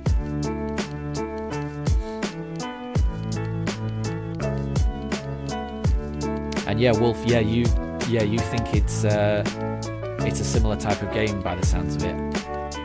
But yeah, I think it is one that I would enjoy. And Luchu, so you think that in Legends Arceus the people just are really bad at catching Pokemon? It seems that way. Yeah, because when you're playing through Legends Arceus, most people are very understandably afraid of Pokemon, and I can understand why, because they're wild and untamed. But it does feel like it doesn't take much to catch them. You just throw a Pokeball, and the Pokeballs already exist. You can just buy them in town, so clearly there's a market for them. And it feels like the town hasn't really figured out that if you take those balls that are freely available in town, and the ingredients, and just craft them, or maybe it's the crafting element, but they can catch them, that just throwing them is enough to catch them. It does, but then it feels like it's the very start of people really understanding Pokemon. So I get the impression that maybe around that time, that is when people started to interact more with Pokemon. It's a good story, Arceus. I do like it.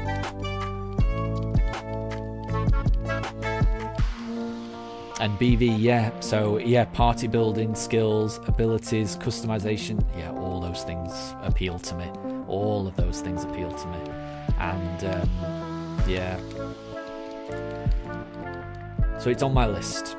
I will make a note. It's on my list of things to play because I do. That does sound good to me. And thank you, Wolf, for the shiny look. I'm hoping for a. Oh, it's not a shiny Turtwig though. I'm hoping for a shiny as well. And Lutube, you are right. I will be finding a shiny Porygon on this run. I haven't decided how I'm going to find it, whether that's going to be a Masuda method or whether it's something I can find elsewhere. I think it might be one of the Pokemon that you can get in the Mansion Gardens. I might be wrong. I'm going to have to look that up. But either way, that will be a Pokemon that I add to my team. I just need to get this starter first. Once I've got the starter, I'll be heading to Eterna Forest and doing the double battles to get my next Pokemon.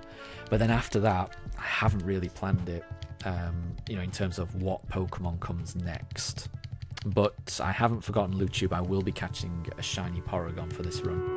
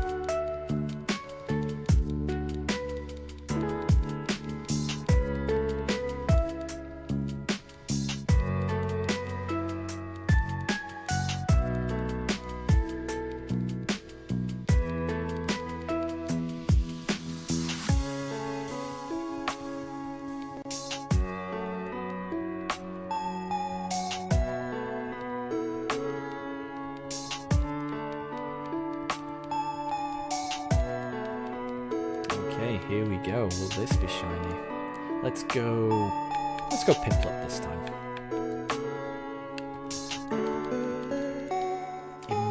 Imagine if this was shiny.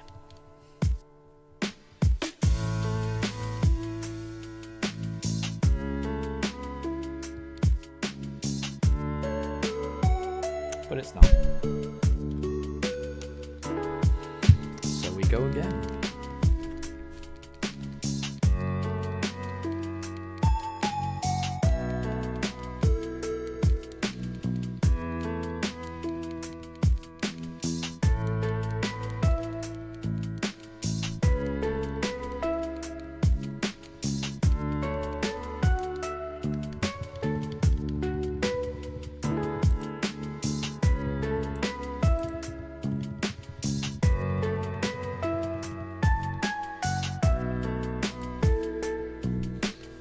Lutube, what is the best Hisuian Pokemon?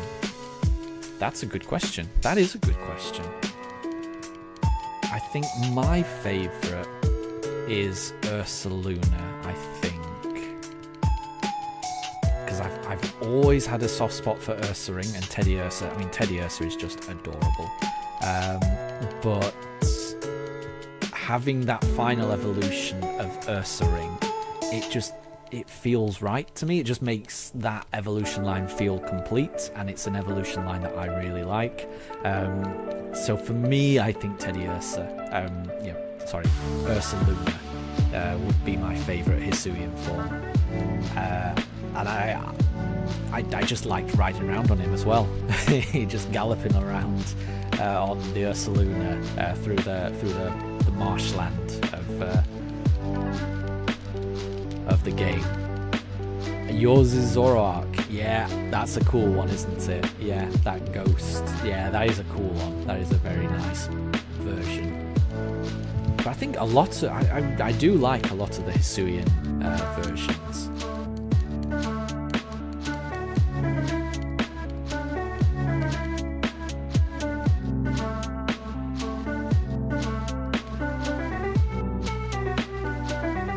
thing I will say, with me doing, you know, microphone, I'm probably going to be mispronouncing a lot of the Pokemon's names. So apologies for that, because I'm used to seeing Pokemon's names written down, but I'm not used to hearing how they sound. So I always struggle with Zoroark.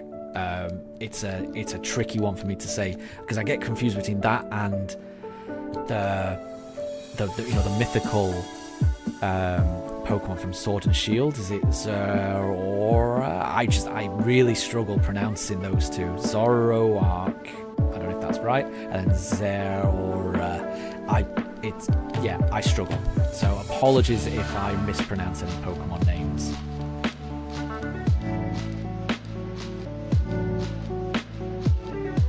Yeah. I mean, it may be. Yeah, you're right. A lot of people probably don't ride on Ursaluna. I love doing it. Just because it's fun just seeing Ursaluna like hunting for buried treasure as well. I always find that quite exciting when, you know, the controller vibrates and you know there's something nearby. I quite like that. But yeah, most people do ride around on Weirdeer. That's true. It might be because it's faster. But I mean, I'm generally not in a rush when I'm playing it, so I do quite like just hanging out on Ursaluna. Zero Aura. Is it pronounced Zero Aura? That's, yeah. I would never have got that. So thank you. Yeah, that's what I mean. There's quite a lot of Pokemon that I'm pretty sure I do pronounce wrong. So yeah. If ever that happens, don't be afraid to correct me in chat. I'm prepared to learn.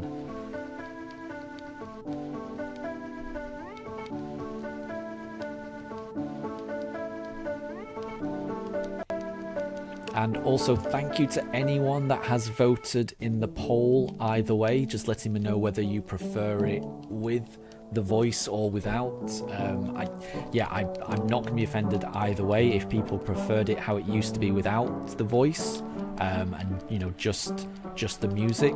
That makes sense to me. But for anyone that's voted either way, thank you. All that feedback is really helpful to me. So thank you to anyone that's voted in the poll, whichever way you may have voted.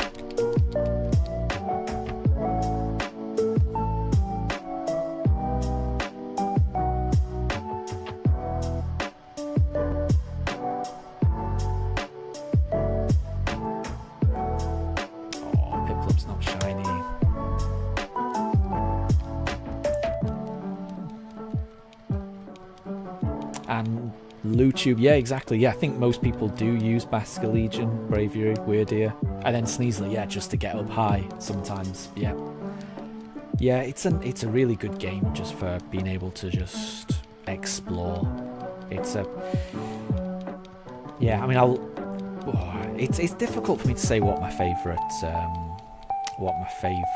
Pokemon game is, because it's either going to be Legends Arceus or it's going to be Scarlet and Violet.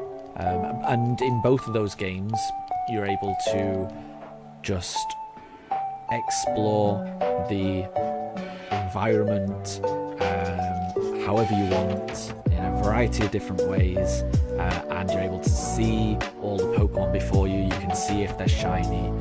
All of those things really appeal to me. So I mean, I'm a big fan of Legends Arceus and Scarlet and Violet. And Lutube, thank you for voting. Thank you. It's very much appreciated. Thank you. Okay, so we are about to be on encounter 1100. That feels like a nice time to get a shiny, doesn't it? That feels nice. That's a nice round number. Let's see if this can be shiny. And Wolf, you're currently transferring 3 of your shiny team members. To change their natures. Yeah, yeah, exactly. That makes sense. Just to give them the right stats. That's a good plan. And And can I demonstrate my reaction to finding the shiny Mewtwo? I don't think I can. It wouldn't be the same as my actual reaction. One thing I would say is, if you go back to the video where I found the shiny Mewtwo, although you can't hear me, if you look at what happens to my dogs in the camera, because I am shouting and screaming that a shiny Mewtwo has just appeared, the dogs understandably get a little bit concerned because they don't know what I'm shouting about and they get startled. So you can gauge my reaction from the reaction of the dogs in the camera, but no, I can't do that. When the shiny appears, then there will be a reaction. When the shiny starter appears, there will be a reaction.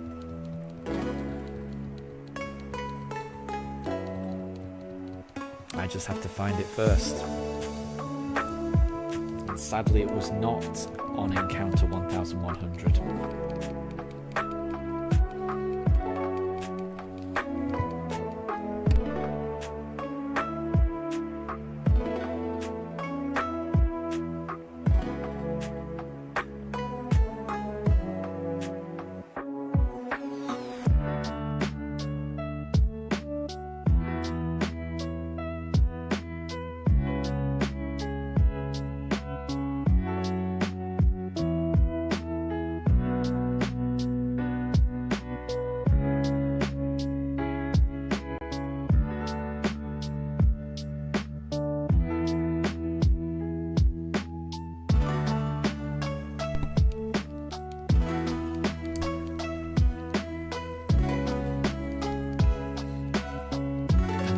So you're changing Lycanroc to Jolly, Vikavolt to Modest, and Corviknight to Adamant. Nice, nice. Yeah, it's going to be a really balanced team that you've got. It should do very well. It should do very well in Sword. Yeah, I'm certain you're going to have a good playthrough. Luchube, you are running around in Legends Arceus just looking for a shiny and catching everything. Good luck. I do hope you find a shiny. Arceus is a wonderful game to shiny hunting. I will forever absolutely love the sound that plays when a shiny appears. It's so exciting. You know, if you're just running around, flying around, and you hear that noise, and you don't know where the shiny is, but you know it's nearby. It's a wonderful feeling, trying to figure out where is that shiny. So good luck. I hope that shiny noise appears for you very shortly. So good luck in your hunts, and please let me know if you do find a shiny.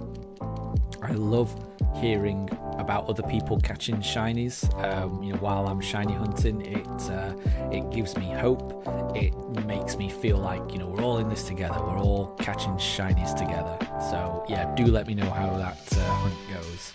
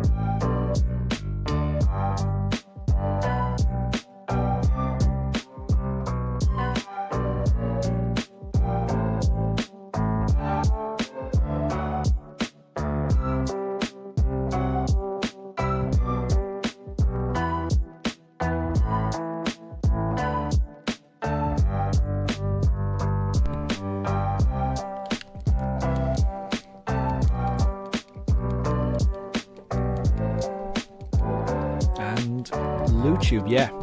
So the shiny noise appeared when you got the shiny snow run. Exactly. How great is it when that noise happens? And yeah, that is the best feeling when it's random, when you're not actually looking for anything in particular. I mean, for me, that's the best thing. Just not knowing what it's going to be. It's just that exciting feeling.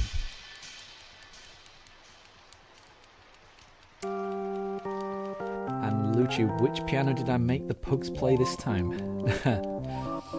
So, the music right now, bear with me, is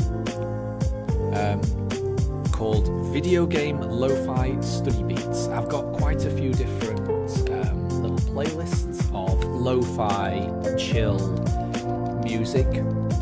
Most of it is based around video games. Some of it's based on... there's one little playlist that just plays lo-fi Lord of the Rings music, but for the most part it's all video game music.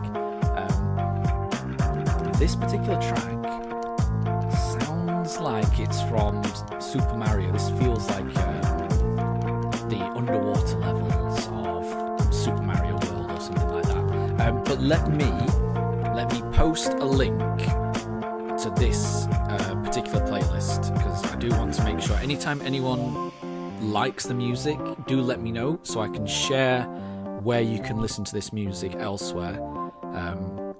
Because I do want to share the music with people to make sure everyone knows where to find it.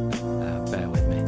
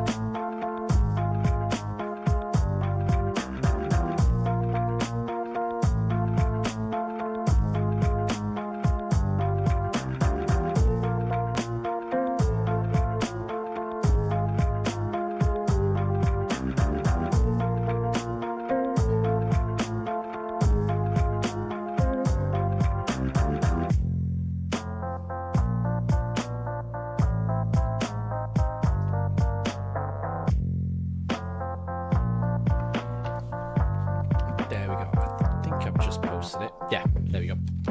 So I've just posted that in the chat. So that's the link to the music that's playing at the moment.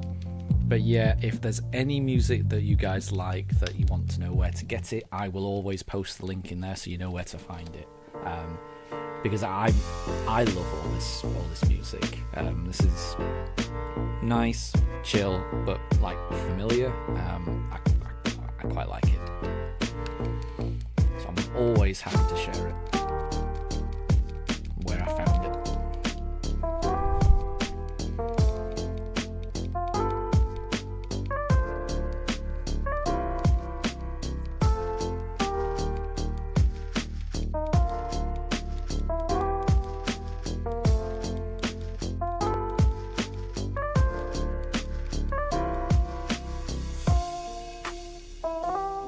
A nice wolf.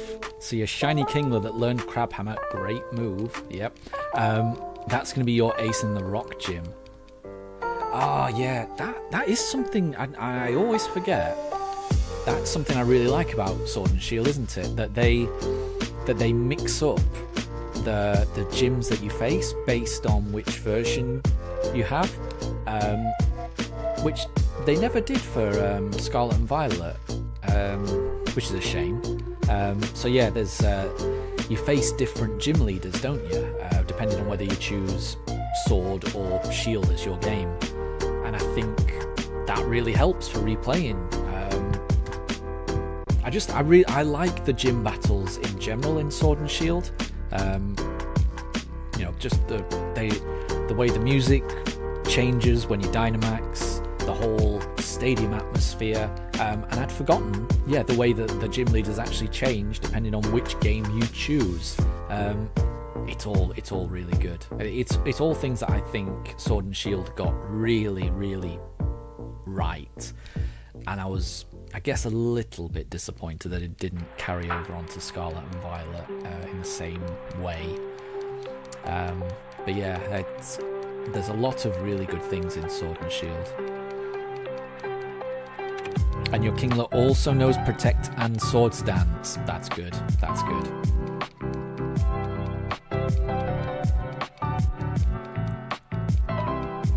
And yeah, so Wolf in shield, you get the ice gym. Yeah. Yeah, it's just a nice touch, isn't it? And it doesn't take much. It just adds that little bit. So yeah, I quite like it. And Lutube, yep. So Lutube's got shield, and his brother got sword. Yeah, that's great. It's always good to have both versions. When I was growing up, I had Pokemon Red, and my brother had Pokemon Blue.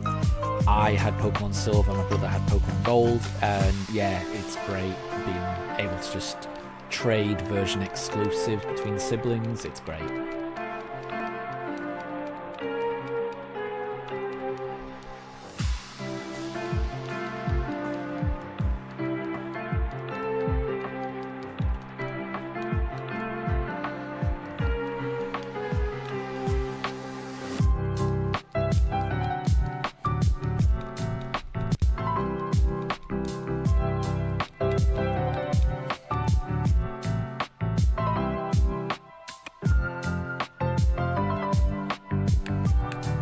Let's go Piplup this time. I always forget which one I chose last time.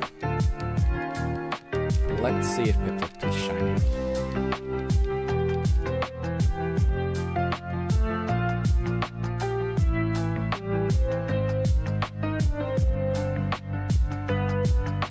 But it's not.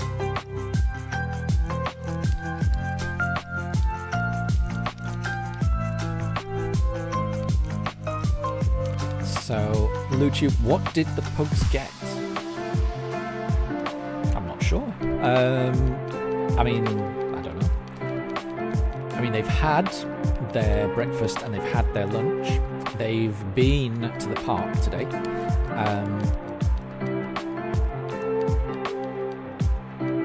And now they are just relaxing.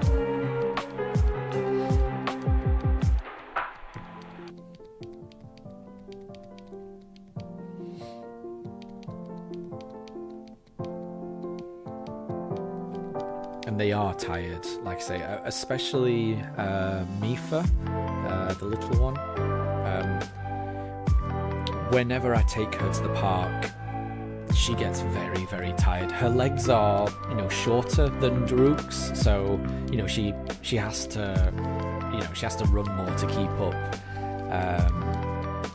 And she does get tired. I had to carry her for part of the walk around the park because she was just collapsing on the floor, just panting, trying to catch her breath. She loves to run, but she does get tired out. So she's had a lot of exercise today. Oh, I see. What game did the Pugs get when we're talking about the siblings? Yeah. Yeah, I'm not sure actually. Sure. Well, the only plushie that they've been given is the Shinx. So the rest of the plushies are out of range of the dogs. But Shinx, right there, Shinx does belong to the dogs. So I would say if they had any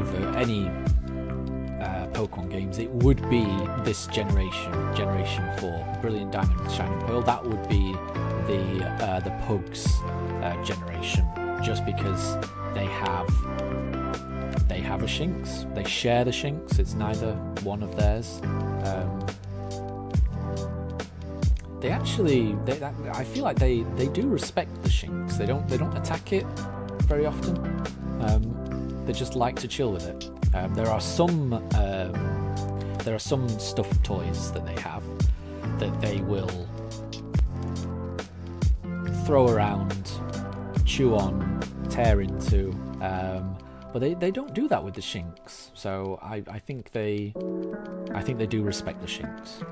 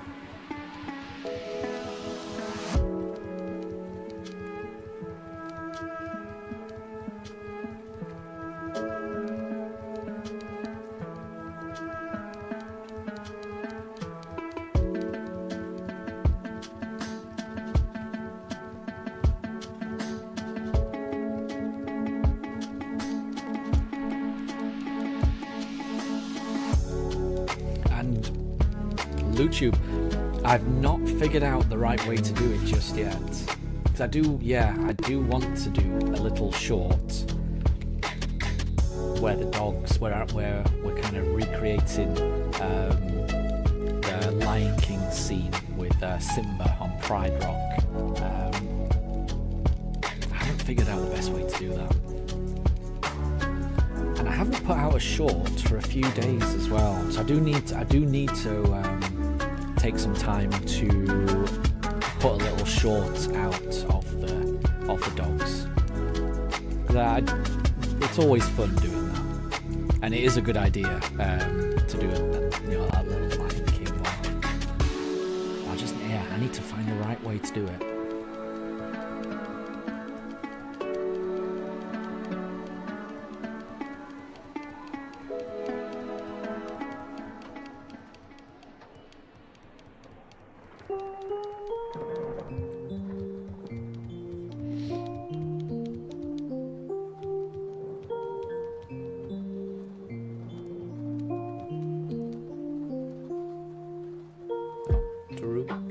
Getting up. He's gone on the stool. He's looking at me, tilting his head.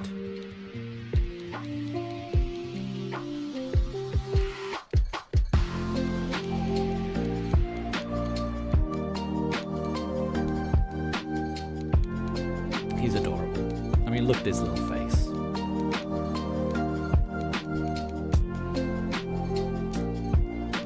And yes, Wolf, yeah, it is Rafiki the monkey, isn't it, that holds Simba? Yes. So what I'd like to do is find some way of recreating that in a little short video. But I want it to be just the pugs. I don't want it to be me just holding him up. I don't want to do that. 'Cause I would want the video to just be about the dogs. I'll see if I can find a way of doing it, because it's an amazing scene, and I think my dogs would suit it well. I think both of my dogs have a noble air, an air that they are forever, gazing over their kingdom. I get that sense with them. They have a royal air, my dogs. I need to figure out a way of doing it.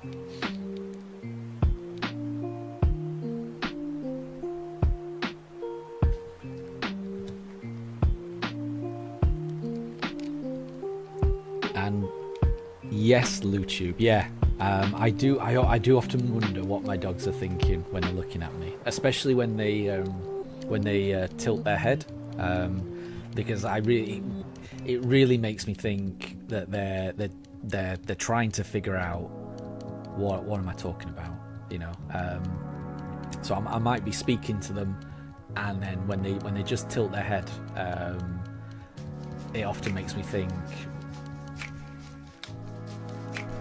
are they fully comprehending?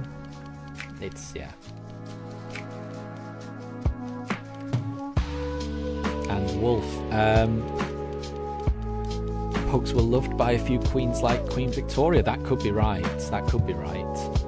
I know, or I've definitely heard that they were bred for Chinese emperors as little companion pets. But it would not surprise me if they were also favoured by Queen Victoria as well. That wouldn't surprise me at all, because queens tend to like dogs, don't they? What is it? The last one, Queen Elizabeth, she had her corgis, didn't she? So I could imagine that Queen Victoria was probably the same. Probably, I could imagine that.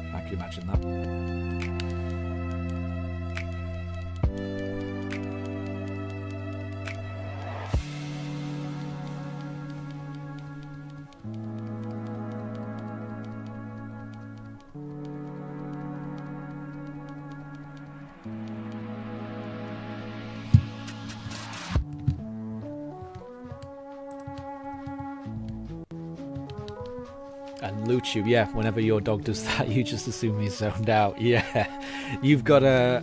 what is it? Did you say you had a German Shepherd? Or am I thinking of someone else? I seem to remember that. But yeah, yeah, that crosses my mind as well. But I just find it adorable when they just tilt their heads when I'm talking to them. It melts my heart each time. Yeah.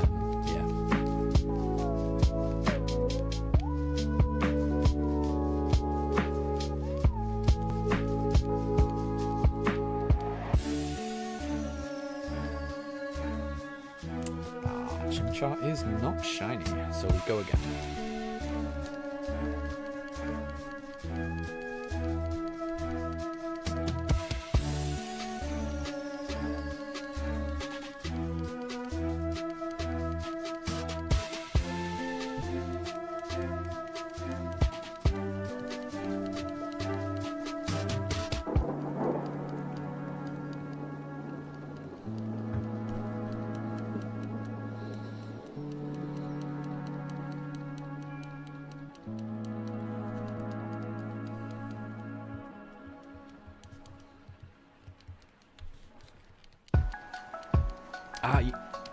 Oh, right. So you have a German Shepherd and a Labrador. Nice.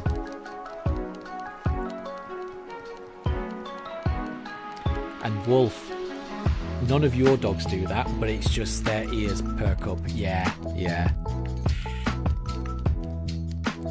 And that's mostly Peter, who's the Dachshund Basset Hound mix. Nice. Very nice.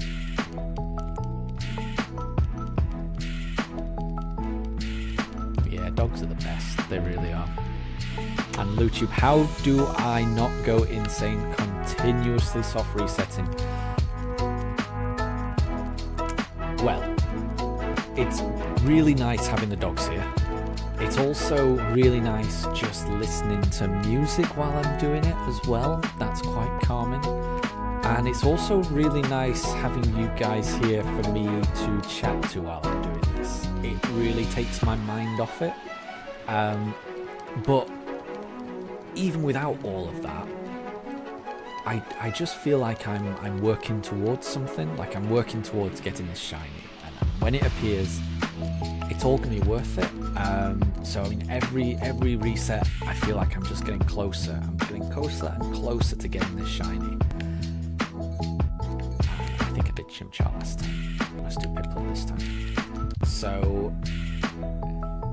yeah, it doesn't feel too bad, even though I know it's been a long time, because this is the 11th stream I've done, so I'm fairly certain I'm approaching 40 hours now of searching for it. And Piplup is not shiny. But yeah, doing it this way, it just doesn't feel that bad. I'm really enjoying it. So I really appreciate everyone that's joined in on these streams, because even if you've only joined in for a few minutes here and there, it's really helped just having people join the chat to take my mind off it, keep me occupied. I really do appreciate it. So yeah, thank you all.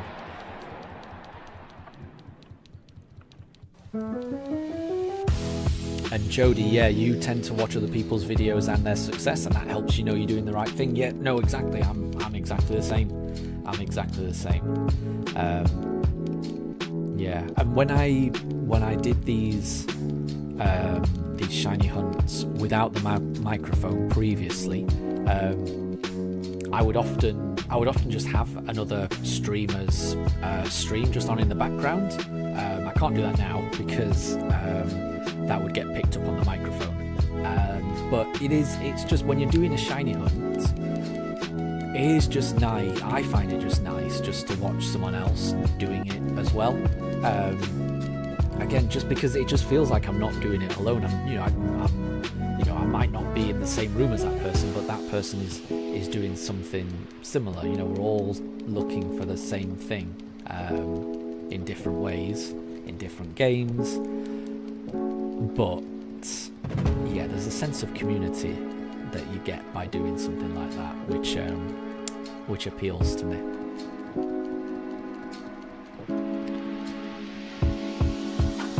And Jody, you watched Absol Blog's video on Giratina just to make sure you wasn't. Yeah, I've never seen that person, so I might have to check out some of their videos because that sounds interesting to me.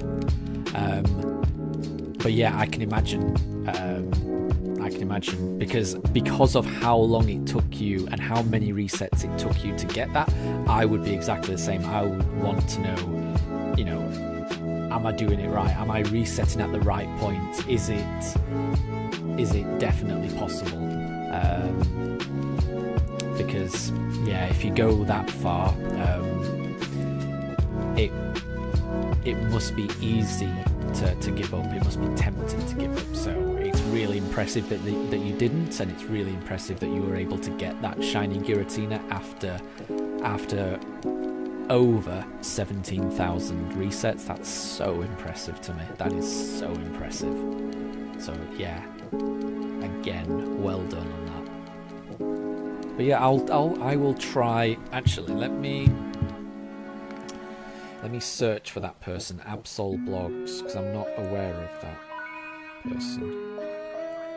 Absol Blogs Pokemon comes up. Yeah, okay. Right, I'll subscribe to that. I'll check out their videos.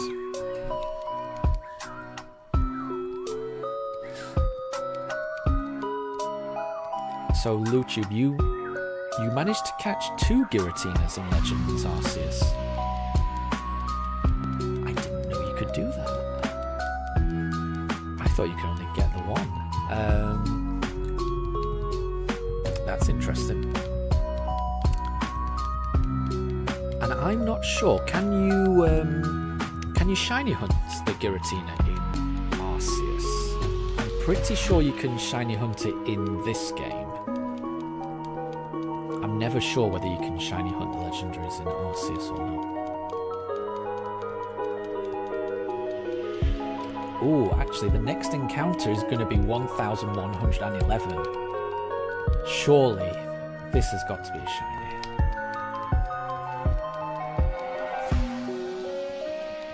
What a time to get a shiny. Please.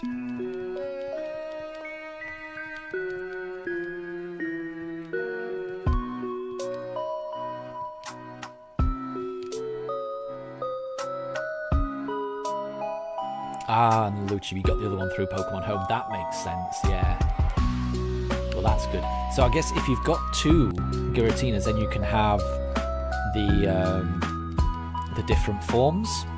I don't know what they're called, but the one that's kind of floating and the one that's got legs. I like them both. Oh, not a shiny Chimchar. So no shiny on encounter 1111. That's a shame. But yeah, there's some different versions of Pokemon that I'm not crazy about. But Giratina, I like both versions. I must say, seeing the alternate versions of Palkia and Dialga in Legends Arceus, I wasn't crazy about. But my understanding is that the reason that they look like that is that they're trying to imitate Arceus, and that's why they look like weird horse monsters. I mean, I just really like the original forms of Dialga and Palkia. I just think they're really good designs. It was a little weird for me to see them in their different version. But Giratina, I think, looks great in either of its 2 versions.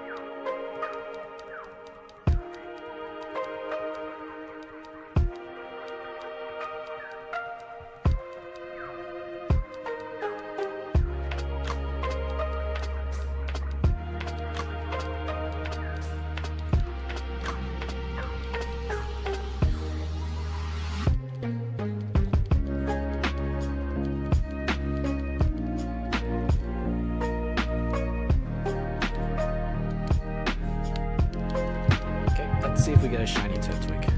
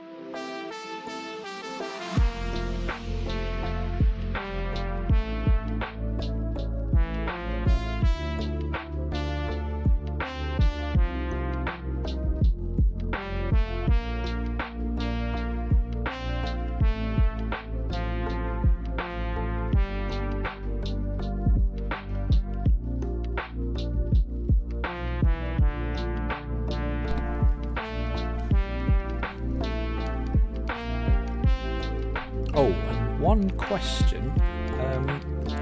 Did anyone manage to get the 7-star Metagross this weekend in Pokemon Scarlet and Violet?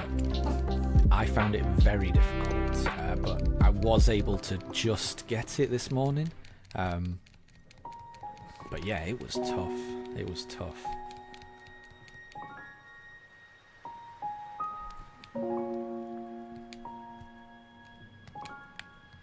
Let's go Chimchar this time.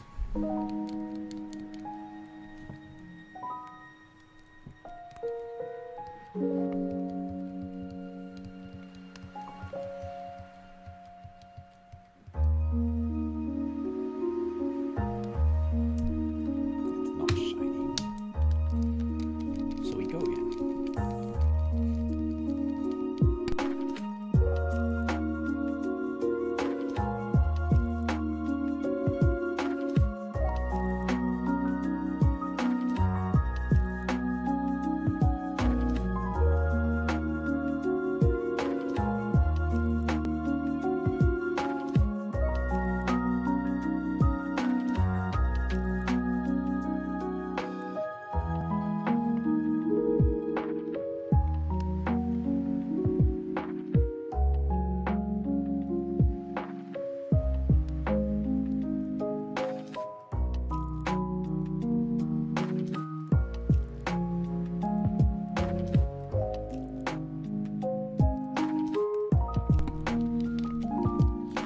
And yeah, well, sometimes it's tricky to fit these in. I do feel that they should just run the whole time rather than just over the weekend. It would just make more sense to me if they would just let them run the entire duration.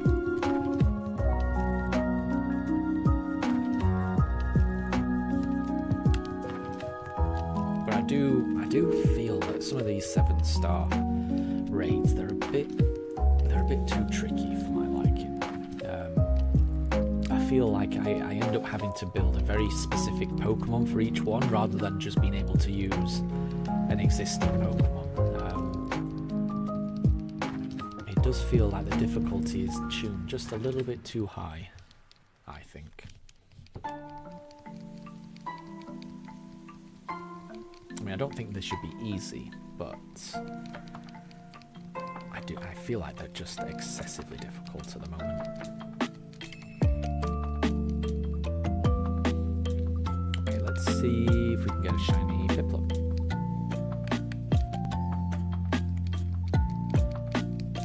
Hey Mello, good to see you. Good to see you.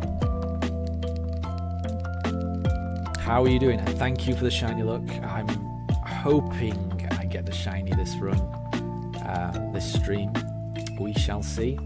It's not this time though.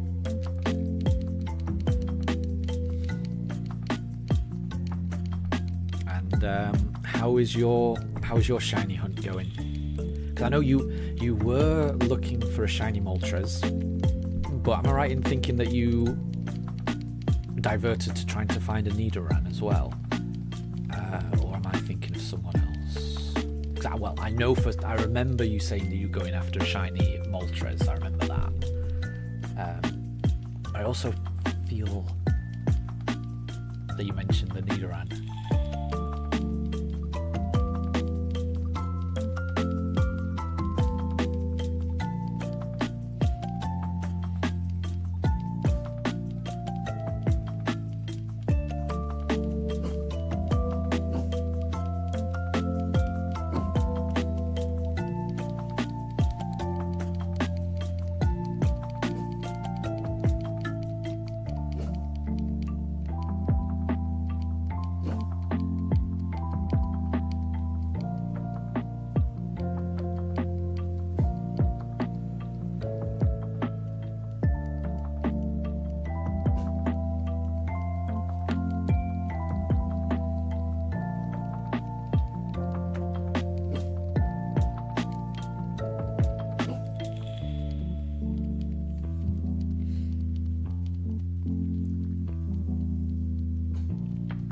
That was it, yeah. So you've given up on the Nidoran, yeah. So I remember I was there when you encountered that shiny Rattata when you were in the middle of that Nidoran chain, and it's difficult to get that chain back once it's gone. But at least you got a shiny Rattata out of it.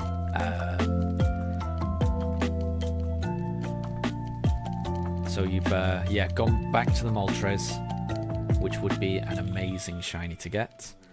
And then when the switch comes, so it was the Switch Lite, wasn't it, that you've got, because you were gonna take that on holiday with you, weren't you? Then you will be shiny hunting shiny Turtwig. That would be exciting, and Turtwig is an amazing shiny. I would be very happy to get a Turtwig, but I would be happy to get a shiny anything. It's not a Piplup, so we'll go again. But that sounds good. Good luck if you are shiny hunting the Moltres at the moment. Good luck, or whenever you do go for it, good luck. Because as I say, it is the best looking, I think, of the Kanto birds, of the legendary birds.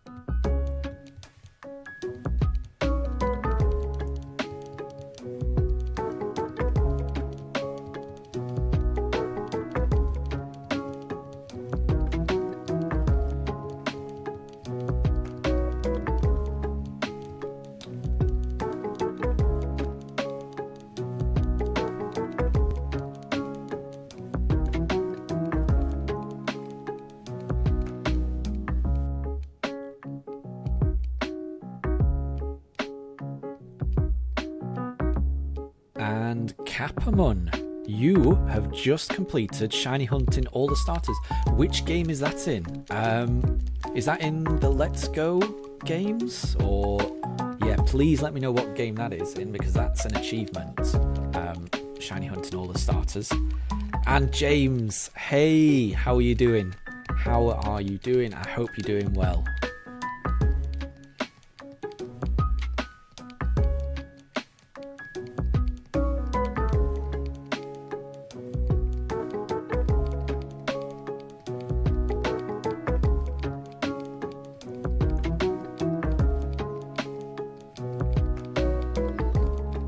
I am still searching for this shiny starter.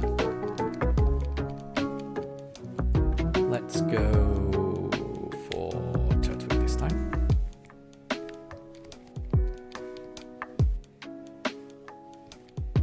Nice. Well, congrats, James. Last night you managed to beat the main story twice. How do you beat the main story twice in one night? How did you manage that? Because that sounds impressive.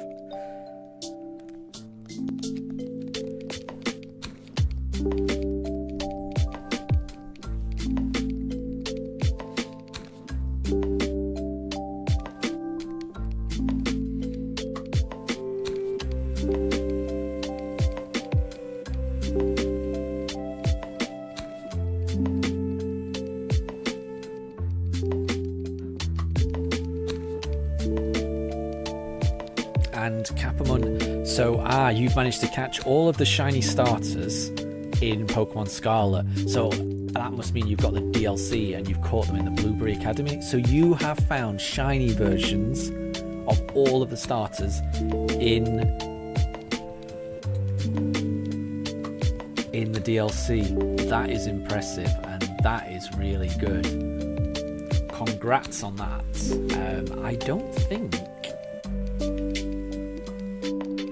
I think I'm still missing a few of that, so I had to do that. I've caught a few of the shiny starters in the DLC, but not all of them. So yeah, being able to find every single one, that is quite an achievement. So yeah, well done, Capamon.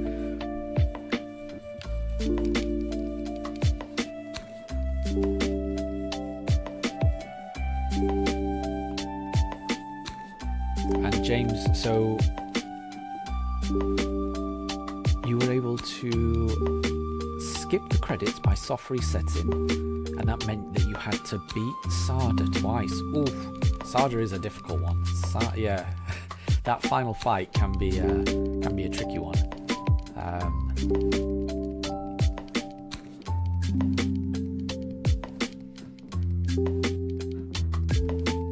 But yeah, I really like the storyline in Scarlet. And when you're facing the Professor, it's so heartbreaking.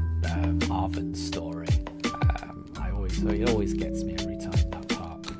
And I feel like, the impact it has on Arven, it's only just hinted at, and you're left to kind of fill in the blanks on how he feels about everything that's happened with the Professor, which I think is it's a good way of telling the story, because I guess then it's as deep as you want it to be. But yeah, I really do think the storyline in Scarlet and Violet is amazing.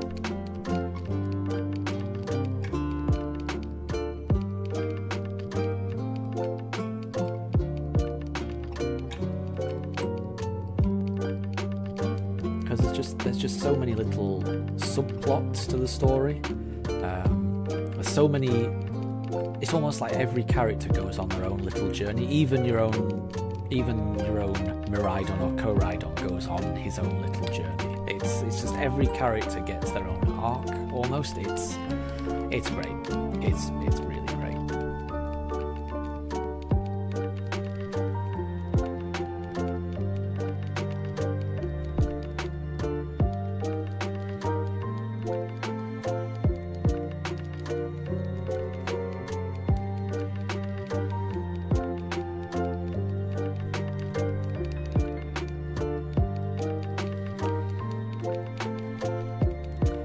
Just to let everyone know, in about half an hour, it'll be 4 p.m. here in the UK, which is around the time that my dogs like to go for a WALK. So, I suspect in the next half hour, one of these two dogs is going to get a little restless, and when that happens, I'll have to take a half an hour break, just to let people know. But I will let you know when that happens. James, speaking of Miraidon, anyone got Violet open at the moment? I don't.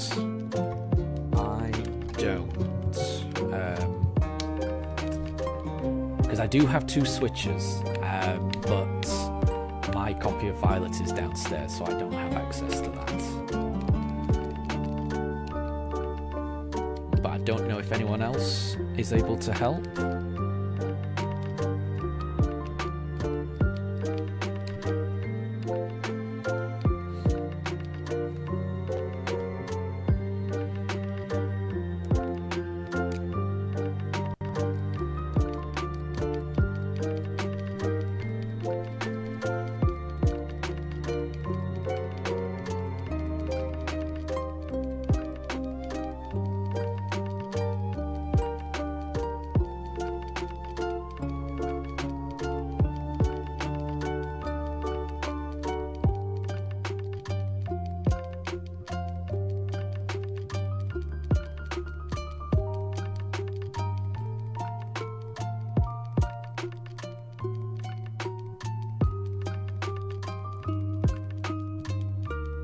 Oh, and that's good, yeah, if you're able to do a touch trade, if you guys can sort that out. It's always good to get the decks complete and get the shiny charm. That's always good. Yeah, it's the type of thing I would be happy to do if I had it to hand.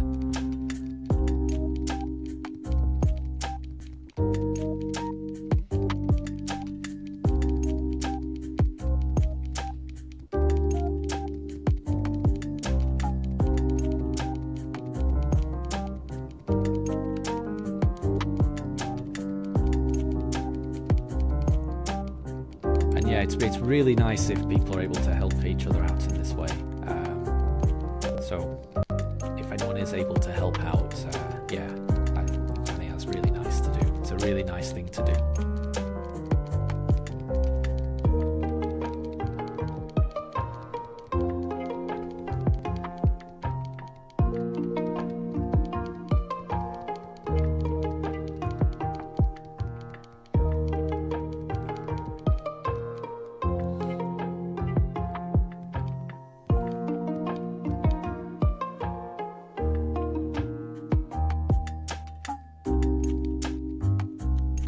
Go for a shiny Piplup this time.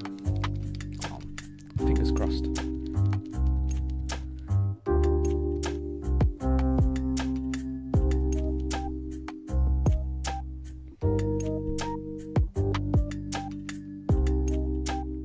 It's not shiny. So we go again.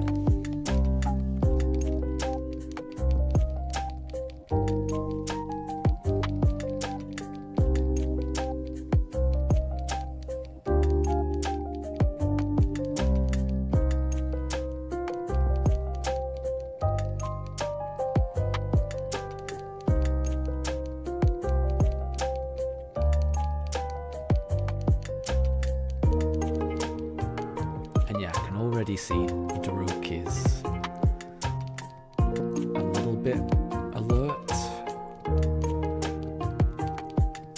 Mifa is snoozing, but yeah, I feel like he's gonna get restless soon.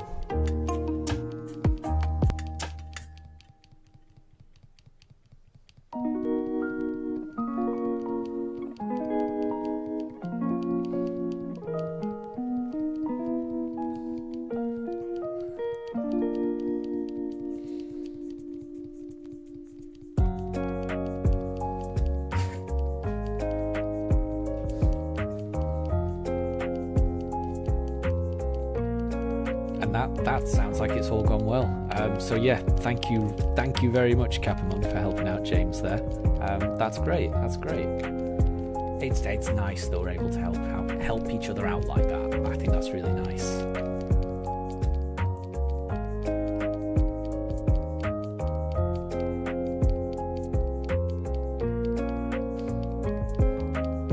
Oh, there's even been a shiny Chimchar giveaway. Wow.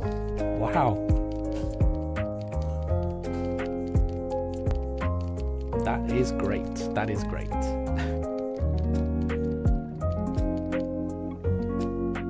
Maybe that's a sign. Okay, I'm going to go for Chimchar next, because maybe that's a sign. Maybe that means that there's a shiny Chimchar for me in this Pokeball. That could be a thing.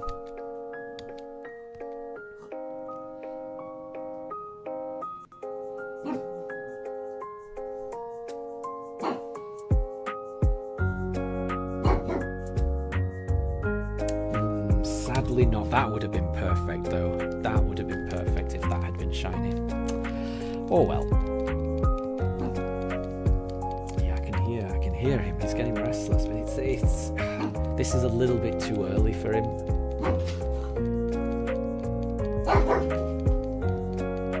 I really shouldn't be taking him at this time. He needs to hang on a little bit longer.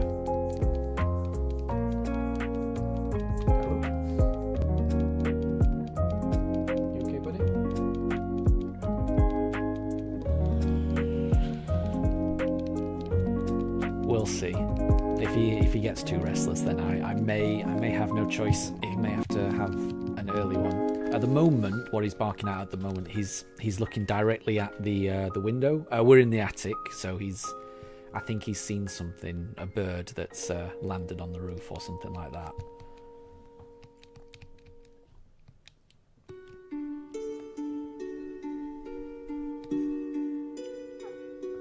And yeah, Jody, they are the pups. They are adorable. So Daruk, the one who's in the centre of the pooch cams at the moment, he's almost 6 years old, so he'll be 6 in July.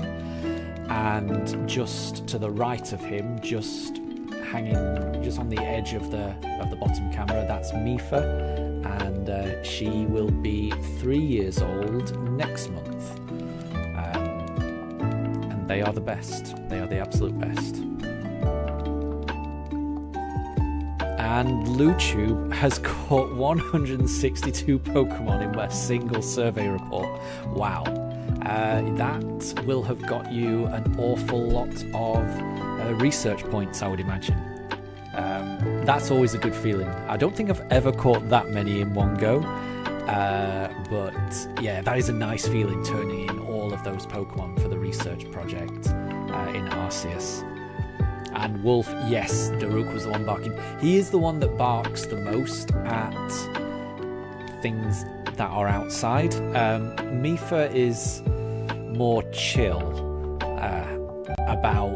She's not as protective of the house as Daruk is. Daruk is very protective. Like, once he's inside a house, he doesn't like things outside the house. He wants to protect, he wants to keep everyone safe in the house. As soon as he goes out of the house, his personality completely changes, and he's fine with everything. You know, he's fine with any dog, he's fine with any bird or anything like that. But once he's in a house, then he goes into protect mode, and he just wants to make sure that nothing from the outside gets in. But people, he's always fine with. So both of them are just like the friendliest things when it comes to people. They absolutely adore people. And yeah. And how old am I? I am old. So I'm in my 40s. I'll be 42 this year. So I'm a person of the older crowd. But I don't feel old. I only feel old when I have to do manual labour. Then I feel old. But other than that, I still feel young.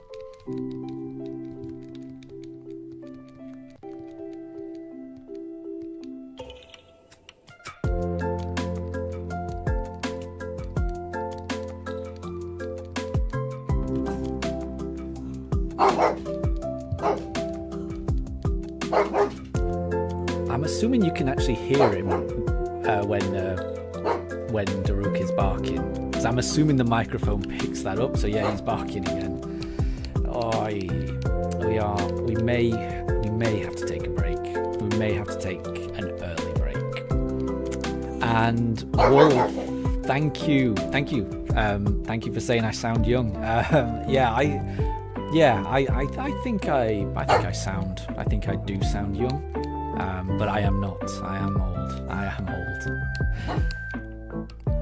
And Capamon, you like the music. Right, let me find which music this is, and I'm going to post it in chat. Bear with me. Right, so this is a track called Chill Tendo 2. So let me pop that in the chat just so you can find it. And I think this will be the last encounter I do, and I'm going to take them for a WALK, because I think Daruk is ready. Let me just copy that. So I'm just going to put this in the chat. So yeah, it's a playlist called Chill Tendo 2 by Game Chops.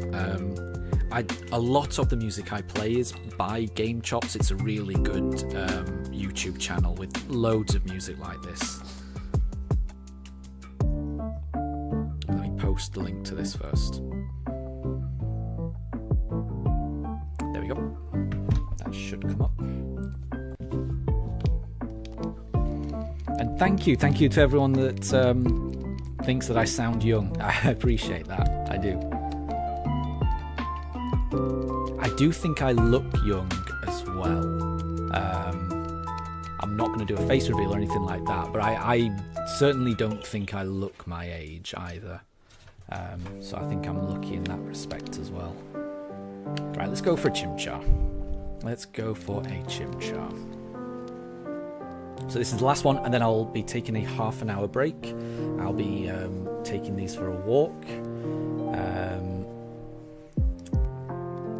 It's not shiny. So yeah, right. So yeah, what I'll do is we will take a half an hour break.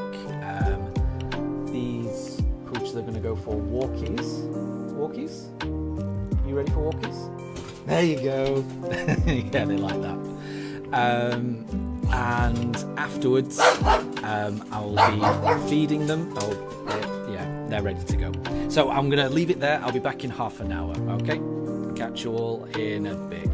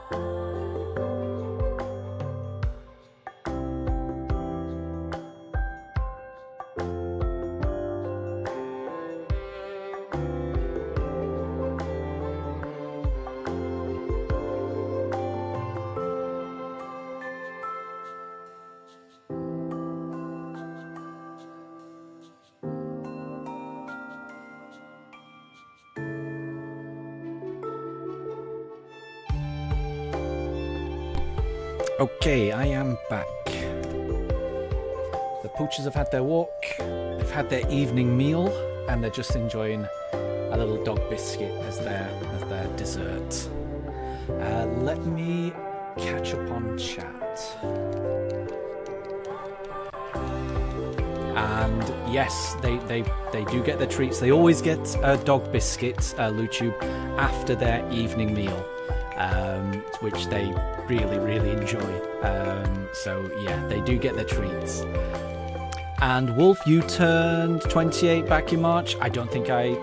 Oh no, I do remember you saying it was your birthday. Yes. And Jody, you'll be 27 this September. Yeah. You guys are similar age. What we got here? No way, Jody found a shinies Phantom. Oh, that's awesome. That is a great shiny.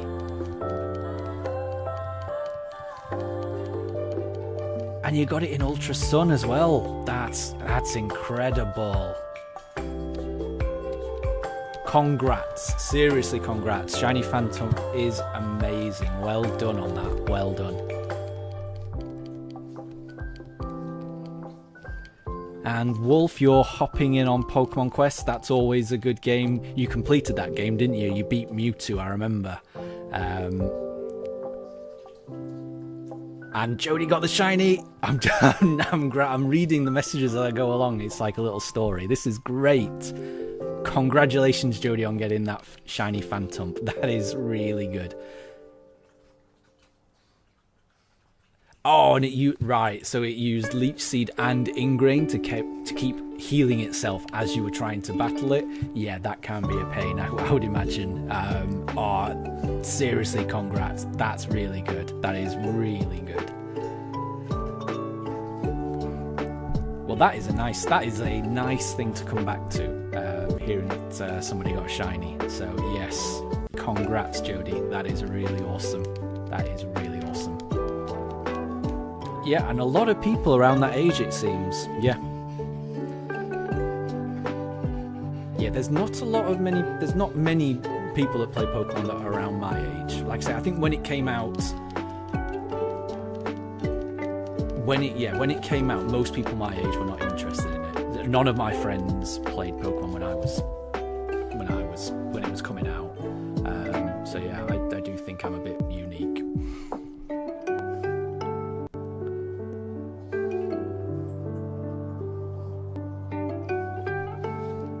And Wolf, it seems like you've managed to beat Tauros in Pokemon Quest. Well done, well done. And Demonic Fox, hi, welcome to the stream. It's good to have you. I hope you're having a really good day. How are things with you?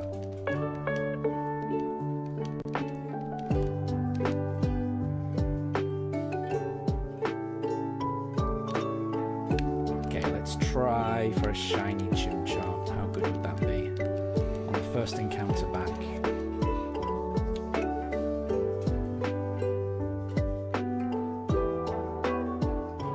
Amazing would it be if this was shiny, but it's not.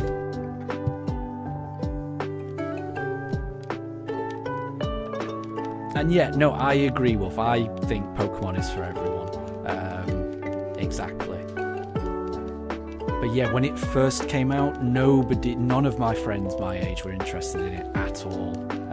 All of my friends just thought of it as a kids game when it first came out. Like I say, I think I would have been about 16, 17 when it came out, but I just fell in love with it instantly. I remember reading about it in games magazines when it was like this big thing in Japan and it hadn't come across to Europe yet.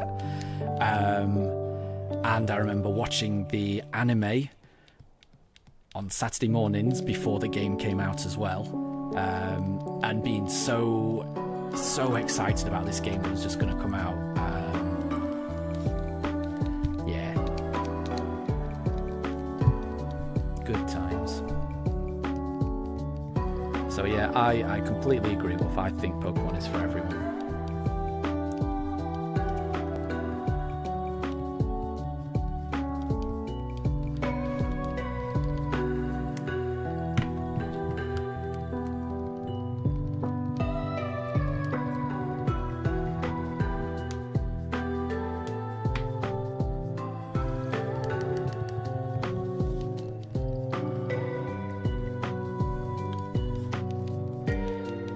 And just a big thank you to anyone that has subscribed today. I've had so many subscribers today.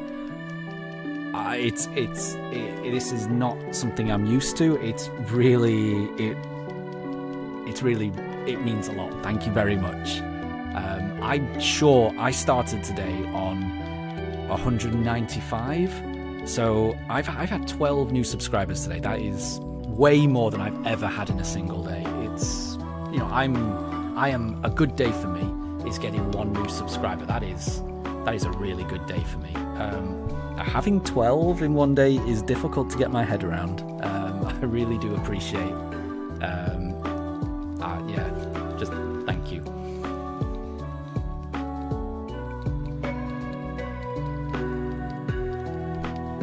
Oh, but Chimchar is not shiny. I really hope we can find a shiny on this stream. It would just really cap things off perfectly.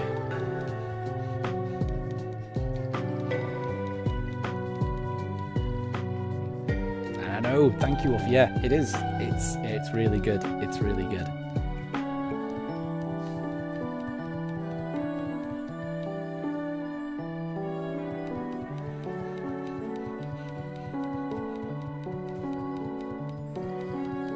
And the stars of the show, my poochers, have chosen different bits of the room where the camera doesn't reach. So they're unable to bask in the glory, it seems. Quizzo!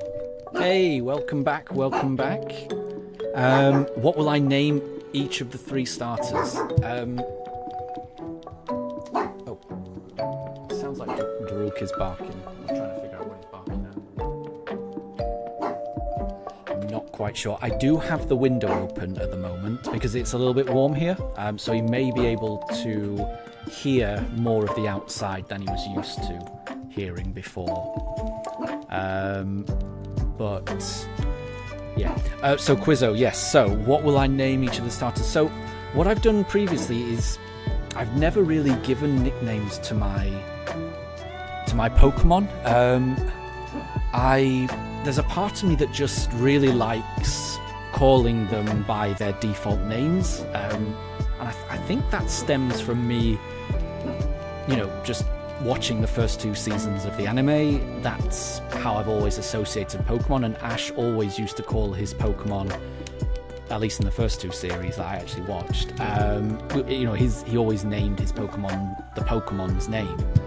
So that's what I've always liked. It's difficult for me to think of a Pokemon's name, and I never used to like it. You know, when in the original games, when you used to trade, so in the original games, if you ever wanted a Mr. Mime or a Farfetch'd in Red or Blue, the only way you could get it was from trading with an NPC, and that NPC would always nickname the Pokemon that they sent to you, and that always made me sad a little bit. I always wanted, when I first played Red and Blue, I always wanted a Mr. Mime that was just called Mr. Mime rather than Marcel, or a Farfetch that was called Farfetch rather than, and I can't even remember what the Farfetch used to be called in those games. But yeah, I like Pokemon without the nicknames.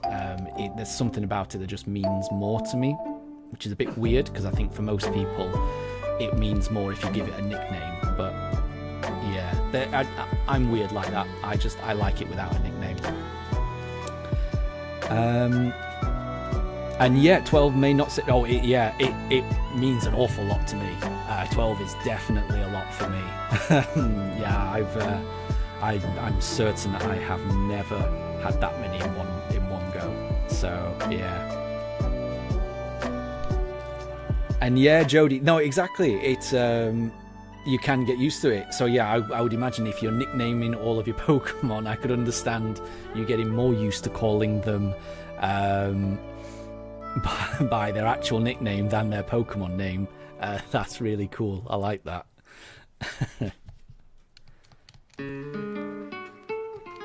And BV, the Farfetch was called Chiding, a play on the word trading.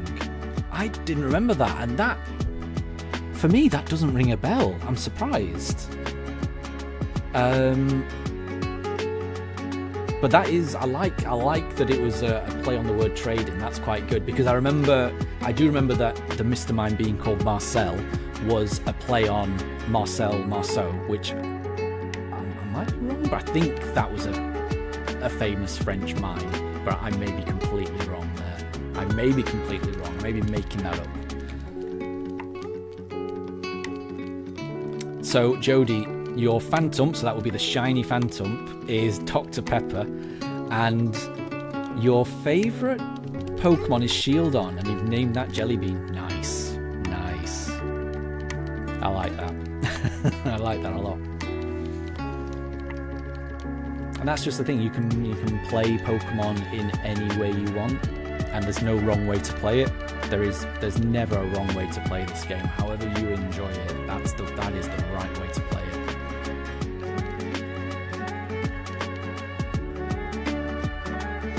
Okay, let's go for a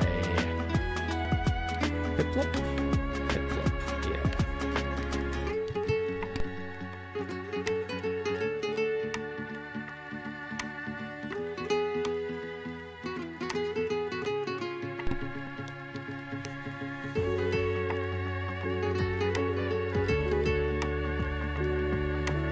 And it's not shiny. So we go again.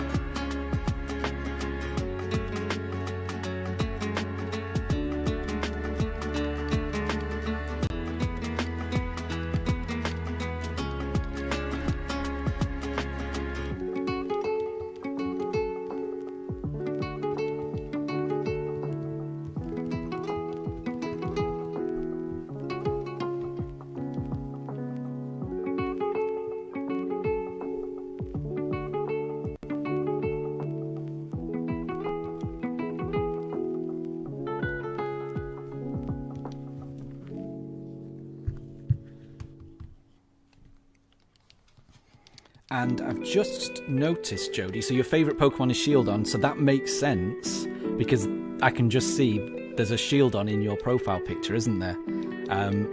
That's really cool. That's a really cool image. I like that. I like that. And Quizzo, Dr. Pelipper and Mountain Bachu. I like the Pokemon puns there. Oh, that's good. And how many encounters am I doing? I'm not sure. I'm going to be doing these encounters until around about 7 o'clock. So we're in the UK, it's 4:15. So another 2 hours, 45 minutes. That would bring us to 7 p.m. here. And then I like ending it on a 25 or a 50 encounter. So as I'm getting closer to that time, I will figure out where to end it. So I would like to end it on an encounter, ending 25 or 50, or something a round number like that.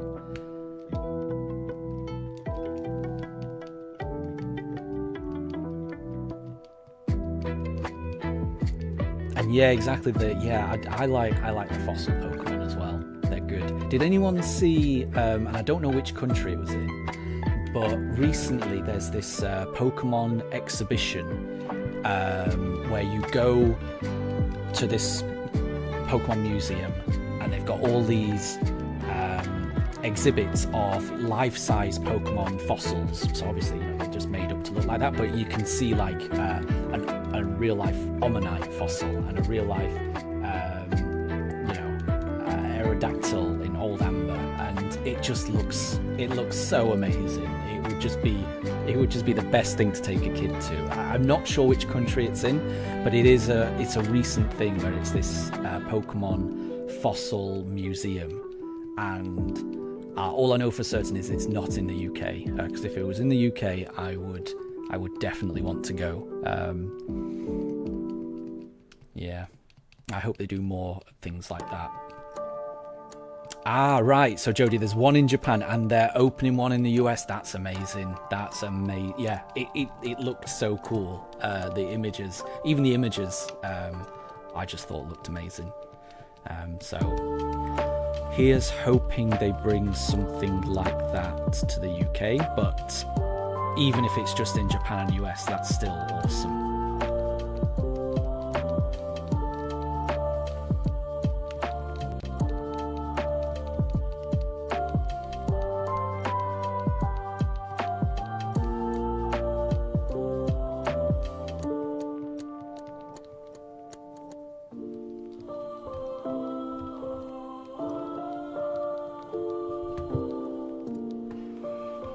And apparently it's opening in Chicago. Right. That's good. That's a nice... I wouldn't have expected that. But I like that they bring it... They don't just stick to New York or Los Angeles.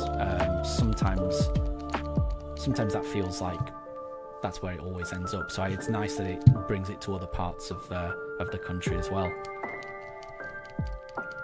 Sadly, I think that's too far for me to go.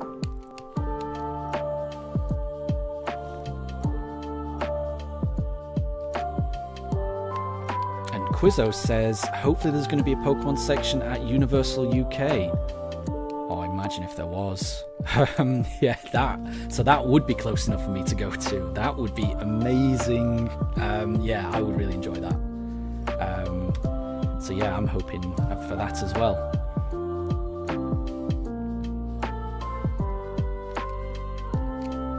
And yeah, I know I would be the same, Jodie. I can understand it being quite far, but yeah, I guess it's a nice option to have the option to go for a vacation. And so New York has a Nintendo shop. Yeah, that's good. Yeah, we don't have anything like that in the UK. When the European Championships of Pokemon was held in the UK in February earlier this year, my wife and I went to that, and they had the little pop-up Pokemon Center there, and that was amazing. I just wish it was a permanent fixture. I just wish there was something like that all year round.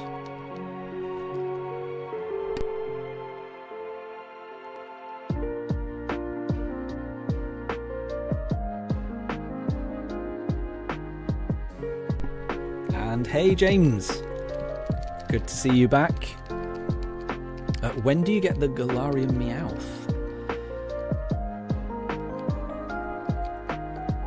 That's interesting.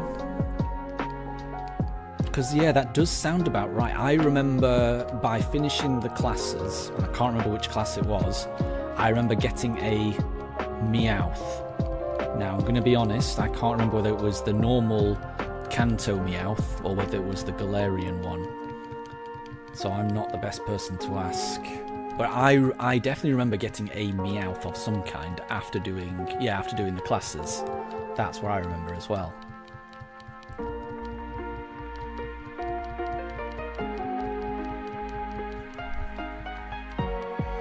And hey Luchu, good to have you back. And yes, the dogs have all they've been walked, they've had their evening meal, they've had their dog biscuit as a treat, so yeah, they're all ready.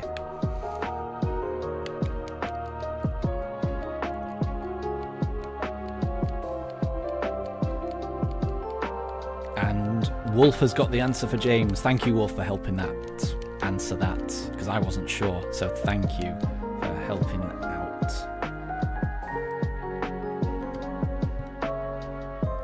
I like that everyone's able to help each other. That's really nice. I just want to say thank you to everyone who kind of helps answer these types of queries. It's really nice of you all. And Quizzo, so it was on your birthday and you couldn't get in. Was that the championships? Yeah, it was. I think it was really hard to get tickets for the Pokemon Center pop-up. It was easy enough to get tickets to just go to the event and watch some of the people, compete. But actually getting a spot to enter the shop itself and to be able to buy things, yeah, we had to sort of book, and we had to queue up online to get that one slot. It was really difficult. And I think that just shows the demand. If the slots to even enter the shop sell out online, or not sell out, just book out online within an hour or so, that surely shows that there is a demand for Pokemon, for there to be a Pokemon Center in the UK. And I just wish there was one permanently, because clearly whenever it does arrive, it's so popular. People want to be able to go and join in, that it just it sells out immediately.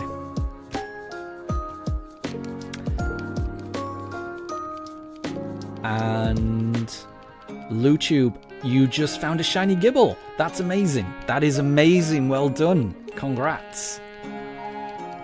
Gibble is a really nice shiny. I always get a little disappointed when it eventually evolves into the Garchomp, because it's a very subtle shiny, but when it's a Gibble, it's really good. Congrats on that. That's really good.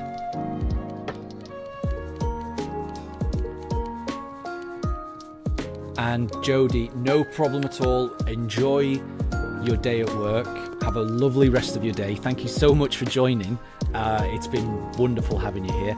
And thank you for the shiny look. I really, really appreciate it. Thank you.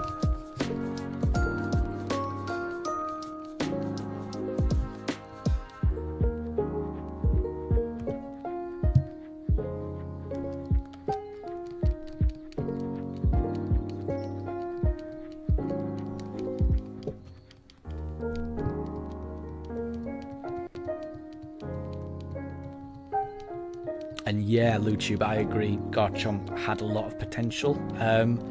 Although, and this was something I wasn't aware, someone previously brought this up, Garchomp's Mega Evolution, the shiny version of that, is quite an improvement, I think. Let me remind myself, but in my head, I think it might be quite a striking shade of pink, which makes it stand out quite a lot. But I'm not 100% certain on that. Let me just refresh my memory on how shiny Mega Garchomp looks. Yeah, it does. That's exactly what I was thinking it looked like. Yeah, so Garchomp on its own might be a bit subtle, but Lutube, if you were to, Mega Evolve it, it looks amazing. And I've got a feeling that the next game, Legend ZA, I think obviously that's going to focus on Mega Evolutions to some degree, so you'll be able to enjoy your shiny Gibble in that in all its pink glory. It's a really nice electric pink as well. I really like that. I wish that's how normal shiny Garchomp looks. And I kind of like the way that they've used the Mega Evolutions to correct some of the more lackluster shinies, because they kind of did that with shiny Gengar as well, didn't they? Where shiny Gengar is a bit, I'm not sure I can tell the difference between a normal and a shiny Gengar, yet shiny Mega Gengar looks amazing, so I like that.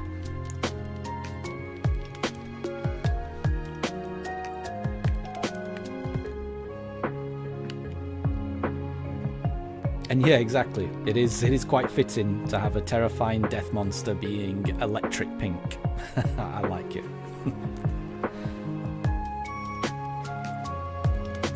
And yeah, I think I'm sure I've seen some Mega Evolutions in the trailers for Legend ZA, and I think that makes sense because I think the generation it's based on, that is where Mega Evolutions got introduced. I'm sounding uncertain because that is one of the evolution that is one of the generations that I sadly have not played. So, yeah, I've never played Black and White, never played X and Y, never played Sun and Moon. So that's just based on my understanding. But so that's another reason I'm really looking forward to Legends ZA.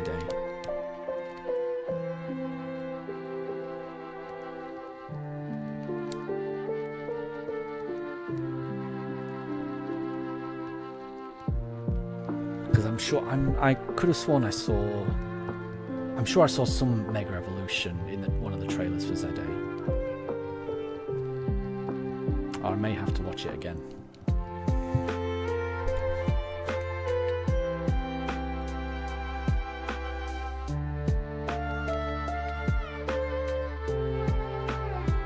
And Lutube, so we're going to get new Megas for Embor, Meganium, and for Alligator. Yeah, that'll be good. Yeah, I will be picking Chikorita as my starter. I always liked Generation 2, and I picked Chikorita as my first starter in Silver, so I'm going to stick with that. And I'll be very interested to know how its regional variant will look. So yeah. And yeah, Quizzo thinks X and Y are underrated, and Lutube thinks Sun and Moon are as well. Yeah, I can imagine all of them are. I'm really looking forward to them getting re-released, because they always do re-release them. Obviously Black and White are the next ones to get re-released, and yeah, I can't wait for that.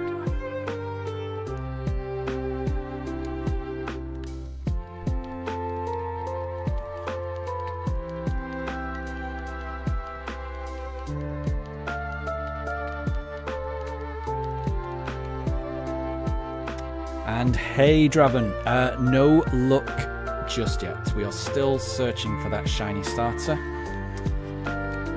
But we've got a little bit more time this evening. I'm going to be streaming for another between 2.5 to 3 hours, just depending on where the encounters get up to. I want to end the encounters on a nice round number. So we'll see where we get to. It would be the best thing in the world if we could get a shiny this stream, because this stream has been a really good stream for me. Just the number of people that have joined. I mean, the amount of views so far. I've never had a live stream have this many views, so I'm really appreciative of everyone that's tuned in, even for a little bit. And it would be just really nice to cap it off with a shiny. So, not yet, but fingers crossed the next one could be shiny. Who knows?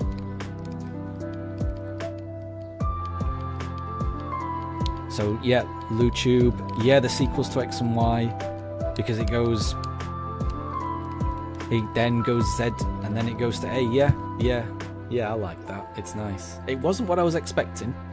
You know, when because I think everyone expected there to be a sequel to Legends Arceus, but I was expecting it to be Legends and then the name of either a legendary or a mythical Pokemon, and for it to be set in the past of another region's past. That's what I was expecting.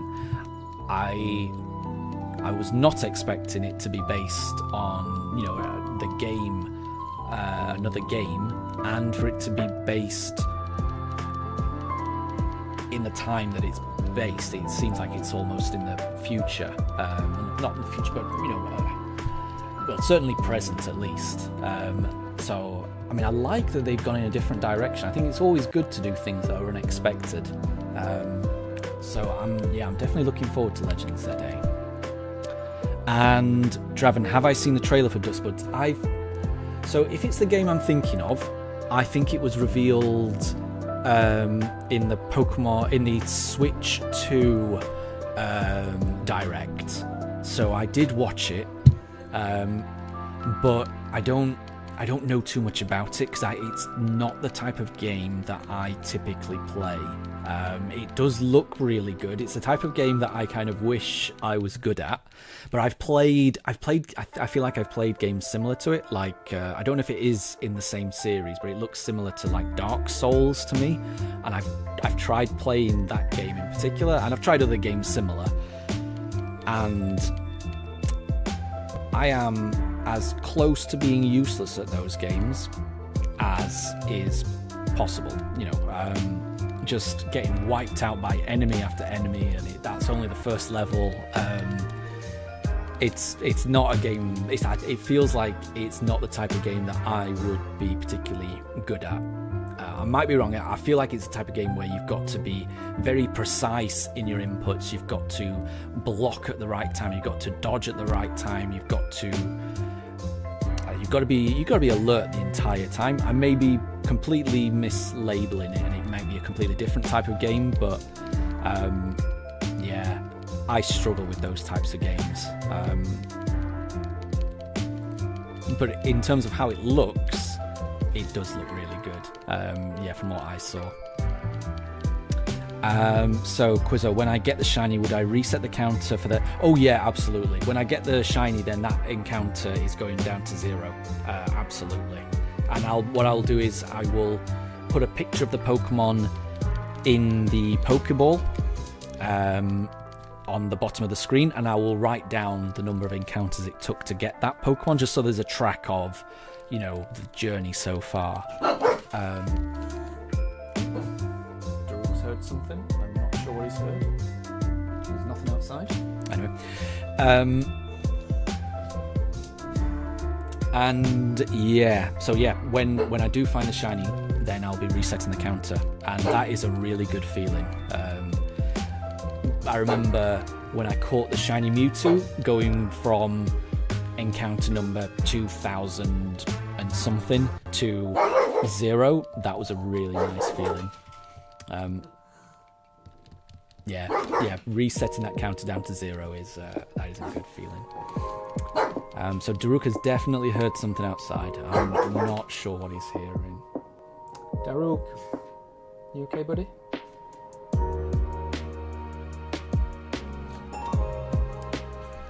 Yeah. Apologies if he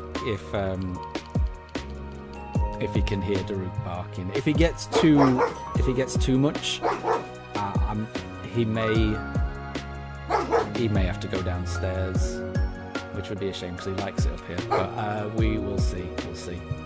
So that is not a shiny Chimchar, I'm afraid. And Draven, so yeah, you wish we were getting a Pokemon from a software game. So that's the same. Yeah, well, I would imagine that would be very interesting. Yeah. So I mean, if that was the case, then that might tempt me to give it a go, because that would be good. And James, someone's just joined your raid with the name Enzo Grossisi. Okay. And for some reason that's glorious. And yep, no problem with that.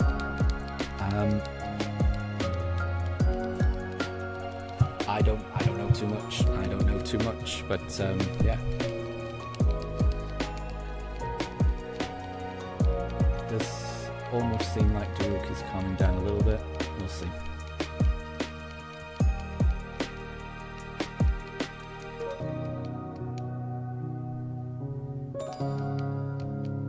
Ah, yeah, an actual Pokemon roguelike. Yeah, so that I could get on board with.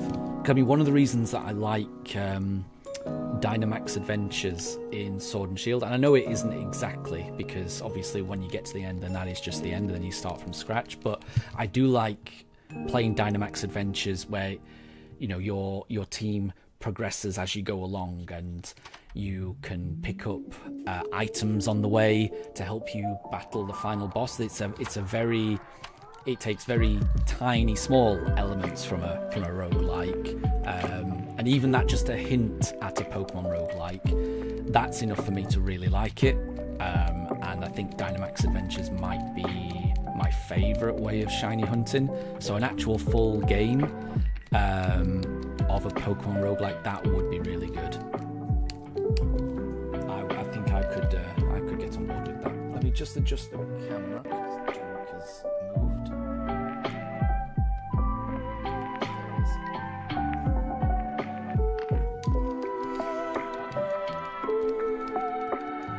Yeah, one of these days I want to do a Dynamax Adventures shiny hunt. I did start doing one a couple of months ago, trying to find a shiny Latias, and I got through about 10, 20 encounters without success. So I'd like to pick that up again and try to actually find one, because I've never found a shiny in Dynamax Adventures. Well, not a shiny legendary anyway.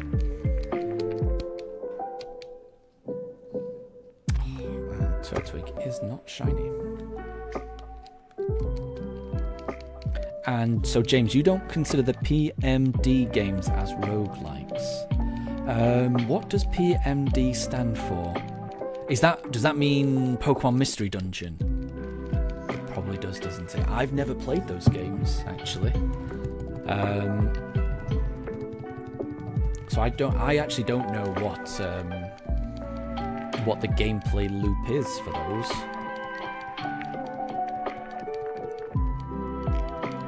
So that might be interesting. Yeah, I've never played them.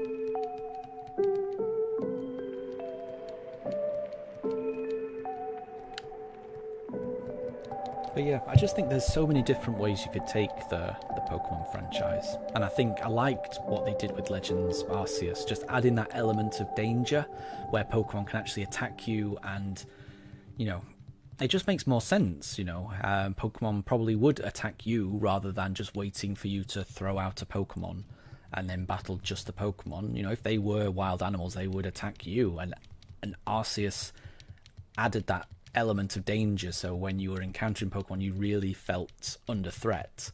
And that was just a really nice touch. So, I mean, the more times they do things like that, where they just take the Pokemon franchise in a different direction, that can only be a good thing for me. Does the trick for Let's Go feature evolution still work? I don't know. What is the trick for Let's Go? Feature evolution. I'm not quite sure. Oh, for the Pawmot and the Rabska. Right.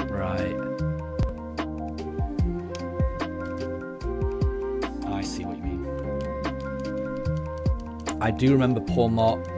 Yeah, I see what you mean. You have to. I remember having to run around Los Platos, round and round and round and round to get it. And I think I did the same for Rabska. So I know what you mean.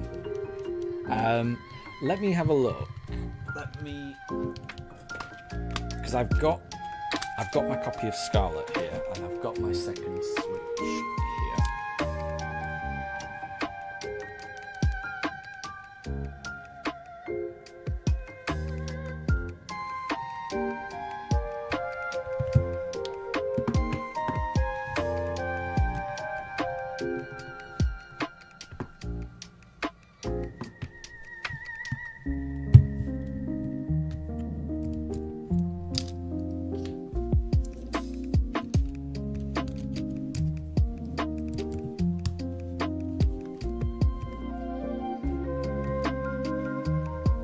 So I'll see if I've got either of them on my second Switch. I may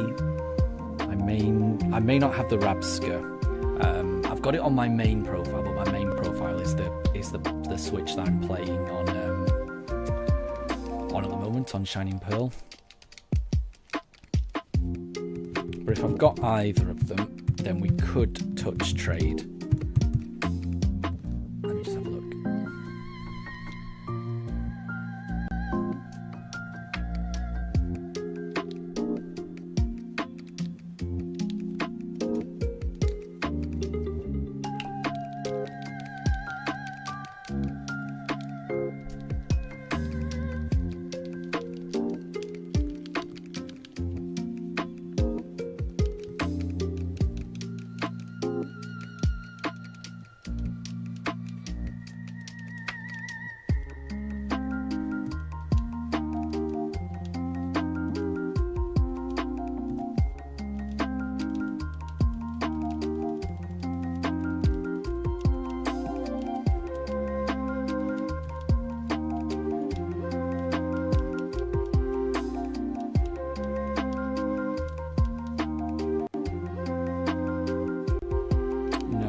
don't, it looks like. Sorry. I was hoping I did, but no.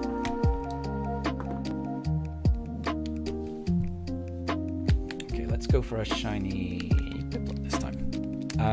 Oh, but so it looks like Wolf has. So thank you, Wolf, for helping out. That's really nice of you. And looks like Quizzo has the Pawmot.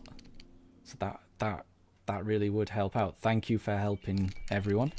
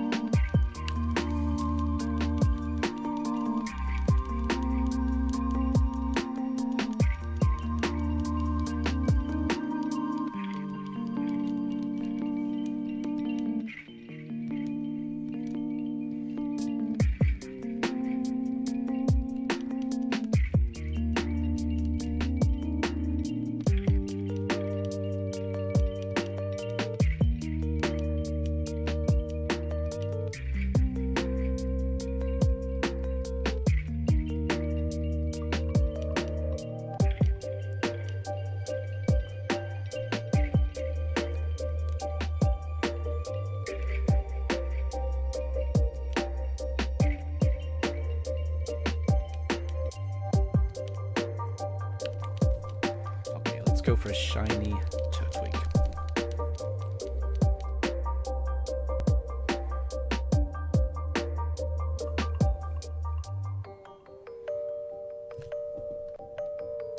And it's not shiny. Oh, maybe the next one.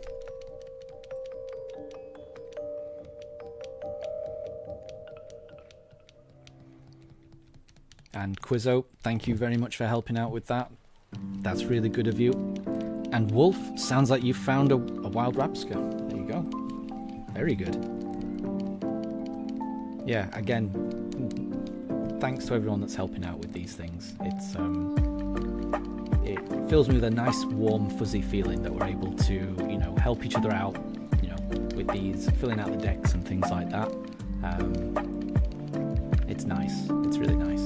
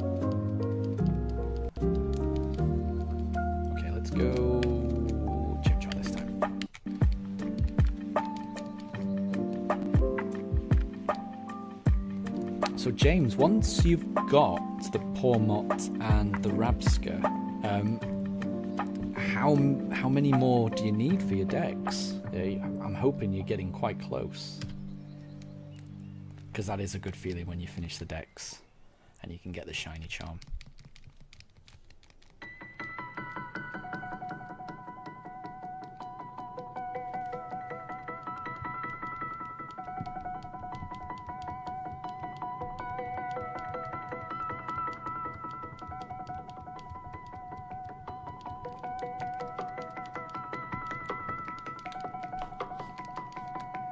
And it sounds like the Rabska doesn't want to stay in the ball, it seems. Well, good luck catching it. Good luck catching it. Oh, and that's fine. Okay, then yeah. Then it's and I guess it's all about just chipping away at the decks then, I guess, which is it's no bad thing.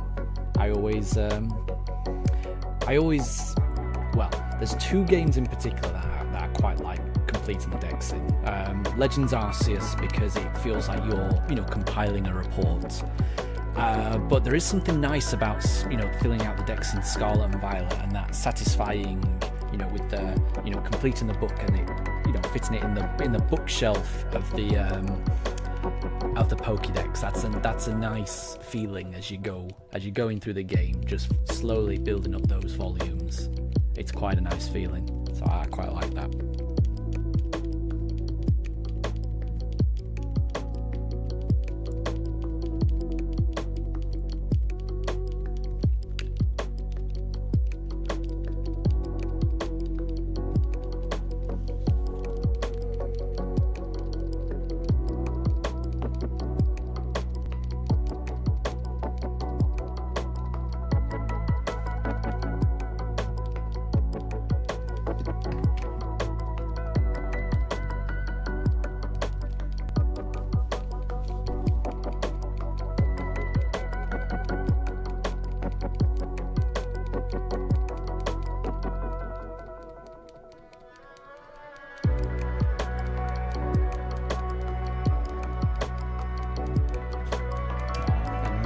Decided to climb up onto the chair. Okay, let's go for a shiny Piplup this time.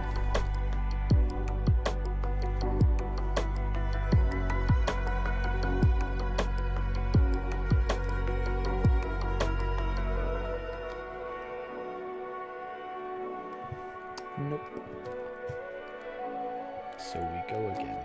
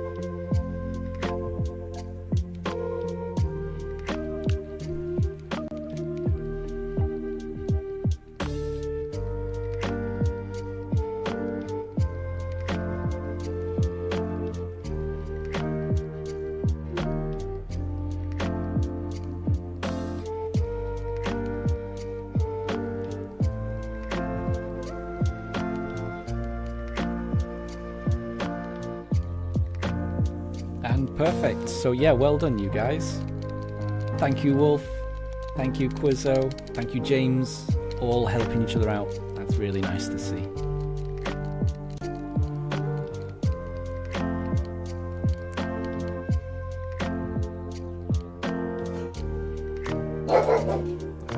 Yeah, Daruk just heard a bird outside. I heard that as well. He's never a fan of that. And you'll notice that Mifa could not care less about the bird making a noise outside. Just Daruk. And it's not a shiny Piplup. Okay. Yeah, Mifa's a lot more chill than Daruk.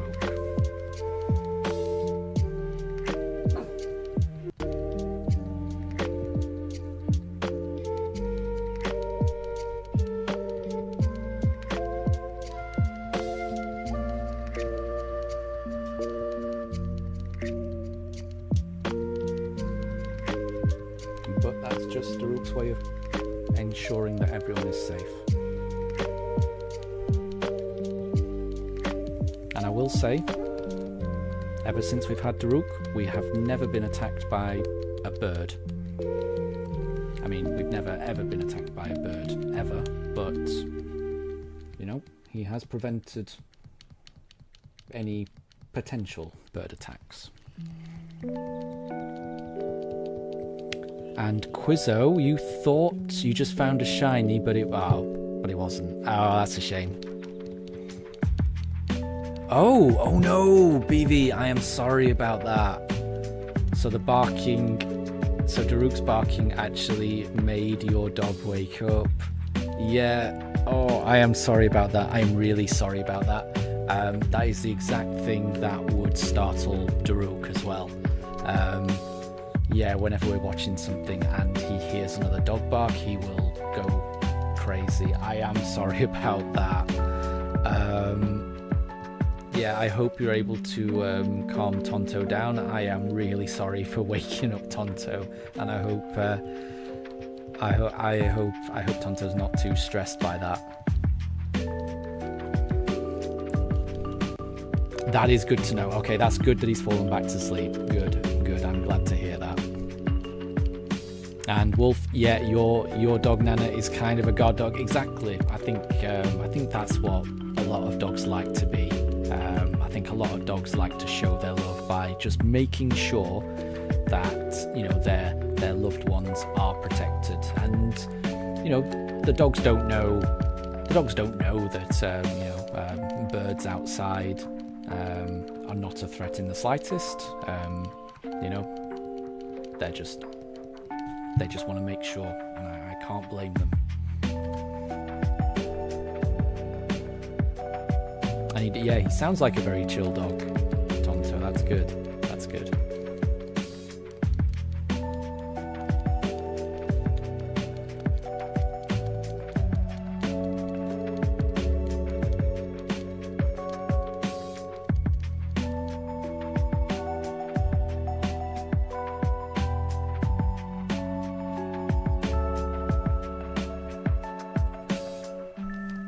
Exactly, Wolf. That is just dogs being dogs. Yeah, they are the best. They really are the best.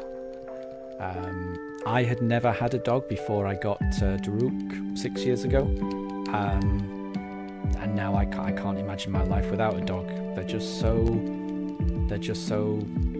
loving. They're so playful. They're so amazing. Yeah, I can't imagine my life without a dog now, which is crazy thing for me. Yeah, because I never grew up having any pets. I wish I had pets growing up, but yeah, Daruk has been my first, and then we got Mifa 3 years ago.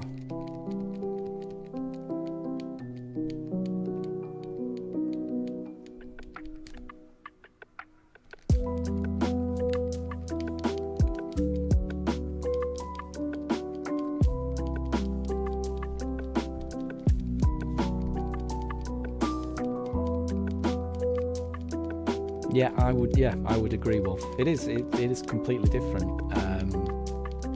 Yeah, you find parts of your life just revolving around your pet. You know, my routine is completely different, and it would be completely different if I didn't have the dogs. Yeah, I get a lot more exercise than I would normally. which I don't always think about. So it's really great. And another thing, I don't. It's difficult for me to talk to people sometimes. I'm a little anxious. And before I had my dog, I used to live in a block of flats, and I'd lived in that block of flats for a very long time, and I had never once spoken to any of my neighbours. Not once.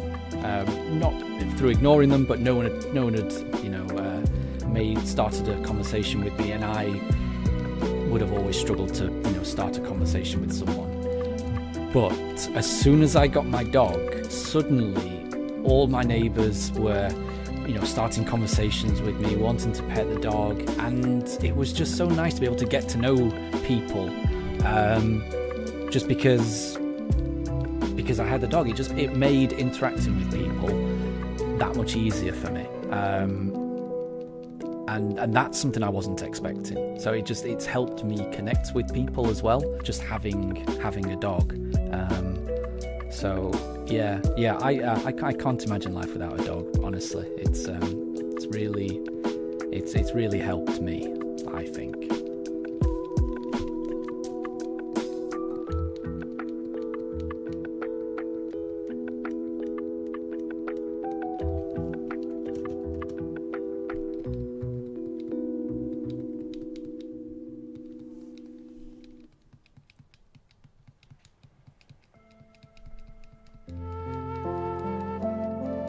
Oh yeah, no, improved my life a little? No, it's improved my life a lot. Yeah, absolutely. No, I completely agree, Wolf. Yeah. And it's just something I wasn't expecting at all. So yeah, I think I don't say it lightly, but I do think dogs are the best. And T-Rex, hey, how are you doing, man? Good to see you. How are things going?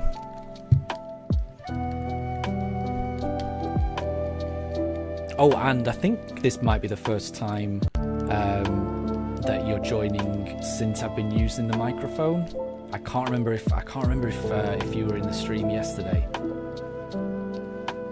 But yeah, anyway, if you were not, I hope you're enjoying the new format. I've been trying something new this weekend with the audio. It seems to be going well. So yeah. Oh, but no shiny Chimchar. Doesn't seem to be having an impact on my shiny look though, it seems. But I will get one eventually.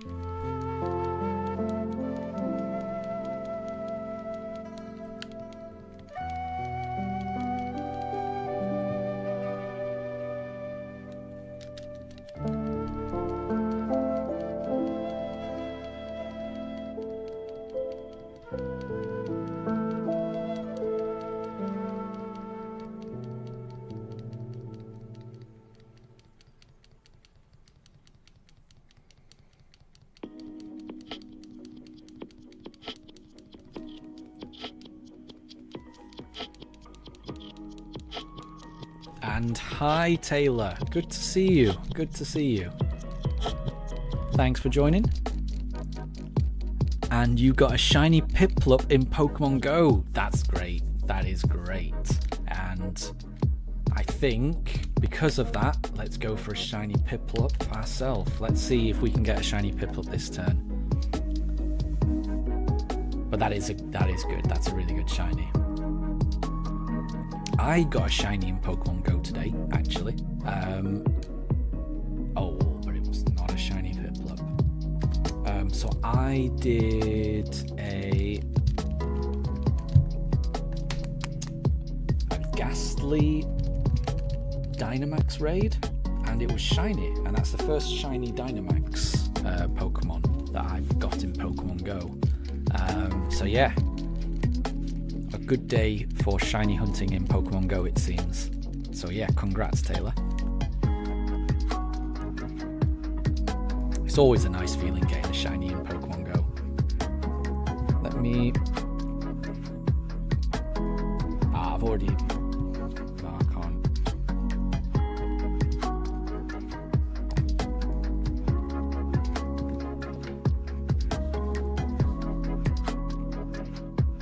And Taylor, you got a shiny Tandemaus in Pokemon Scarlet when you were trying to shiny hunt a Magikarp. I don't even know how that would happen. That's crazy. But getting a shiny Tandemaus is incredible. That is such a subtle shiny. That is really impressive that you managed to get that. Really, really well done on getting that. That is incredible. And I do Tandemaus and Mousehold. They're a couple of my favourites. I think they're a really nice. That's just a nice concept. I think their shiny could be a little bit better, but as a Pokemon concept, I really like that. I love the family of 3, family of 4 variant. They're just so cute. And I like their little population bomb attack as well. It's very cool. And Wolf, thank you for the shiny look. Thank you so much. It's got to happen soon, surely. I really hope as well. I'd just be so happy if I could get it in this stream.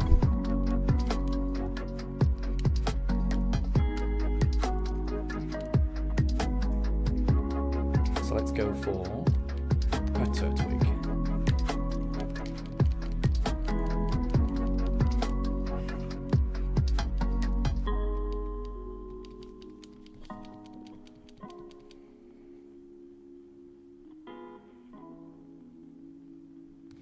It's not a shiny Turtwig, but who knows? The next one could be.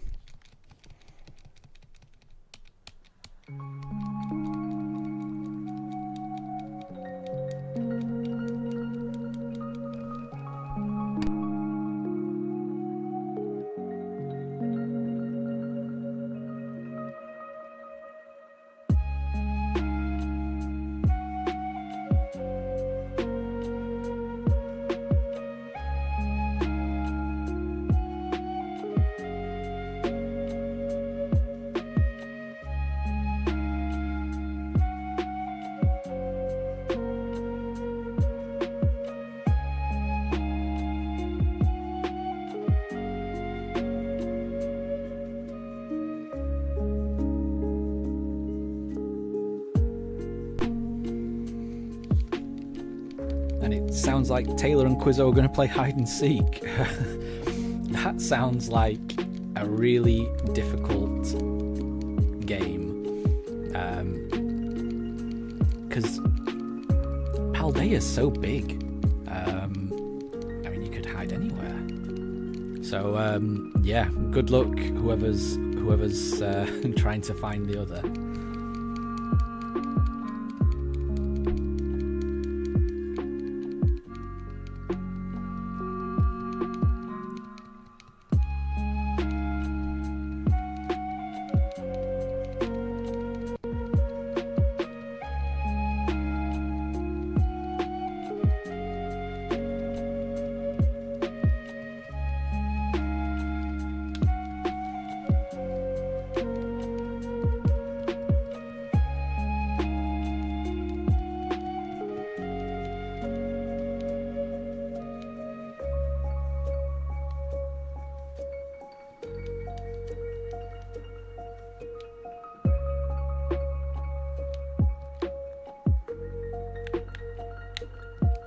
go for a shiny Chimchar.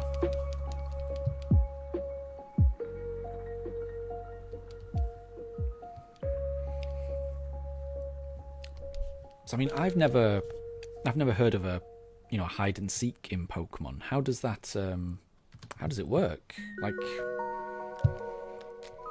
I get you've got to find the other person, but I mean, surely they could be anywhere.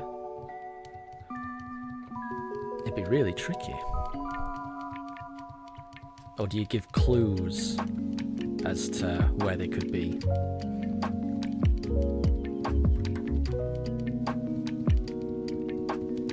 And T-Rex, are Pugs naturally chonky? I'm not sure. So Daruk, the older one of my Pugs, he is not chonky at all.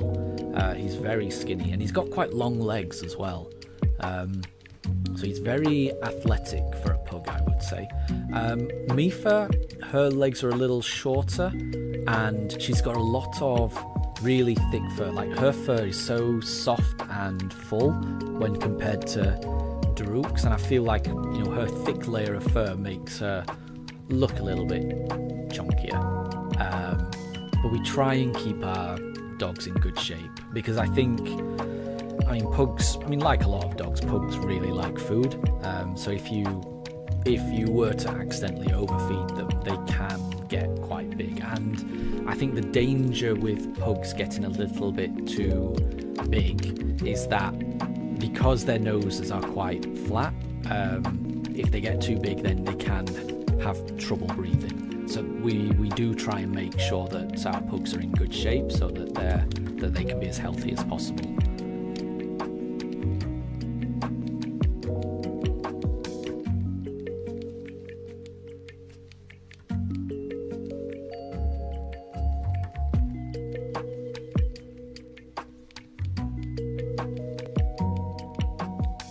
So it seems like it's a thing. I've never heard of this hide and seek game. Well, yeah, good luck to whoever's playing that.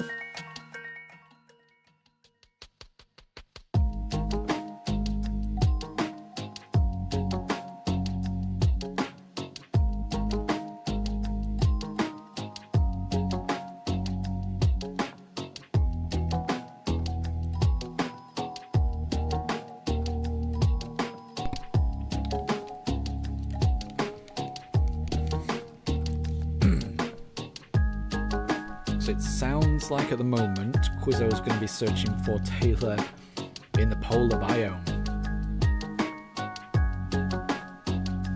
Good luck.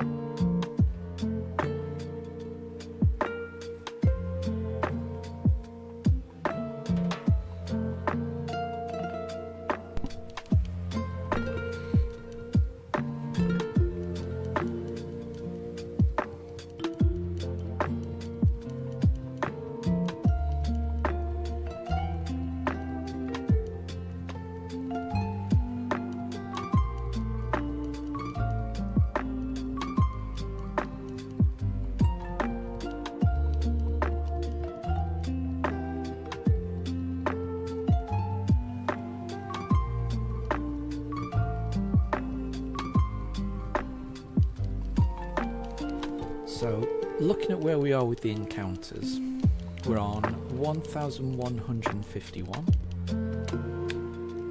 Let's go for a chimchar this time. And the time is about 20 past 5. So, it takes me about an hour to do 20 encounters. So, I'm thinking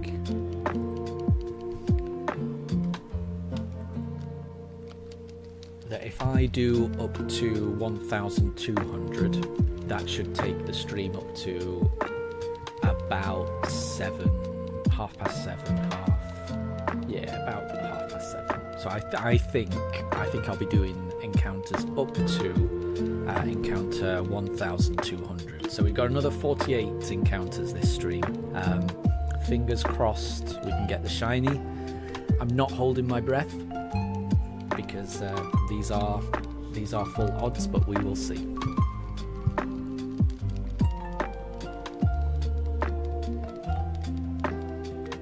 And it sounds like Quizzo is still searching for Taylor in the polar biome. Good luck, Quizzo. Are there any hints you can give Taylor as to where you're hiding?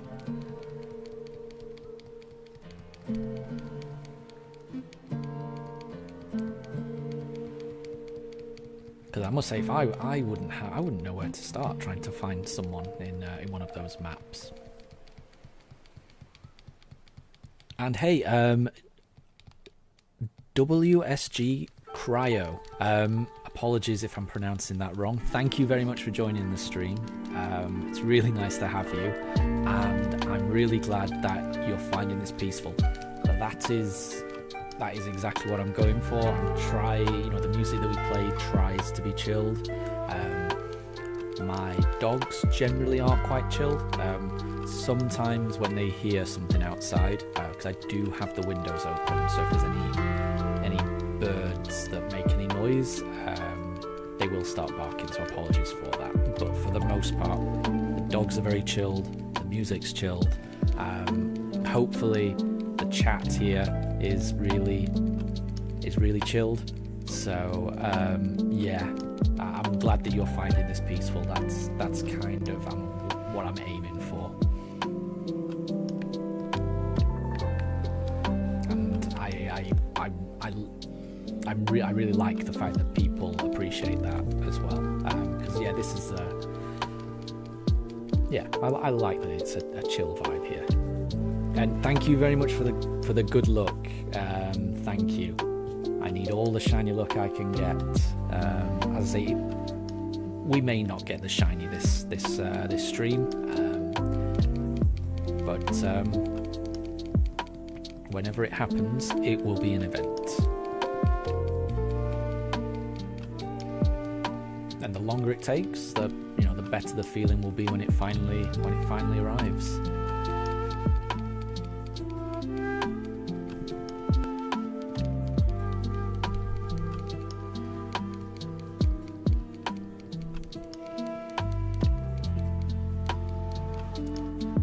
And thank you to everyone that's taken part in today's poll as well, because keeping on the theme of chill, that was one of my concerns. I was worried that adding a voiceover to these streams we might lose some of the chill aspect, but yeah, I'm glad that people are at least finding my voice fairly chill as well. So yeah, thank you to everyone that's given their feedback in the poll.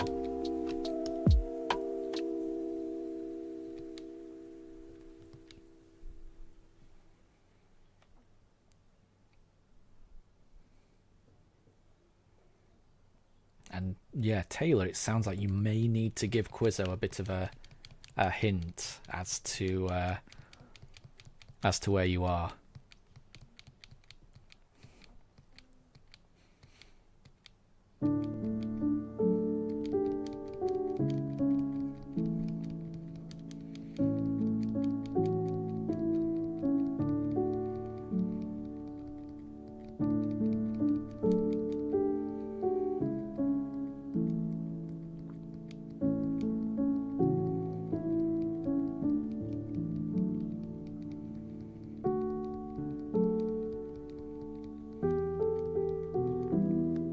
because I mean, if it was me trying to find someone in one of the maps on Scarlet and Violet, I wouldn't have a clue.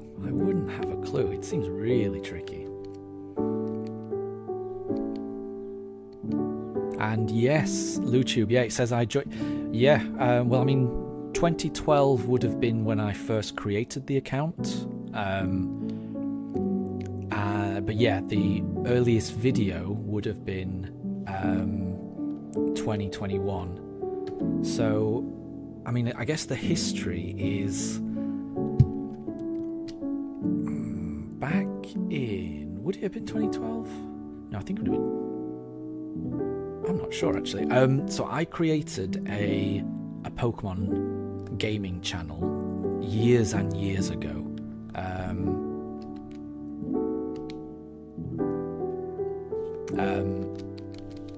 So this would have been around 2010, and I was just uploading footage of Pokemon Battle Revolution on the Wii. No commentary, no anything, just me doing online battles on Pokemon Battle Revolution around 2010. And I was doing that. I think I maybe uploaded 9 or 10 videos. The channel is called Viomorphic. It's still there, but I forgot which email address I signed up to YouTube with on that account. After I'd uploaded a few videos, I got a copyright strike on one of them, and by Nintendo. So this was back when Nintendo did not like users uploading any game footage to YouTube. They're a lot more relaxed about it now, but back in 2010, if anyone put any Nintendo game on YouTube, they would copyright strike it immediately. So as soon as I got one copyright strike, I just got discouraged and stopped. So I deleted any of the ones that had copyright strikes. Some of them are still there. And then it just put me off YouTube, so I didn't go back. And then I think about a few years ago, I tried to recover that account because I realized that Nintendo were no longer being quite as strict with copyright striking. But I could never remember what email address was on that. So yeah, on this one, even though I've had the account for a long time, I've only really been uploading recently, since the start of the year, when I've been doing some shiny hunts on Switches. So yeah. And Quizzo, it sounds like you found Taylor finally.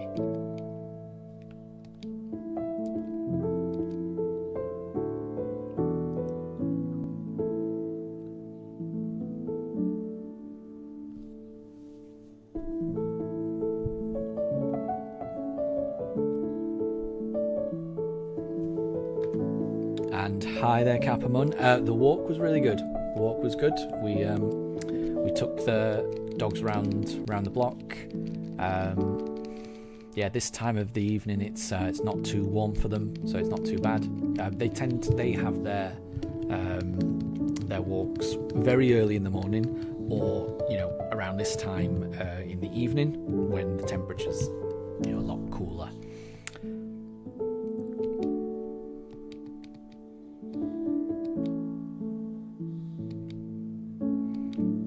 So did you have the account to watch and subscribe then? Yeah.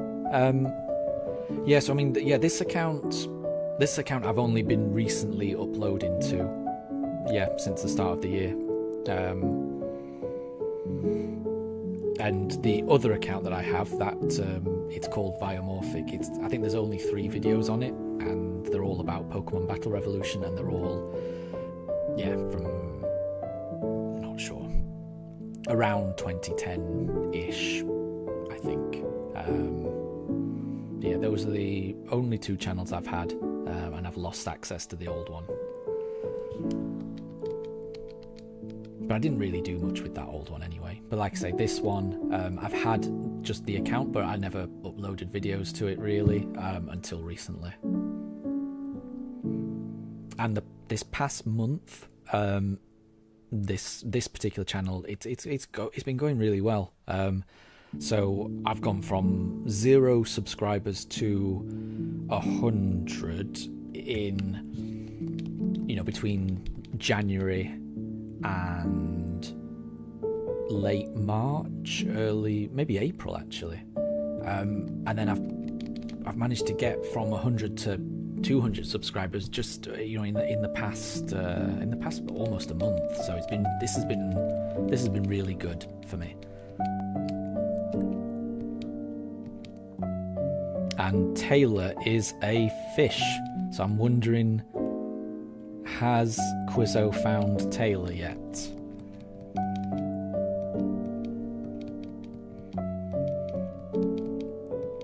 And Capamon, my favourite Pokemon, I would say Vivillon is my favourite. It's a bit of an unusual one, but I just love all the different patterns, and I love the way that you get all the individual patterns in both Pokemon Go and in Pokemon Scarlet. I think it's a really fun way to get all those different patterns. So for me, yeah, I think Vivillon. I think it's a interesting Pokemon.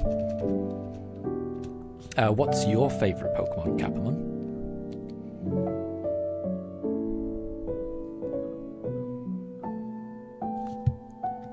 Oh, it's not a shiny Chimchar for me. Let's go for a Piplup next time.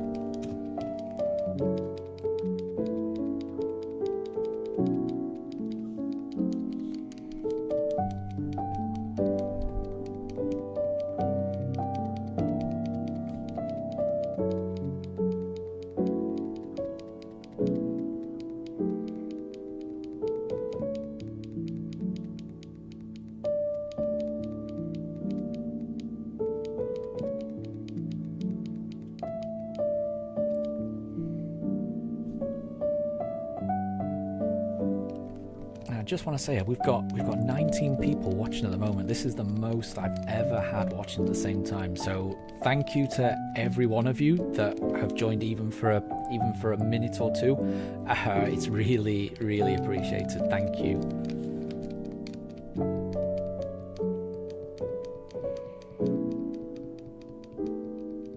And Lutube, so you started uploading on your old channel 3 years ago, but on your new channel it was this year. Yeah, exactly. Yeah, so it's not too dissimilar to mine. Yeah, on this channel, I've just been doing it since the start of this year, and I think really, you should just make a start as early as possible and just don't give up. I wish I had not given up when I did in 2010, because I think if I just persevered through those copyright strikes, then it would have been quite interesting. But I think that's the thing, you've just got to keep going. You just got to keep making videos, keep doing what you can, and the more you, whatever you're doing, the more you do it, the better it will be. The better you'll get at it. There's things that I'm learning constantly. Everyone learns through actually putting the work in and just doing what you like to do. So yeah, I think it's always good to just to try and just see how things go, and just to keep up and keep going. So Capamon, your favourite is between Trico or Meltan. Meltan is an interesting favourite. I like it when people go for those slightly different Pokemon. So that's an interesting pick. I like that. And you also like Howlucha very much. Yeah, that's quite a cool Pokemon with a great shiny. Trico is a good one as well.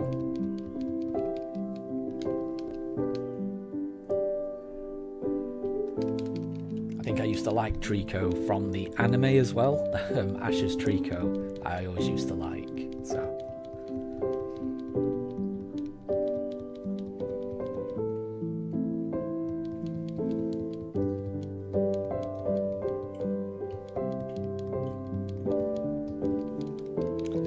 And Lucci, we are in the attic, so I stream from the attic of our house.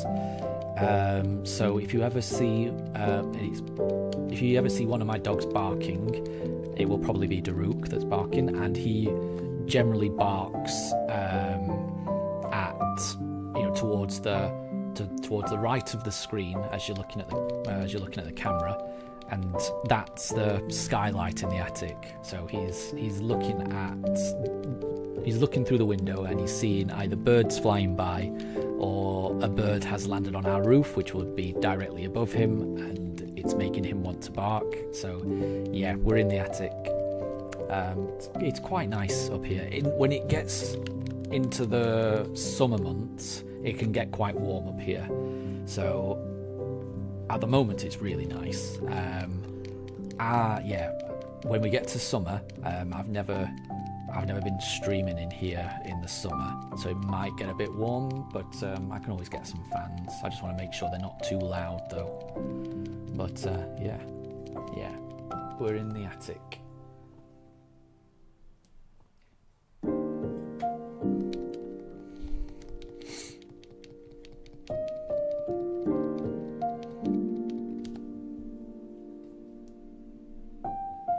And yeah, Wolf, this is the attic. It's also kind of my office as well. So when I work from home, I work from the attic as well. So this is yeah.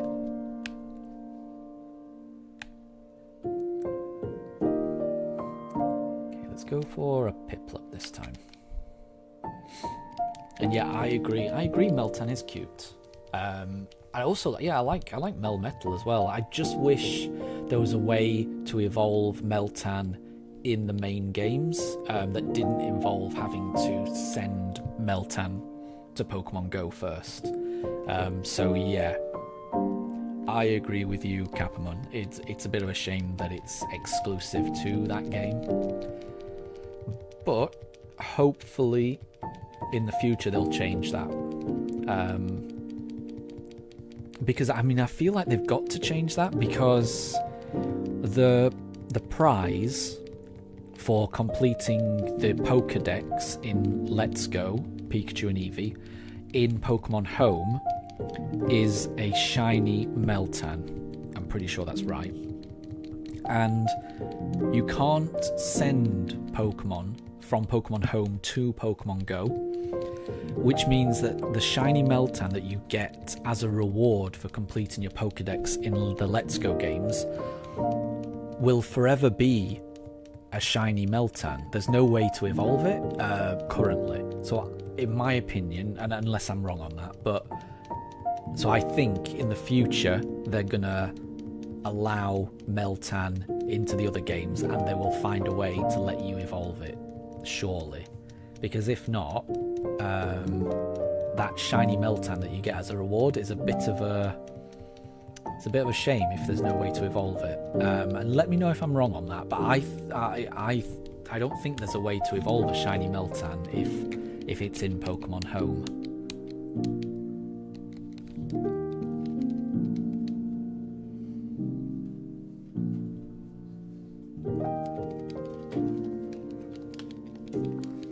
And it looks like Quizzo has found Taylor, so Taylor was the Basculegion. That seems like it was a good game of hide and seek. Well done, Quizzo, because I think if that was me, I would still be looking. I wouldn't be able to find anyone. It's such a big map, so I'm impressed you managed to find each other. Well done.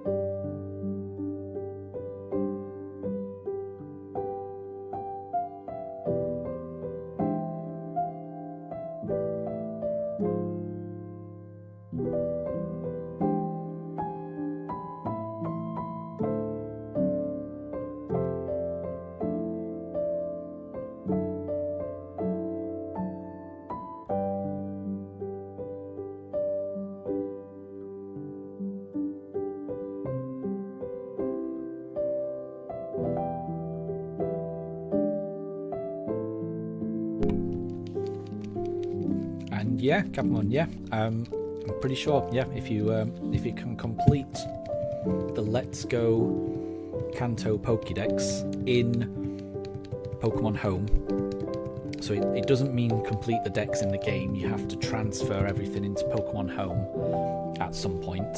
But if you've got them all logged in there, yeah, you get a shiny Meltan. Someone who has Let's Go Eevee. I have Let's Go Eevee. So if you need any of the exclusives, Capamon, let me know. Because I have a second Switch, I can load that up, and I'm pretty sure I caught all of the version exclusives for Let's Go Eevee, because I think someone else wanted them, but then they ended up getting them from someone else anyway, so I've just got them spare. So, I mean, it took me ages to find the pincer in Let's Go Eevee, but I do have that. So that's the most difficult version exclusive to get. So, Capamon, if you need any of the Eevee exclusives, let me know, and we can trade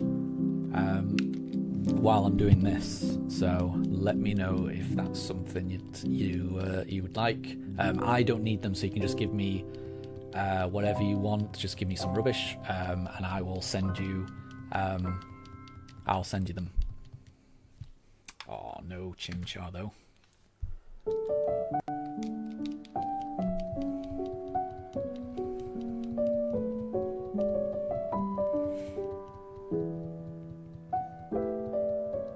Oh wait. Let me have. So wait, am I reading this right? So Taylor and Quizzo's shiny hide and seek. Taylor disguised himself as a shiny Sawsbuck, and then Quizzo thought he'd encountered a shiny, but he'd actually encountered. He'd actually found Taylor. Is that what happened? And yeah, Capamon, let me. Yeah, that's no problem at all. Let me just load up the game.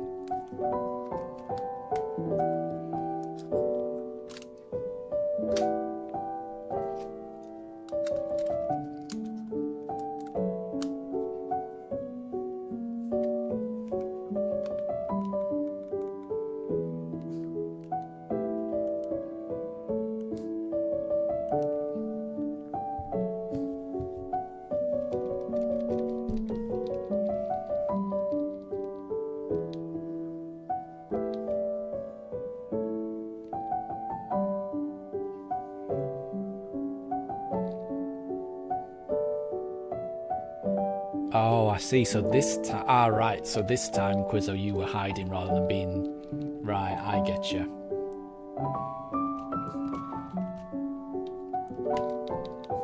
And Capamon, no, I don't have one of those turbo controllers. That probably would be helpful because these cutscenes do involve pressing the A button. No, I'm just using a pro controller.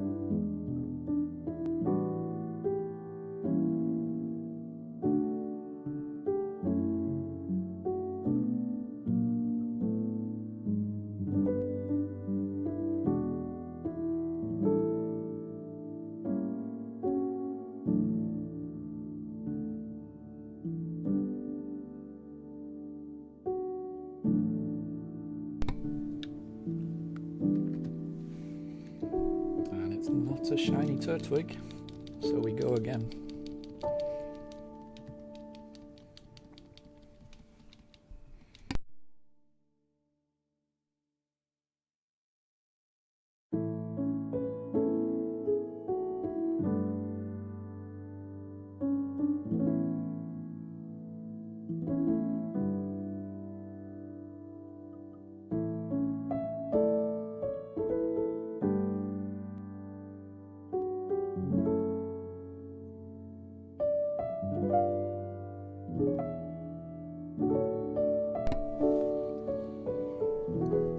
Yeah, Cappleman, I can imagine. It would be good if I had one of those controllers where you could just automatically hit A. But I will manage with this. I will manage.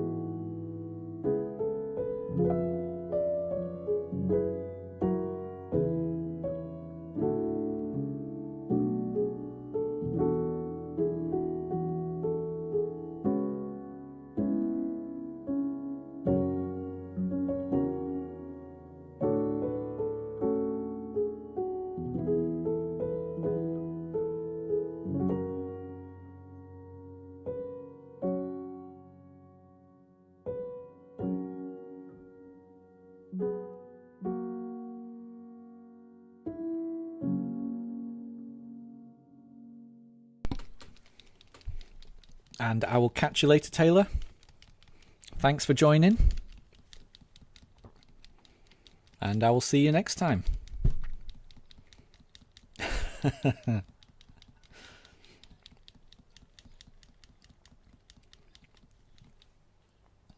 And there's never anything to apologise for, Quizzo, I'm sure.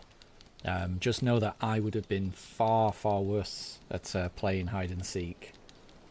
I don't think I would have ever found anyone if I was doing that. So I think you did well to find him.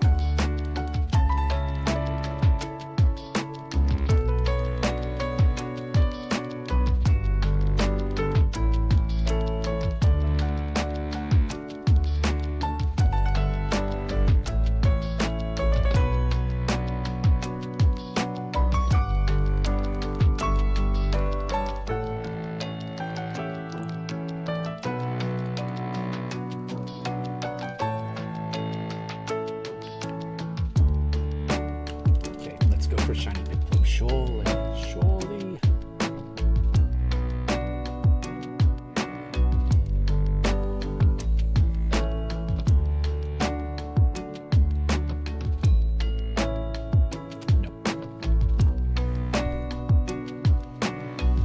Okay, well.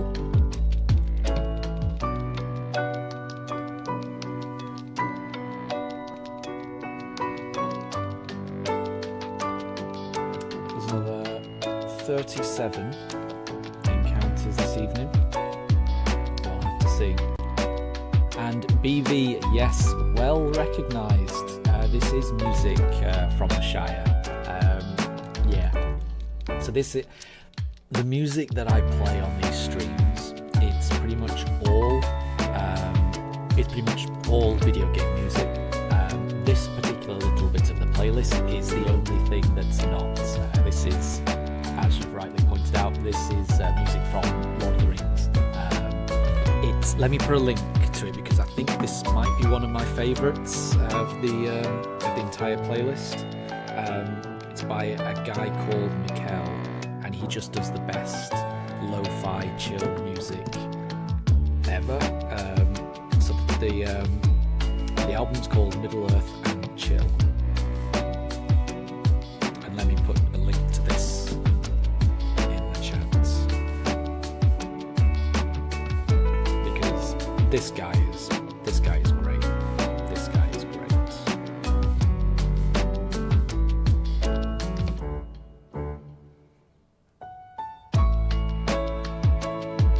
Because I first heard about this guy through his Zelda and Chill series of albums, where he did lo-fi versions of Zelda songs, which I absolutely loved. But this is equally good. So I've just posted the link to it in chat. So yes, this is Middle Earth and Chill by Mikkel. It's wonderful. So BV, you're going to see all 3 films next year with live music. Oh, at the Royal Albert Hall. That would be incredible, actually. That would be incredible. Wow.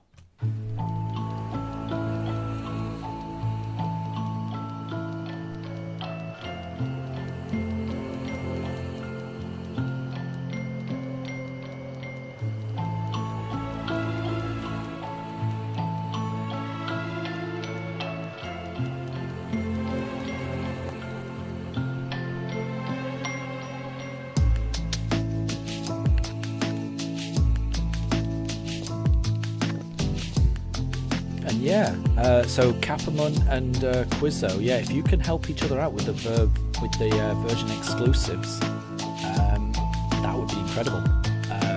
That'd be really nice of you both to help each other out like that. And BB, yes, I don't know the exact track, but this does feel very Elvish, doesn't it? There's so many good songs on this. I cannot recommend this album highly enough. It's one of my favourites. So much so that I'm fairly certain I'm going to try and get this album on vinyl. When it's an album that I really, really like, I do try to get a physical copy of it. Sometimes it's a bit tricky to get vinyl copies of this guy's work. It's sometimes in short supply. But I think in the future I want to try and get this album on vinyl. Because to me it's very, very atmospheric, very chill, and I love it to bits.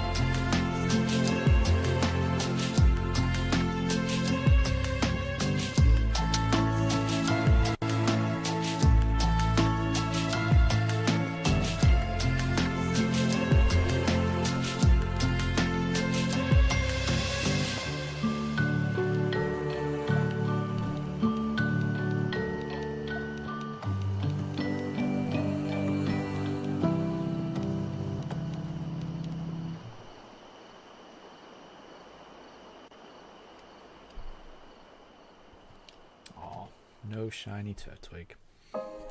So we go again.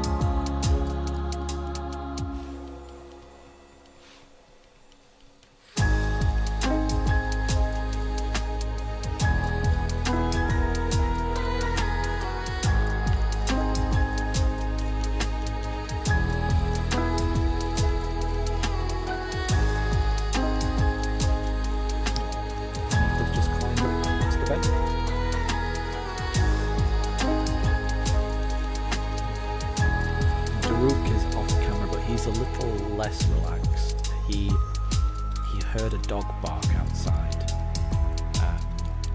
Not enough to completely set him off, but just enough for him to start low growling. So if he hears another noise, then he may start barking. I can hear him low growling at the moment. So if anyone has dogs with them, I apologise if Daruk's barking startles them. For the moment, he is keeping it under control.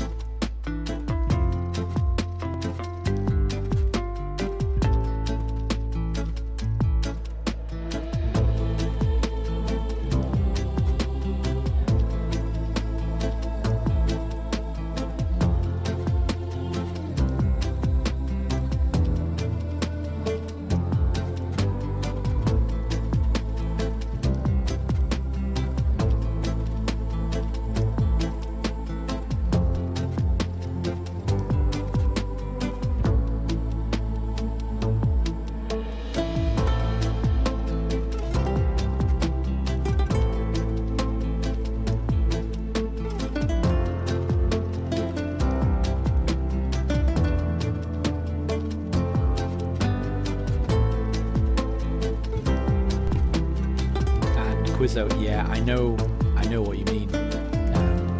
I had the same experience when I was running around trying to catch all the version exclusives, especially when I was trying to find the patch of grass that I wanted to find the pincer in.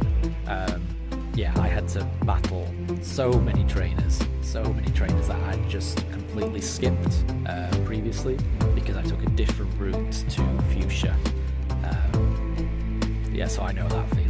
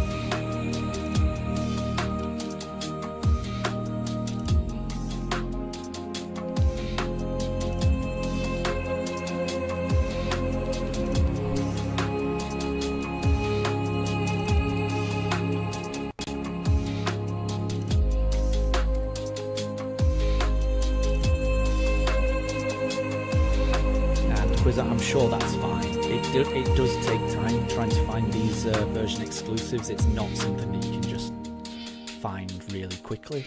I mean, especially when you get into like the cipher, that can really take some time. That's not something you can do really quickly.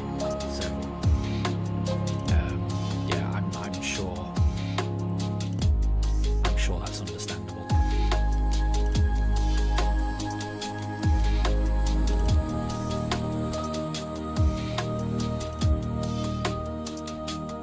And exactly, yeah. So that's good. That's good. Everyone understands. I think I'm just going to take a very, very quick 5-minute break, and I will be back very, very shortly. Won't be long.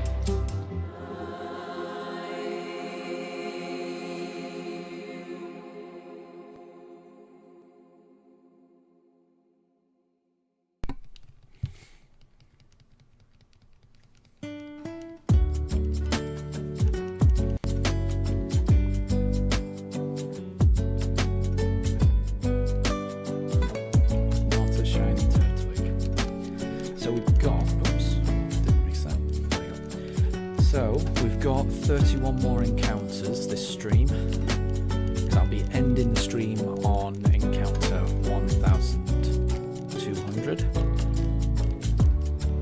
It could still happen. It could still happen.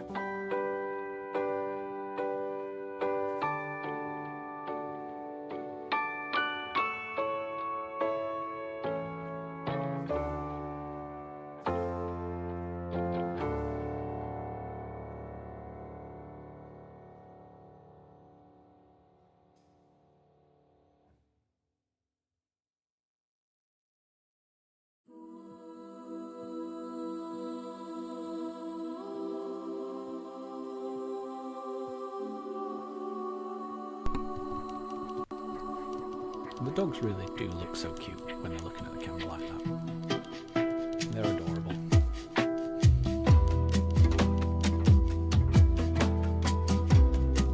And it's rare that they're both in the frame at the same time, because usually one is just collapsed on the floor, or they're both in the bed and Mifa is just sat on top of Drew. It's rare to see them in that position.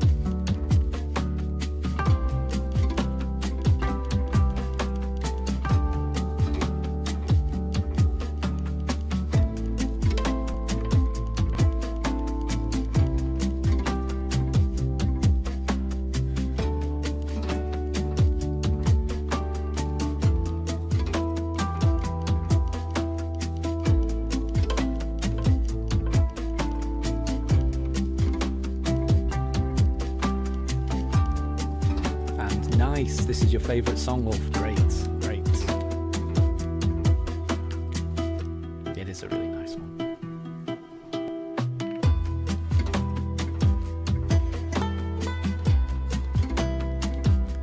I just love them all. This is it's a really nice album, this.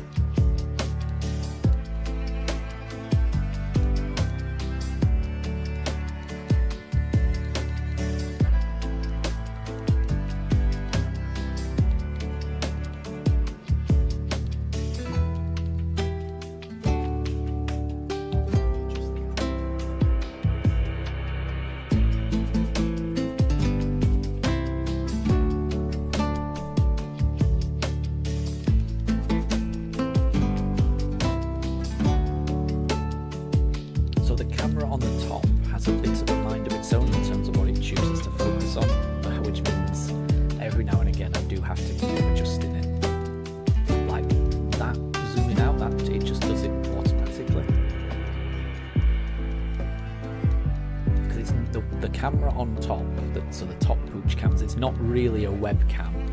It's I don't know if anyone else has them or used to have them. It's one of the Portal TV devices that Facebook or Meta put out, for video calls. But Facebook have been slowly stripping out all the functionality from the Portal, so it no longer functions as anything other than just a camera to take photos with. So I've kind of taken it from the living room where it used to be a camera, and I'm using it as a webcam. So it's the autofocus thing is from its camera app, and just automatically focuses on what it thinks it should do.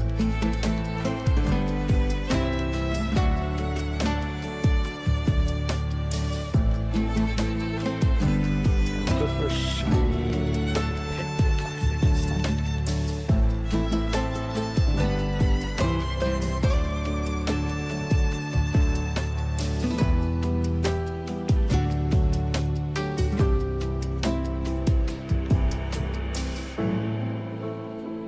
But that is not shiny.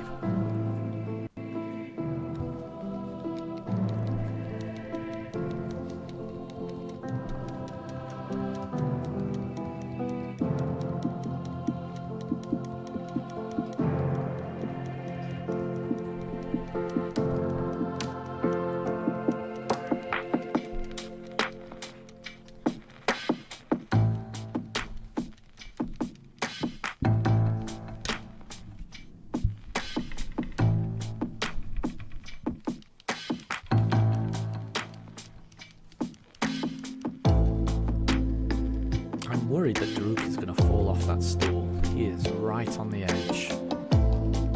He is right on the edge of that stool. He almost fell. He almost fell then. Now I feel better. Now I feel better that he's laying on it properly.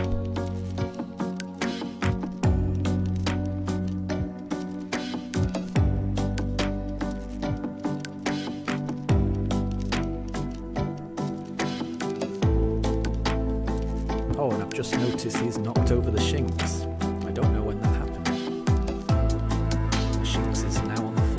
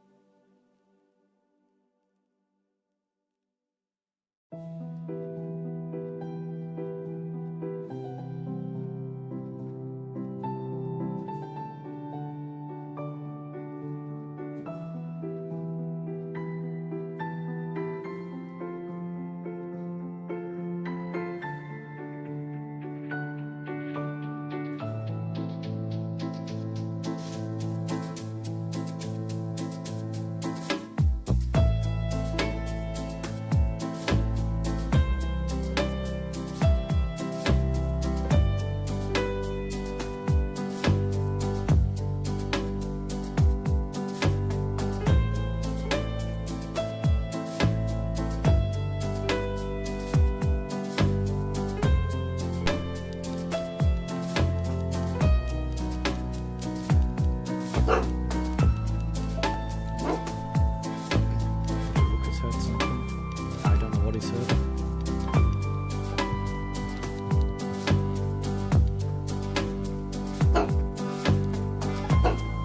So, Captain, my goal is to find a shiny starter, definitely. Which one that is, I don't mind. You know, if it's a Chimchar, Turtwig, Piplup, any of them, I'll be happy with. And then after that, just build a whole team of shinies that I catch in this game. So this is going to be a shiny only run.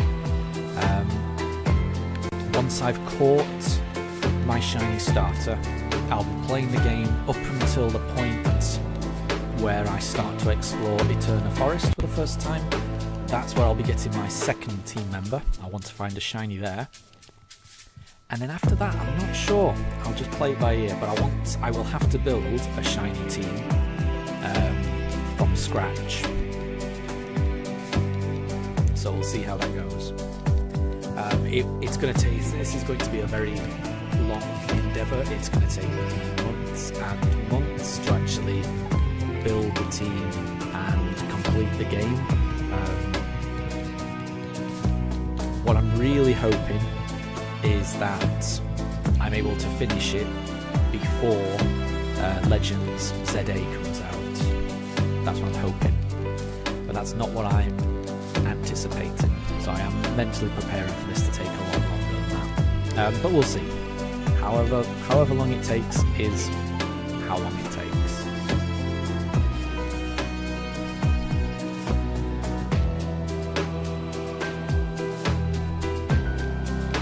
Thank you. I'm really excited about it.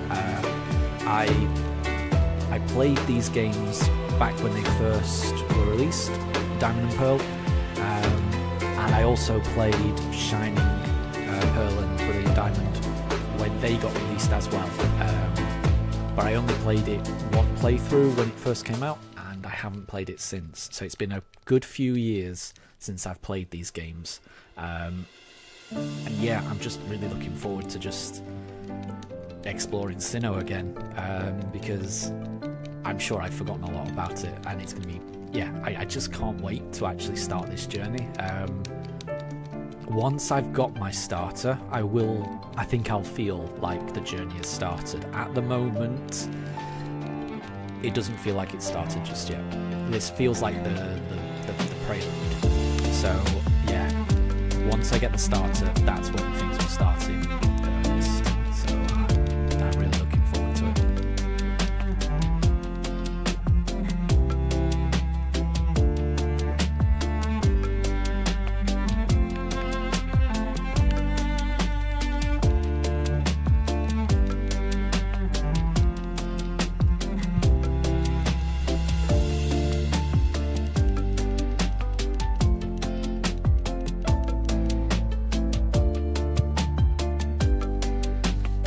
What I need to do is make these streams a bit more regular, or maybe not regular, but at least easier for people to plan around. So I guess I need to start scheduling these so that I know when I'm going to be able to play them, and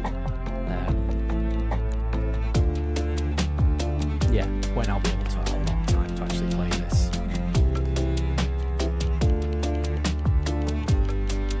So Capamon, you are doing a challenge as well. You're catching every Pokemon shiny that can Mega Evolve, so that you can use them in Legends ZA. Now that is a very good challenge. I like that. So yeah, when Legends ZA comes out, you're going to be ready with all of your shiny Pokemon ready to Mega Evolve them. That sounds incredible. Yeah, I like that. I like the sound of that. It's nice to be able to do that. Yeah, I like that. I like that a lot.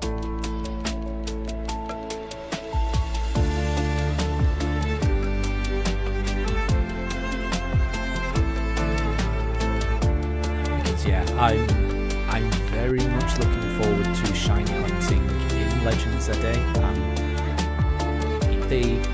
Every single game on the Switch. Every single Pokemon game on the Switch has shiny hunting done in a very slightly different way. So I am really interested to see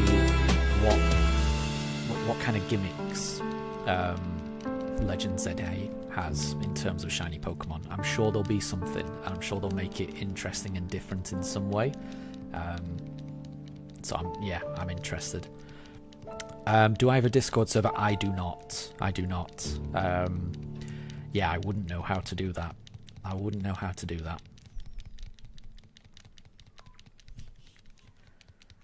But I do use Discord, but I wouldn't know how to create my own server.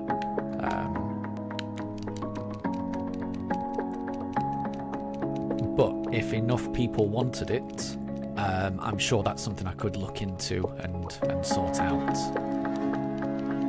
But at the moment, I think I'm a bit too small for something like that.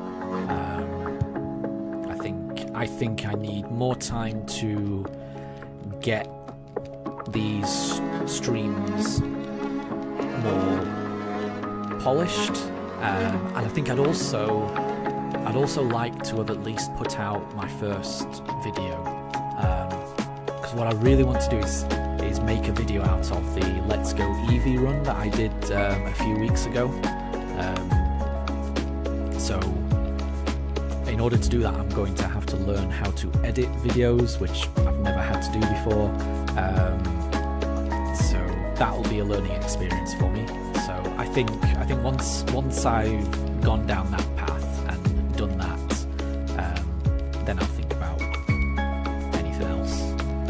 But I think I'm a little bit too small time for something like a Discord server, I feel like.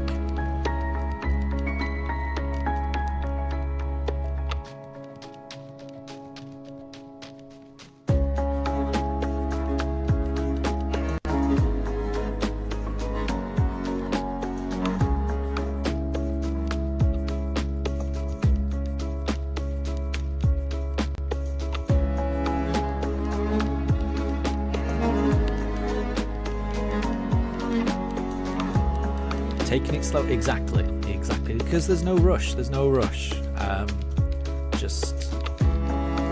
I find just the more you do something, just the better you get. So I'm not in a rush. The more I do things, hopefully, the better these get. I mean, I can see an improvement if I go back and look at my first streams on this channel. The ones I've done more recently just feel better to me, even taking the microphone out of it. I feel like I'm very, very slowly, but I'm just learning a little bit each time, and that's all you can do, really.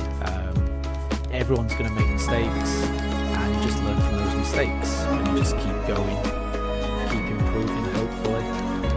That's the idea, and I'm just finding it very fun, honestly. I've never done anything like this, soft resetting for things before. Before the Mewtwo, I'd never done that before. And it's just something I'm really finding that I'm enjoying. And I think a large part of that is because I'm just doing it on stream. I'm able to hang out with my dogs while I'm doing it. I'm able to just listen to some relaxing music as I do it. And I can also just chat to you all as well. And it's very nice. So it just feels like a really nice hobby at the moment. It's really nice. I would recommend it to anyone. If there's anything that you enjoy doing in life, just do it. Because there will be, if you enjoy something, there will always be other people that enjoy it, and it's just about finding those other people that enjoy the same things that you do.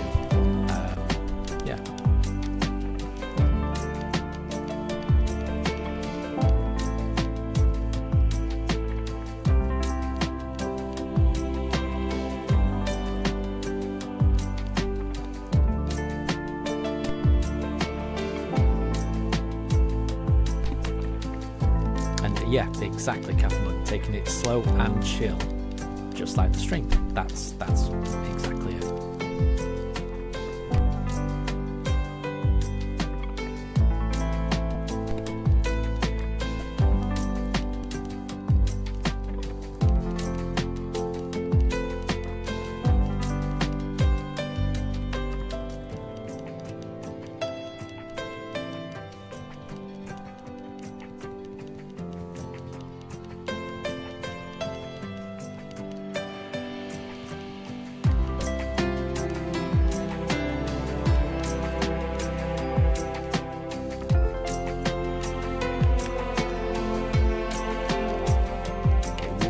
Shiny Pearl.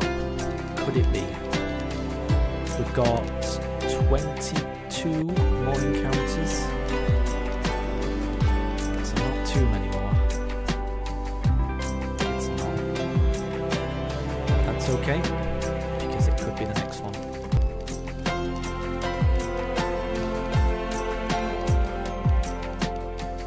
Again, it would just be the best thing in the world. And yes, Luchu, we are still going.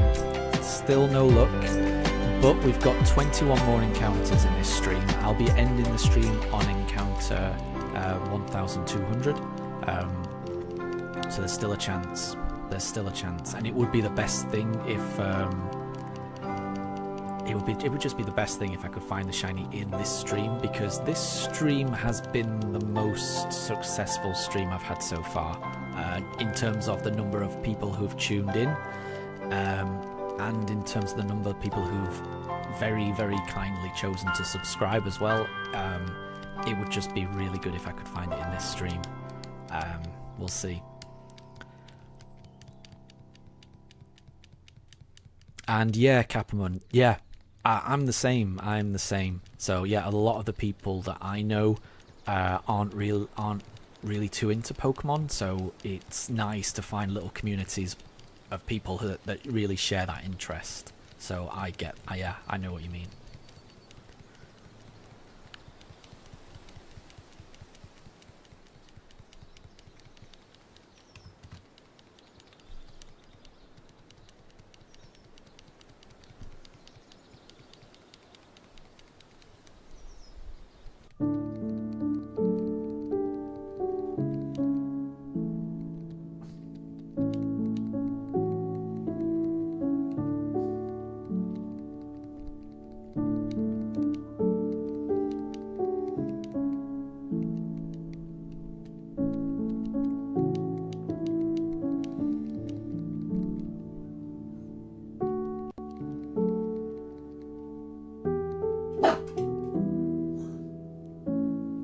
Apologies if you heard Daruk barking.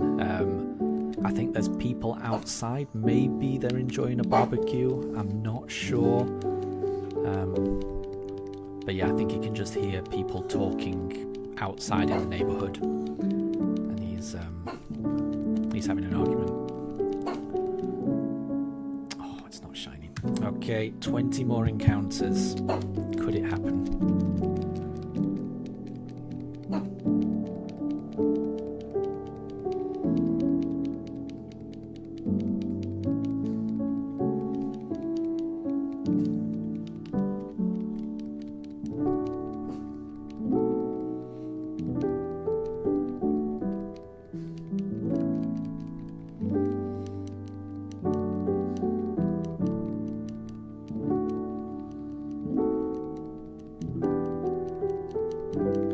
And Capamon, yeah, imagine the Starly being shiny. Yes, it's pretty easy for me to imagine that, because it's happened twice already so far. So yeah, on encounter number 77, we found a shiny Starly and had to let it go, obviously. And then again, and this is the one I always forget the number, yeah, we've also encountered it on number 679. So I have technically found 2 shinies already. The problem is that they've both been shiny Starlies. So it was a mixture of it being heartbreaking, because you've just got to reset and let it go. But I will say it was actually quite funny as well. You know, there's it's quite funny that it happens. So I mean, yeah, the odds are very, very low that I would have encountered 2 shiny Starlies. But yeah. I'm hoping that the next shiny I encounter is not a Starly, but it also wouldn't surprise me if it was, because that seems to be the way it goes with me. But I will say, if we do encounter the 3rd shiny Starly, for the previous 2 I've just been resetting. If it makes an appearance again for a 3rd time, I'm going to knock it out and then reset. So we'll see. We will see. I'd like to see it. I'd like to see it. It's fun when it happens. It's interesting.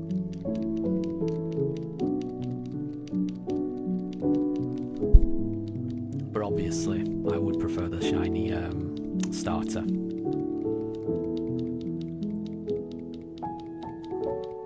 Because even if it appeared, and even if it was catchable, I'd still have to reset because I really want the starter to be shiny. So we'll see.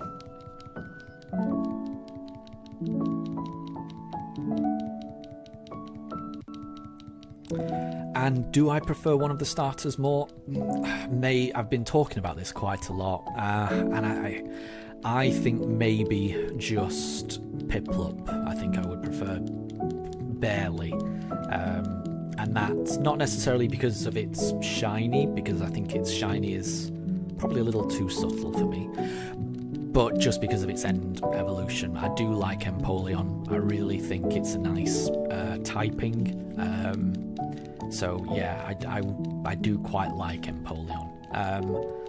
But really, I like every single one of the starters. I think all of the base design, all of the starter designs are really cute and amazing, and every single one of them evolves into a final form that I think is really cool. So yeah, this is one of the generations where I just love every single one of the starters,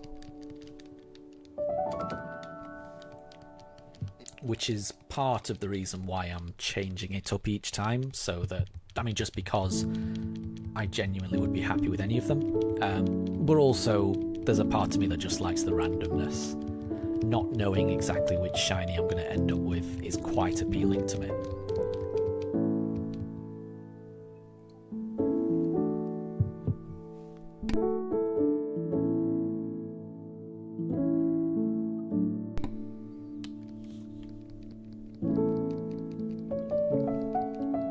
Yeah, so Capon, you chose Piplup as well. And yeah, exactly, Wolf. I'm trying to think. I can't think of any other water steel types. Maybe there are, but there's no shortage of fire fighting. Grass ground. I'm trying to think if there's too many like that. Not that I can think of off the top of my head. So yeah, I really like all these starters. I really do. But yeah, water steel. I just like that combination. I just feel like it's a very nice, defensive thing. Empoleon will resist quite a lot, and I quite like that. So we'll see. But again, I would be happy with any Pokemon that chooses to reveal its shiny self to me, apart from a Starly.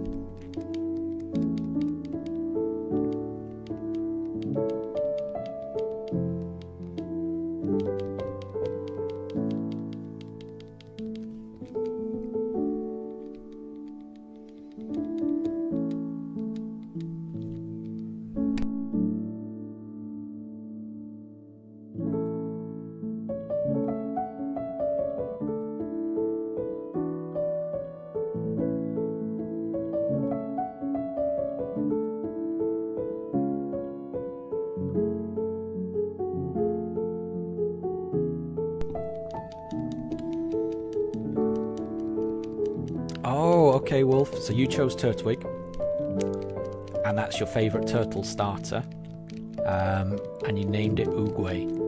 Very cool. Very cool. I like the Kung Fu Panda reference. Yeah, that's cool. That's cool. And I guess I do. Yeah, part of me does like it when they do different versions of a similar type. So say you've got you've got the water turtle of Squirtle. You've got the grass turtle of Turtwig. And I quite like that they're quite similar in a set. And part of me wants a fire turtle, but I guess that would be too similar to Torkoal. But in a similar way, like you've got the grass cat of Sprigatito, and then you've got the fire cat of Litten. So I'd kind of want part of me wants to see a starter set that kind of completes those sets. So one day I want to see a starter Pokemon of a fire turtle and a water cat. And what other sets are there? I'm trying to think. But yeah, I like most of the starters. There's very few starters that I'm not crazy about. I think the Pokemon generally does a very good job with their starters. Ah, yeah, the monkeys. Yeah, so you've got a fire monkey of Chinchar, and you've got the grass monkey of Grookey. Yeah, exactly. Yeah. So a water monkey as well would be a good starter that I would be on board with. So, yeah. And I'm the same, Wolf. I've never really used a Torkoal in a playthrough, but I would like to. I've seen some good. It's got a wonderful ability, drought, to bring out the sun. So I do think Torkoal would be a really, really fun to use on a playthrough, because you could build a team around, around the sunny day weather. And it's also got a wonderful shiny. And I think Capamon is saying that Oogway is a perfect nickname, and I would agree. Turtwig does have that kind of Master Oogway vibe. I like it. I like that nickname as well.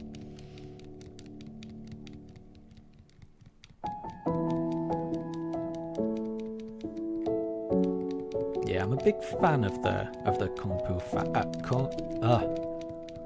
Kung Fu Panda, if I can get my words out.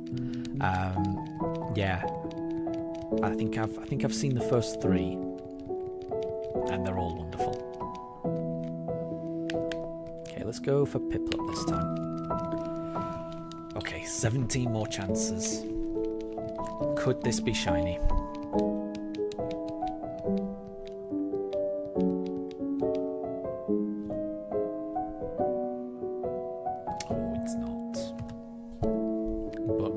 The next one.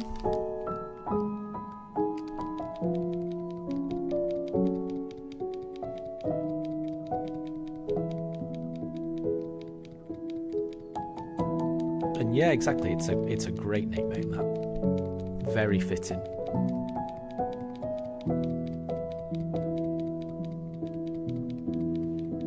Yeah, exactly. They're great movies, aren't they? They're great, and yeah, especially the first one. It's got such a nice, wholesome plot line. I think my favourite character is Poe's adoptive father. He's just the sweetest. I love it. I love it.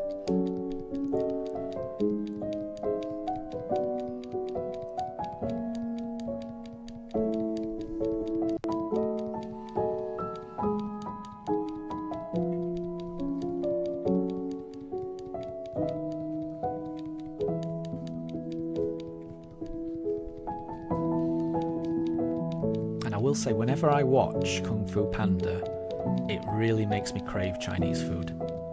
I always... Mr. Ping, that's it. Yes, that's my favourite character from those movies. He's great. He is very funny. And I think they did a really good job with his design as well, because when you see the voice actor that plays him, you can, or I can, just see the resemblance, even just visually. It's really impressive. They're just good movies. They're really good movies. But yeah, they always make me crave Chinese food when I watch those movies.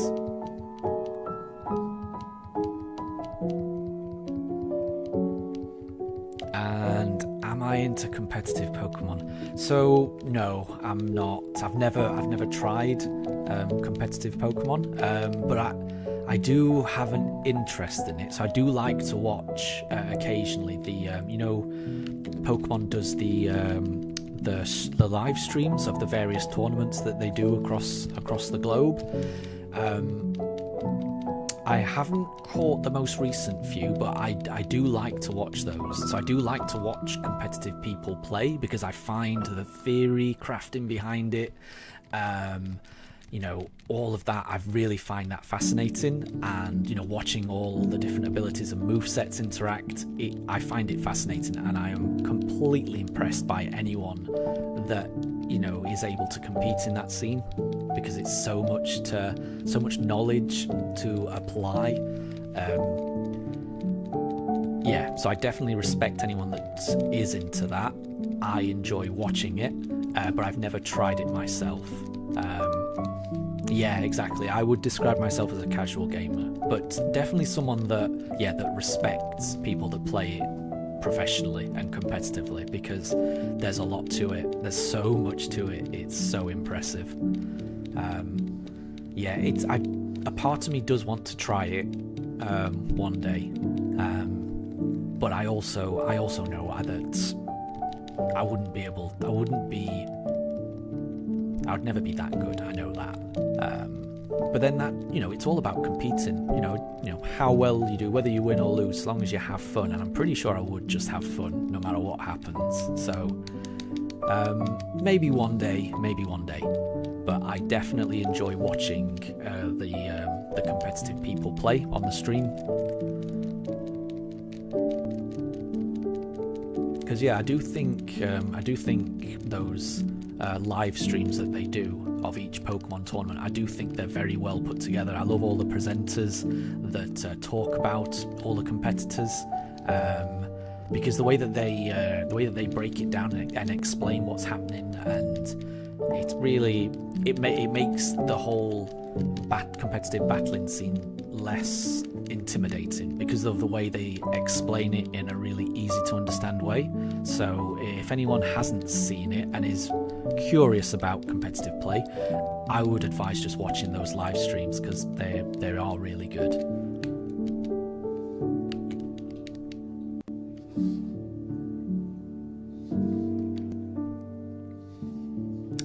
Okay, so Capcom, you started it recently, and you've had a fun team using very slow Pokemon and Trick Room. Yeah, exactly. Yeah, so so you make your Pokemon as slow as possible, and then you try and put up Trick Room, and then suddenly your team is the fastest there is. It's a really interesting. It's a really interesting way to play. There's some really fascinating strategies out there. And it's all really good. I just keep turning around to look at Daruk to figure out what he's doing. At the moment, what he's trying to do is, I think he's found a piece of hair, and he's trying to eat it. So yeah, I don't know what he's doing. Actually, I don't know what he's doing. Wolf, you're mostly casual gamers. Most important perspective is to have fun, and that is the right perspective to have, I would say. And I think when you get into that really competitive scene, it can be that it's the result that all that matters. And I think it's more important to have fun. I think it's more important to make sure you're enjoying what you're doing. And yes, Kathman, I would agree. Using underused or underrated Pokemon is probably a really good way to make it fun. So using Pokemon that people aren't expecting, I can see the appeal in that as well. So yeah, so I mean, however you play it, as long as you're having fun, that's the main thing.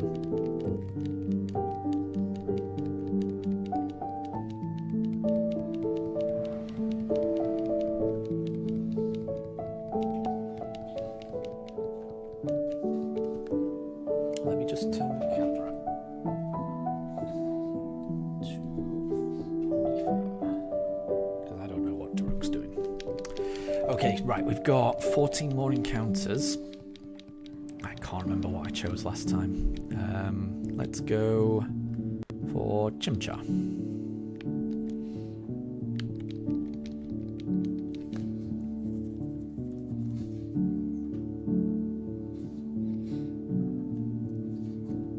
Because I guess in terms of competitive, the World Championships won't be too far away. I think it's being held in Anaheim this year. So whenever that is, I will be watching the live streams. So Capone, you're finding Dragonite more than Scyther.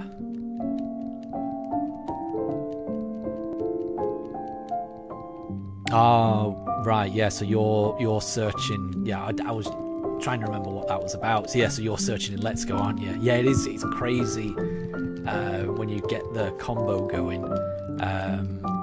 Yeah, it is tricky. And Quizzo, good to have you back. And Pincer is just not showing up. I know that struggle. Yeah. So I mean, you're both in the same position, aren't you? You're both trying to find that rare Pokemon that's for your version exclusives. I think the encounter rate for both Scyther and Pinsir is 1%. You can boost that with a lure. So if you're able to use a lure and then just don't move, because lure will... Oh, okay, sorry, my Daruk has just heard a dog outside. I'm just gonna... Bear with me, I'm just gonna close the window and hopefully that will reduce the amount of dog noise. Bear with me.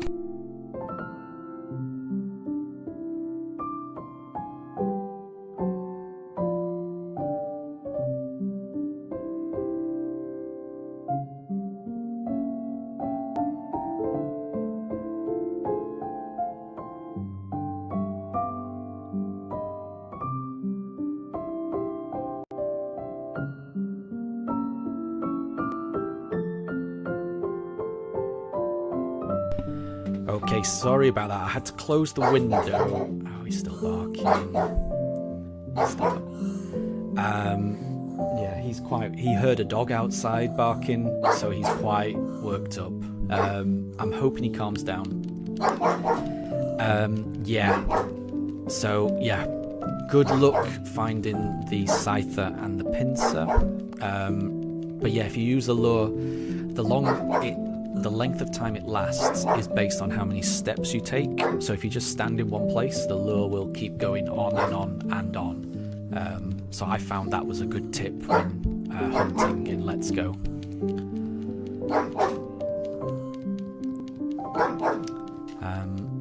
I may have to send Daruk downstairs because he's too worked up. I think what helps him calm down is to patrol the whole house and make sure there's no threats. So yeah, just give me 2 seconds. I'm just going to let him roam downstairs. Bear with me 1 second.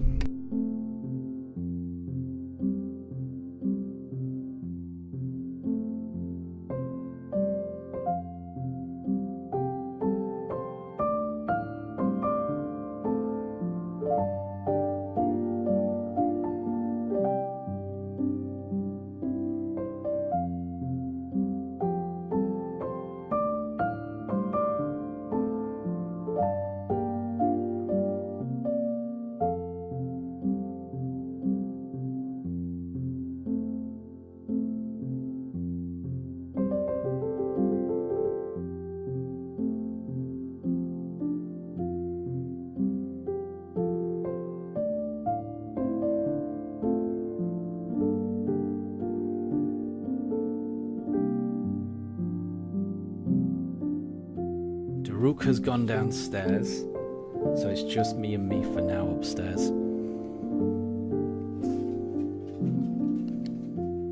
Okay, let's go for a Piplup this time. And yeah, so good luck Quizzo and good luck Capamon. Hopefully you can find them. If you guys want to trade, just know that I won't be streaming tomorrow because I have to work in the office tomorrow, which means I'll be back late. I'll be streaming on Tuesday, but if you two can find a way to trade together, then that's fine.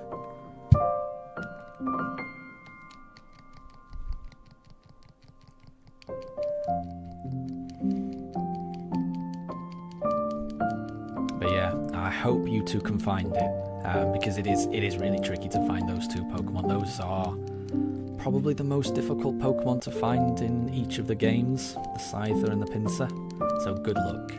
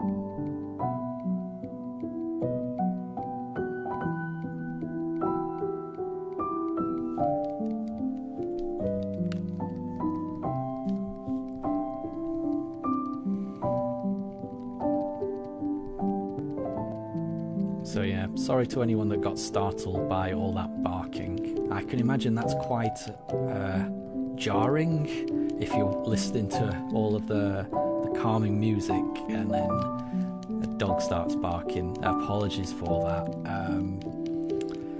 But yeah, that's just an inevitable risk of me having the dogs here. And I apologise for that. But I don't think I'd have it any other way though. I just like having the dogs with me. Okay, here we go. Right, we've got the last 12 encounters. Let's go Turtwig this time.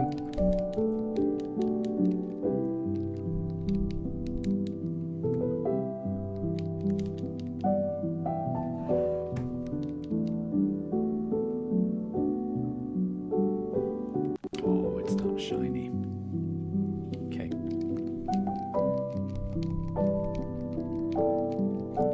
Good. Thank you, Capamon.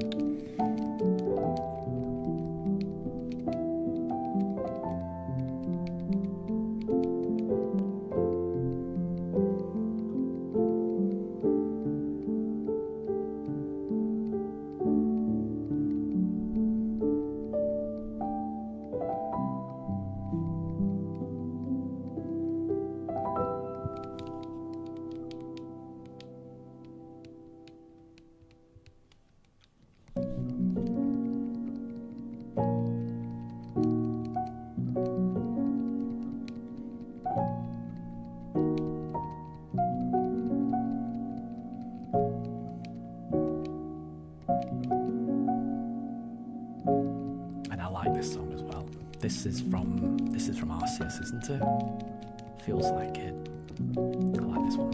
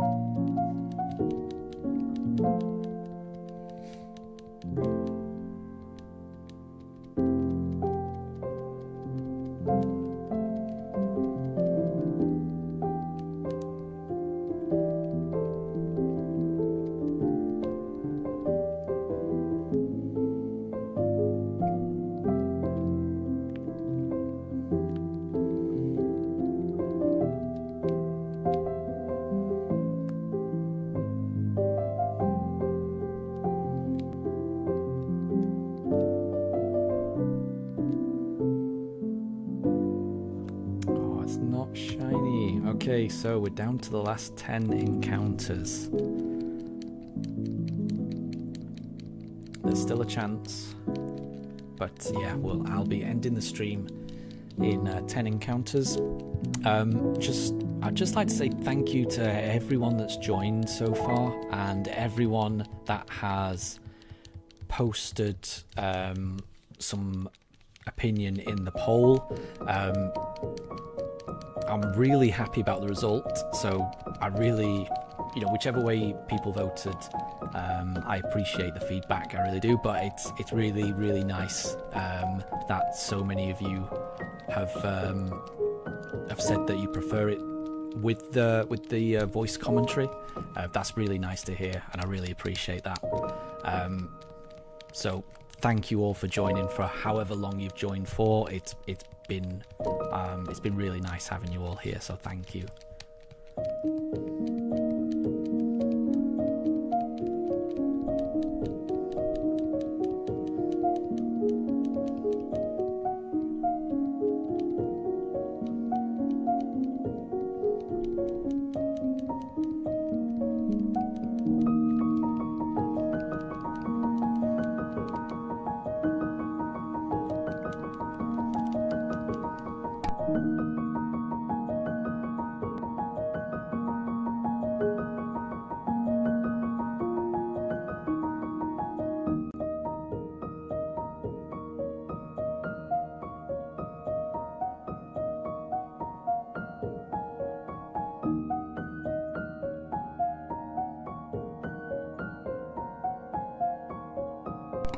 And thank you so much for saying that, Wolf. I really appreciate that. Thank you. Yeah, I can imagine it. That's what I was thinking, and that it would be quite a big change for people. For people who are used to just hearing the music, to go from that to me actually talking. I was thinking it would be quite a big change, so I wanted to make sure that people were okay with that. But yeah, it's really nice that a lot of you, seem to prefer it this way. Because certainly I prefer it. It's a lot easier. It means I don't have to put down the controller and type in order to be able to talk to you all. So I really appreciate it. Thank you all.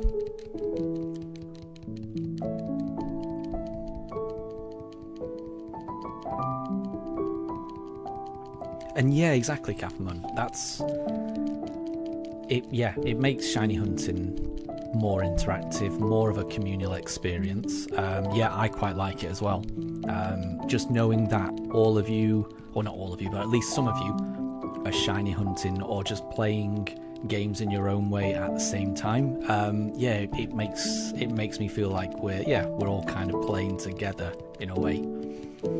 And there might be a way for us to play together literally a little bit later on, because when this game gets to the underground section, I believe you can connect to the internet. I don't know what that entails, and we'll have to just see.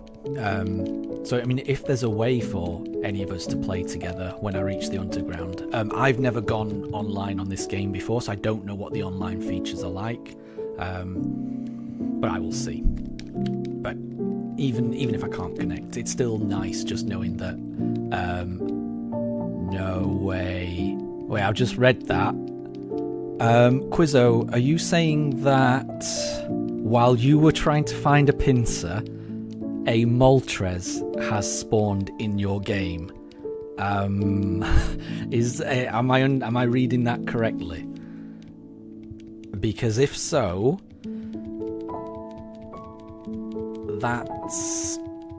that's incredible.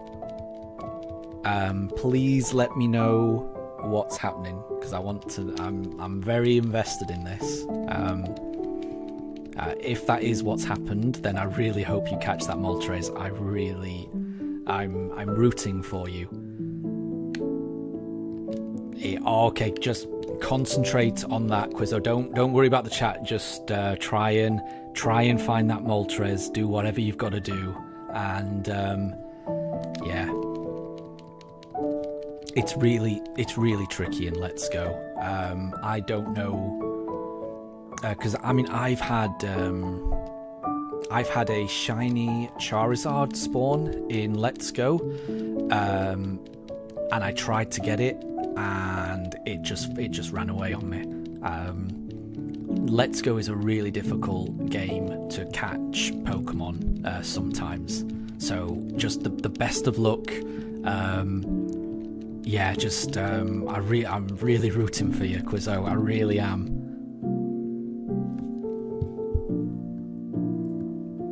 Please keep us updated.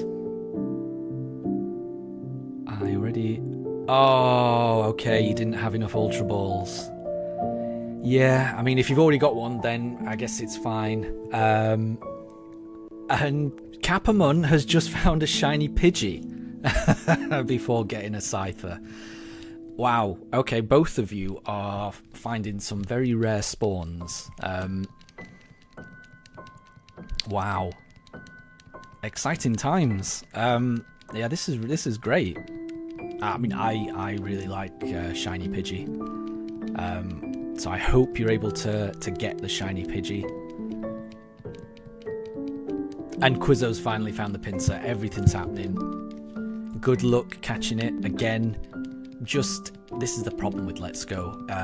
Encountering the Pokemon is only half the battle. You've then got to catch it, and it's not like other Pokemon games.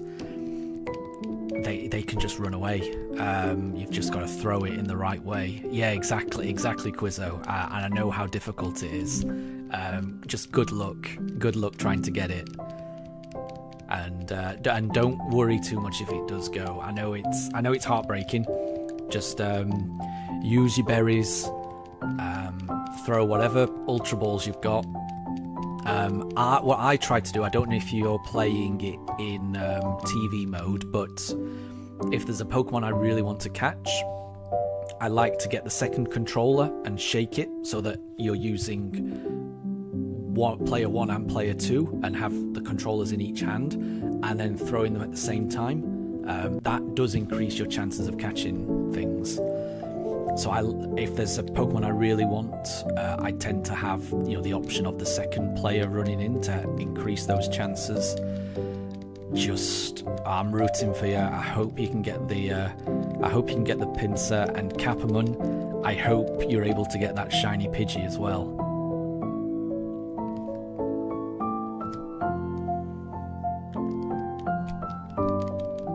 It ran. No. Oh, I'm sorry. Yeah, that's just the way it goes. There will be another. It's such a harsh game, this, isn't it, though? Yeah. Yeah.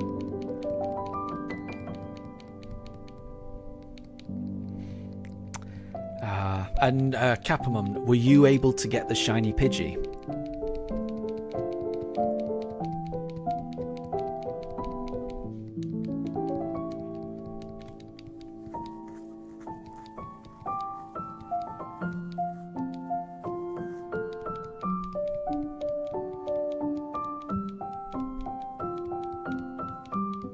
And yeah, exactly, Quizzo. At least it wasn't shiny. That's, yeah. So, I mean, yeah, it will come about again. It will. Yeah, just make use of the lure. And good, Capman. At least you've managed to get a shiny out of it. So yeah, just keep going. You will get them. Keep going. But I mean, Quizzo, to even encounter a legendary bird, I think that's amazing. I've played those games a lot. I've never encountered a roaming legendary bird, so that's really good. Even to have just encountered it, I would count that as a win. I think that's awesome. And Carrot, hey, well, good to see you on the stream. I hope you're doing well. I do have a mic, exactly. Yeah, so I got this on Friday, so I was streaming yesterday with it. This is the second stream. I'd be very interested in what everyone's thoughts are on the mic, on the audio levels, all of that, you know. Yeah, please let me know. But Turtwig is not shiny. So we have 6 more encounters today. I will be ending the stream on encounter 1200. And let's see if we can get a shiny before then. And just thank you to anyone that's voted in that poll. It's really appreciated, because I need all the feedback that I can get about what is the best way to just improve these streams. So I really appreciate it.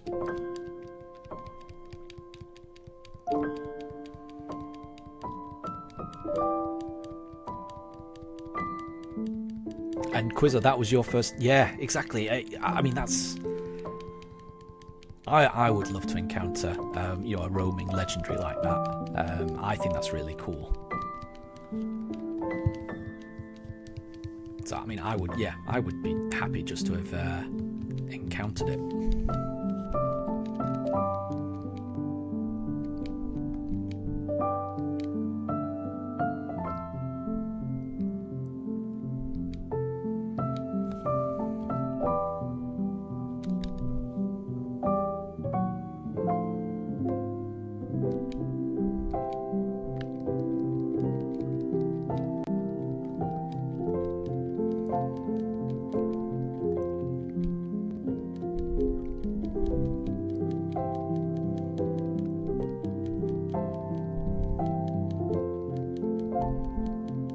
Yeah, so I don't know how you guys want to handle the trade. If you want to do it on the next stream that I do, the next stream that I do will be on Tuesday. Yeah, exactly, Quizzo. So I won't be streaming tomorrow, but I will be streaming on Tuesday. And that will be around about 5:30 British summertime until around 7:30 British summertime. So that will be when the next stream is. What I'm going to do, which I've never done before, I will try and schedule that so that something comes up on my channel that says this is when the next stream is. I'm sure there's a way of doing that. I just don't know how to do it just yet, but I'll figure it out. Oh, no shiny Chimchar. Right, 5 more encounters. Let's see.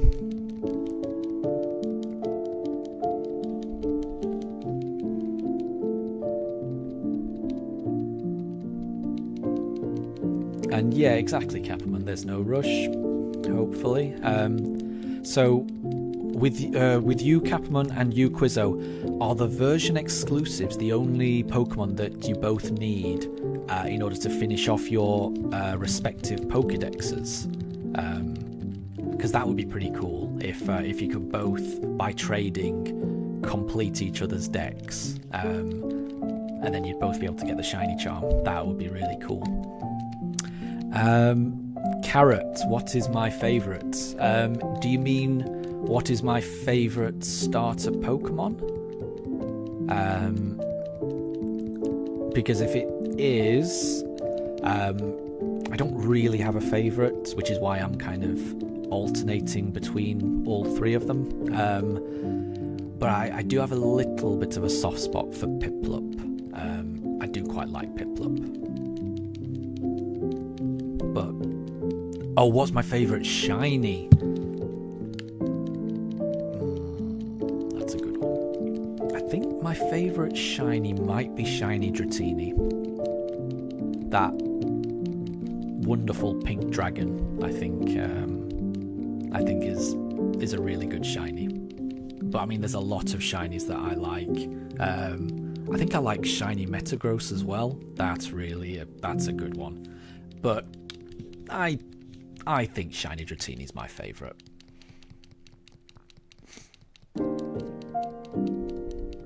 Yeah, so you need a few more, but obviously, yeah, you're right. Yeah, it's the version exclusives that'll be the real tricky ones. So it'll be good to have that out of the way. Okay, let's go Piplup. Oh, and Capmon's shiny is Shinx. That is a great shiny. That is a great shiny. I would be very happy if I found a shiny Shinx on my playthrough. So we'll see. It's not a shiny Piplup though. 4 more to go. And Carrots is Fennekin. Yeah, that's a nice one as well. That is a nice one. And Quizzo's found another Pinsir. Okay, good luck. Good luck, Quizzo. I hope you managed to get the Pinsir. And no way, at the very same time, Capamon has just found a Scyther. Is it possible that both of you can catch it? Because these are tricky to catch. Yeah, don't worry about chatting. Just focus on catching. Fingers crossed. I'm rooting for you both. I do hope you can both get it. And Wolf's favourite is Lycanroc. Yeah, exactly. That's a really good shout. It's a wonderful, wonderful shiny Lycanroc. And Quizzo's got the Pinsir. Well done. Well done. You deserve that. Well done.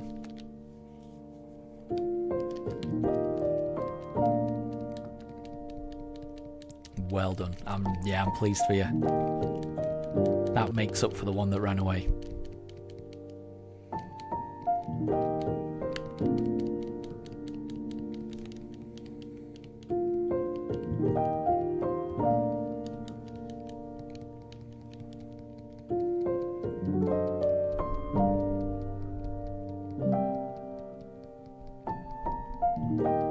No way, and Capamon's got it as well.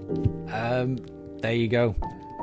You've both earned it. You've both had to search for that for quite a long time, and you went through that journey to catch those 2 Pokemon at the same time. That's quite cool. I like that. I like that you were both basically hunting the same rarity of Pokemon at the same time, probably in the exact same spots in your respective games. There's something about that that's quite fitting. Congrats. Well done. Well done.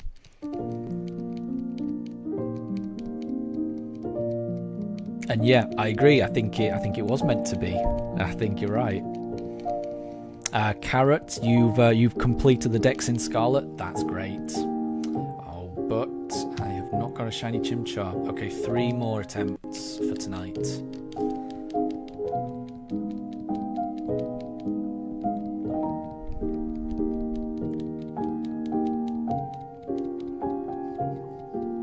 Is there any chance one of these 3 could be shiny?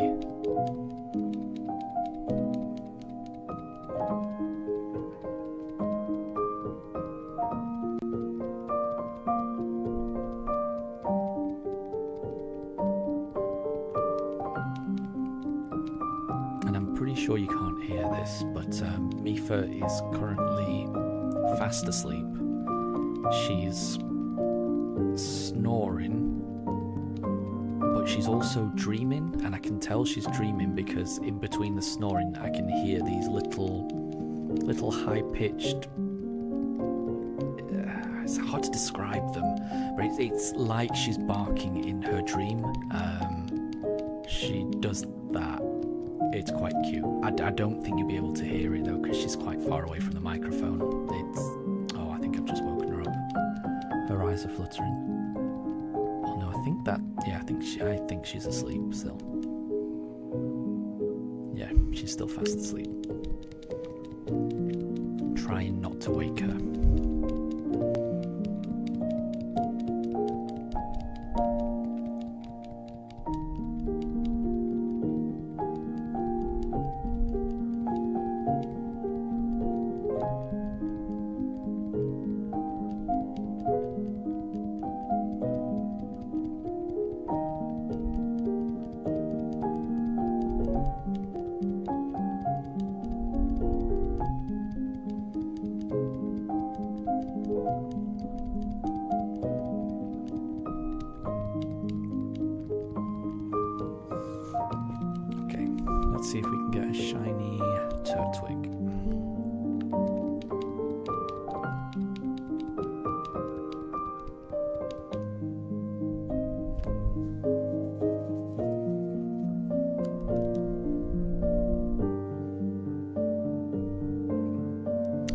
it's not going to be Turtwig. Okay, so Chimchar will be next, and then the last encounter will be Piplup. So let's see. So Carrot is asking, am I ever going to do a live on a different game that is not Pokemon? Possibly. Not in the near future though, because there's so many Pokemon games that I want to play through. So I think if there ever came a point where I've done shiny only runs in all of the Pokemon games that I want to do, then I probably would consider playing a different game. I'm not sure what that might be, but I think it would have to fit the chill vibes of this channel. So I wouldn't rule out playing another game, but it would have to be quite a long way in the future. And I've got a feeling, by the time that arrives, there's probably going to be new Pokemon games coming out. So yeah, it's hard to say. All I can say is that there's a lot of Pokemon games that I want to play. So not for the time being.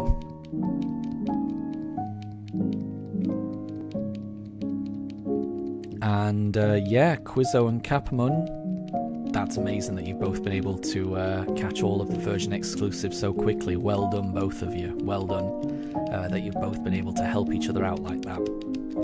It's really cool.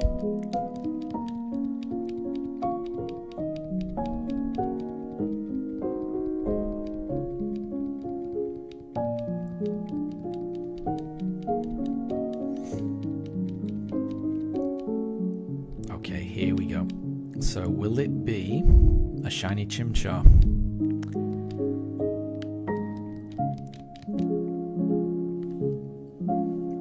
This is the penultimate encounter.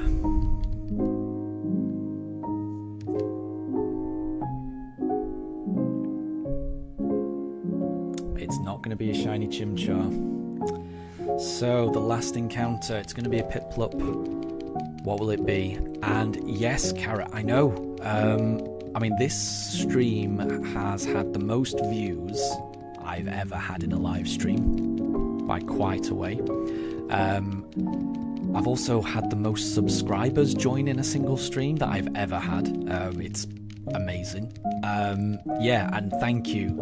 Thank you. I hit 200 subscribers during this stream. It's I'm still buzzing about that. It's really good. I really appreciate it. And I just appreciate everyone that's joined, even if you've only been here for a short while. It's very much appreciated. Even if you prefer to just sit back and watch and not join the chat, that's absolutely fine. But thank you to everyone that has joined the chat. You've made this stream an absolute pleasure for me, because it's just felt really nice just doing this with you all. So just thank you all for joining. This is the last encounter for the evening before I sign off, and like I say, I'll be back midweek on Tuesday, but it will just be for a 2-hour stream. Any stream I do midweek, they will be much shorter because I have to work. It's just what I can do in the evenings. So yeah, here we go, the last encounter.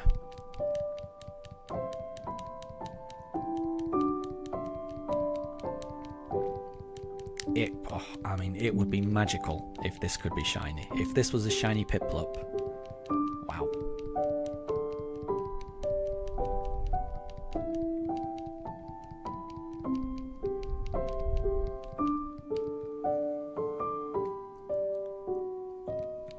Let's see how it goes. Here's the Piplup.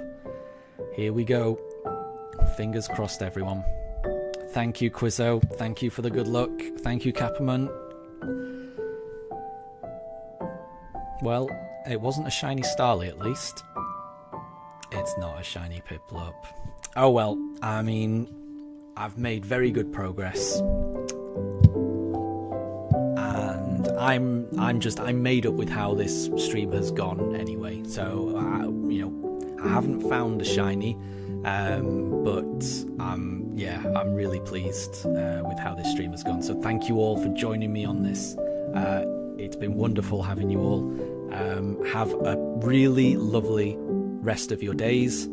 Take care, and I will catch you all later. Okay, bye everyone.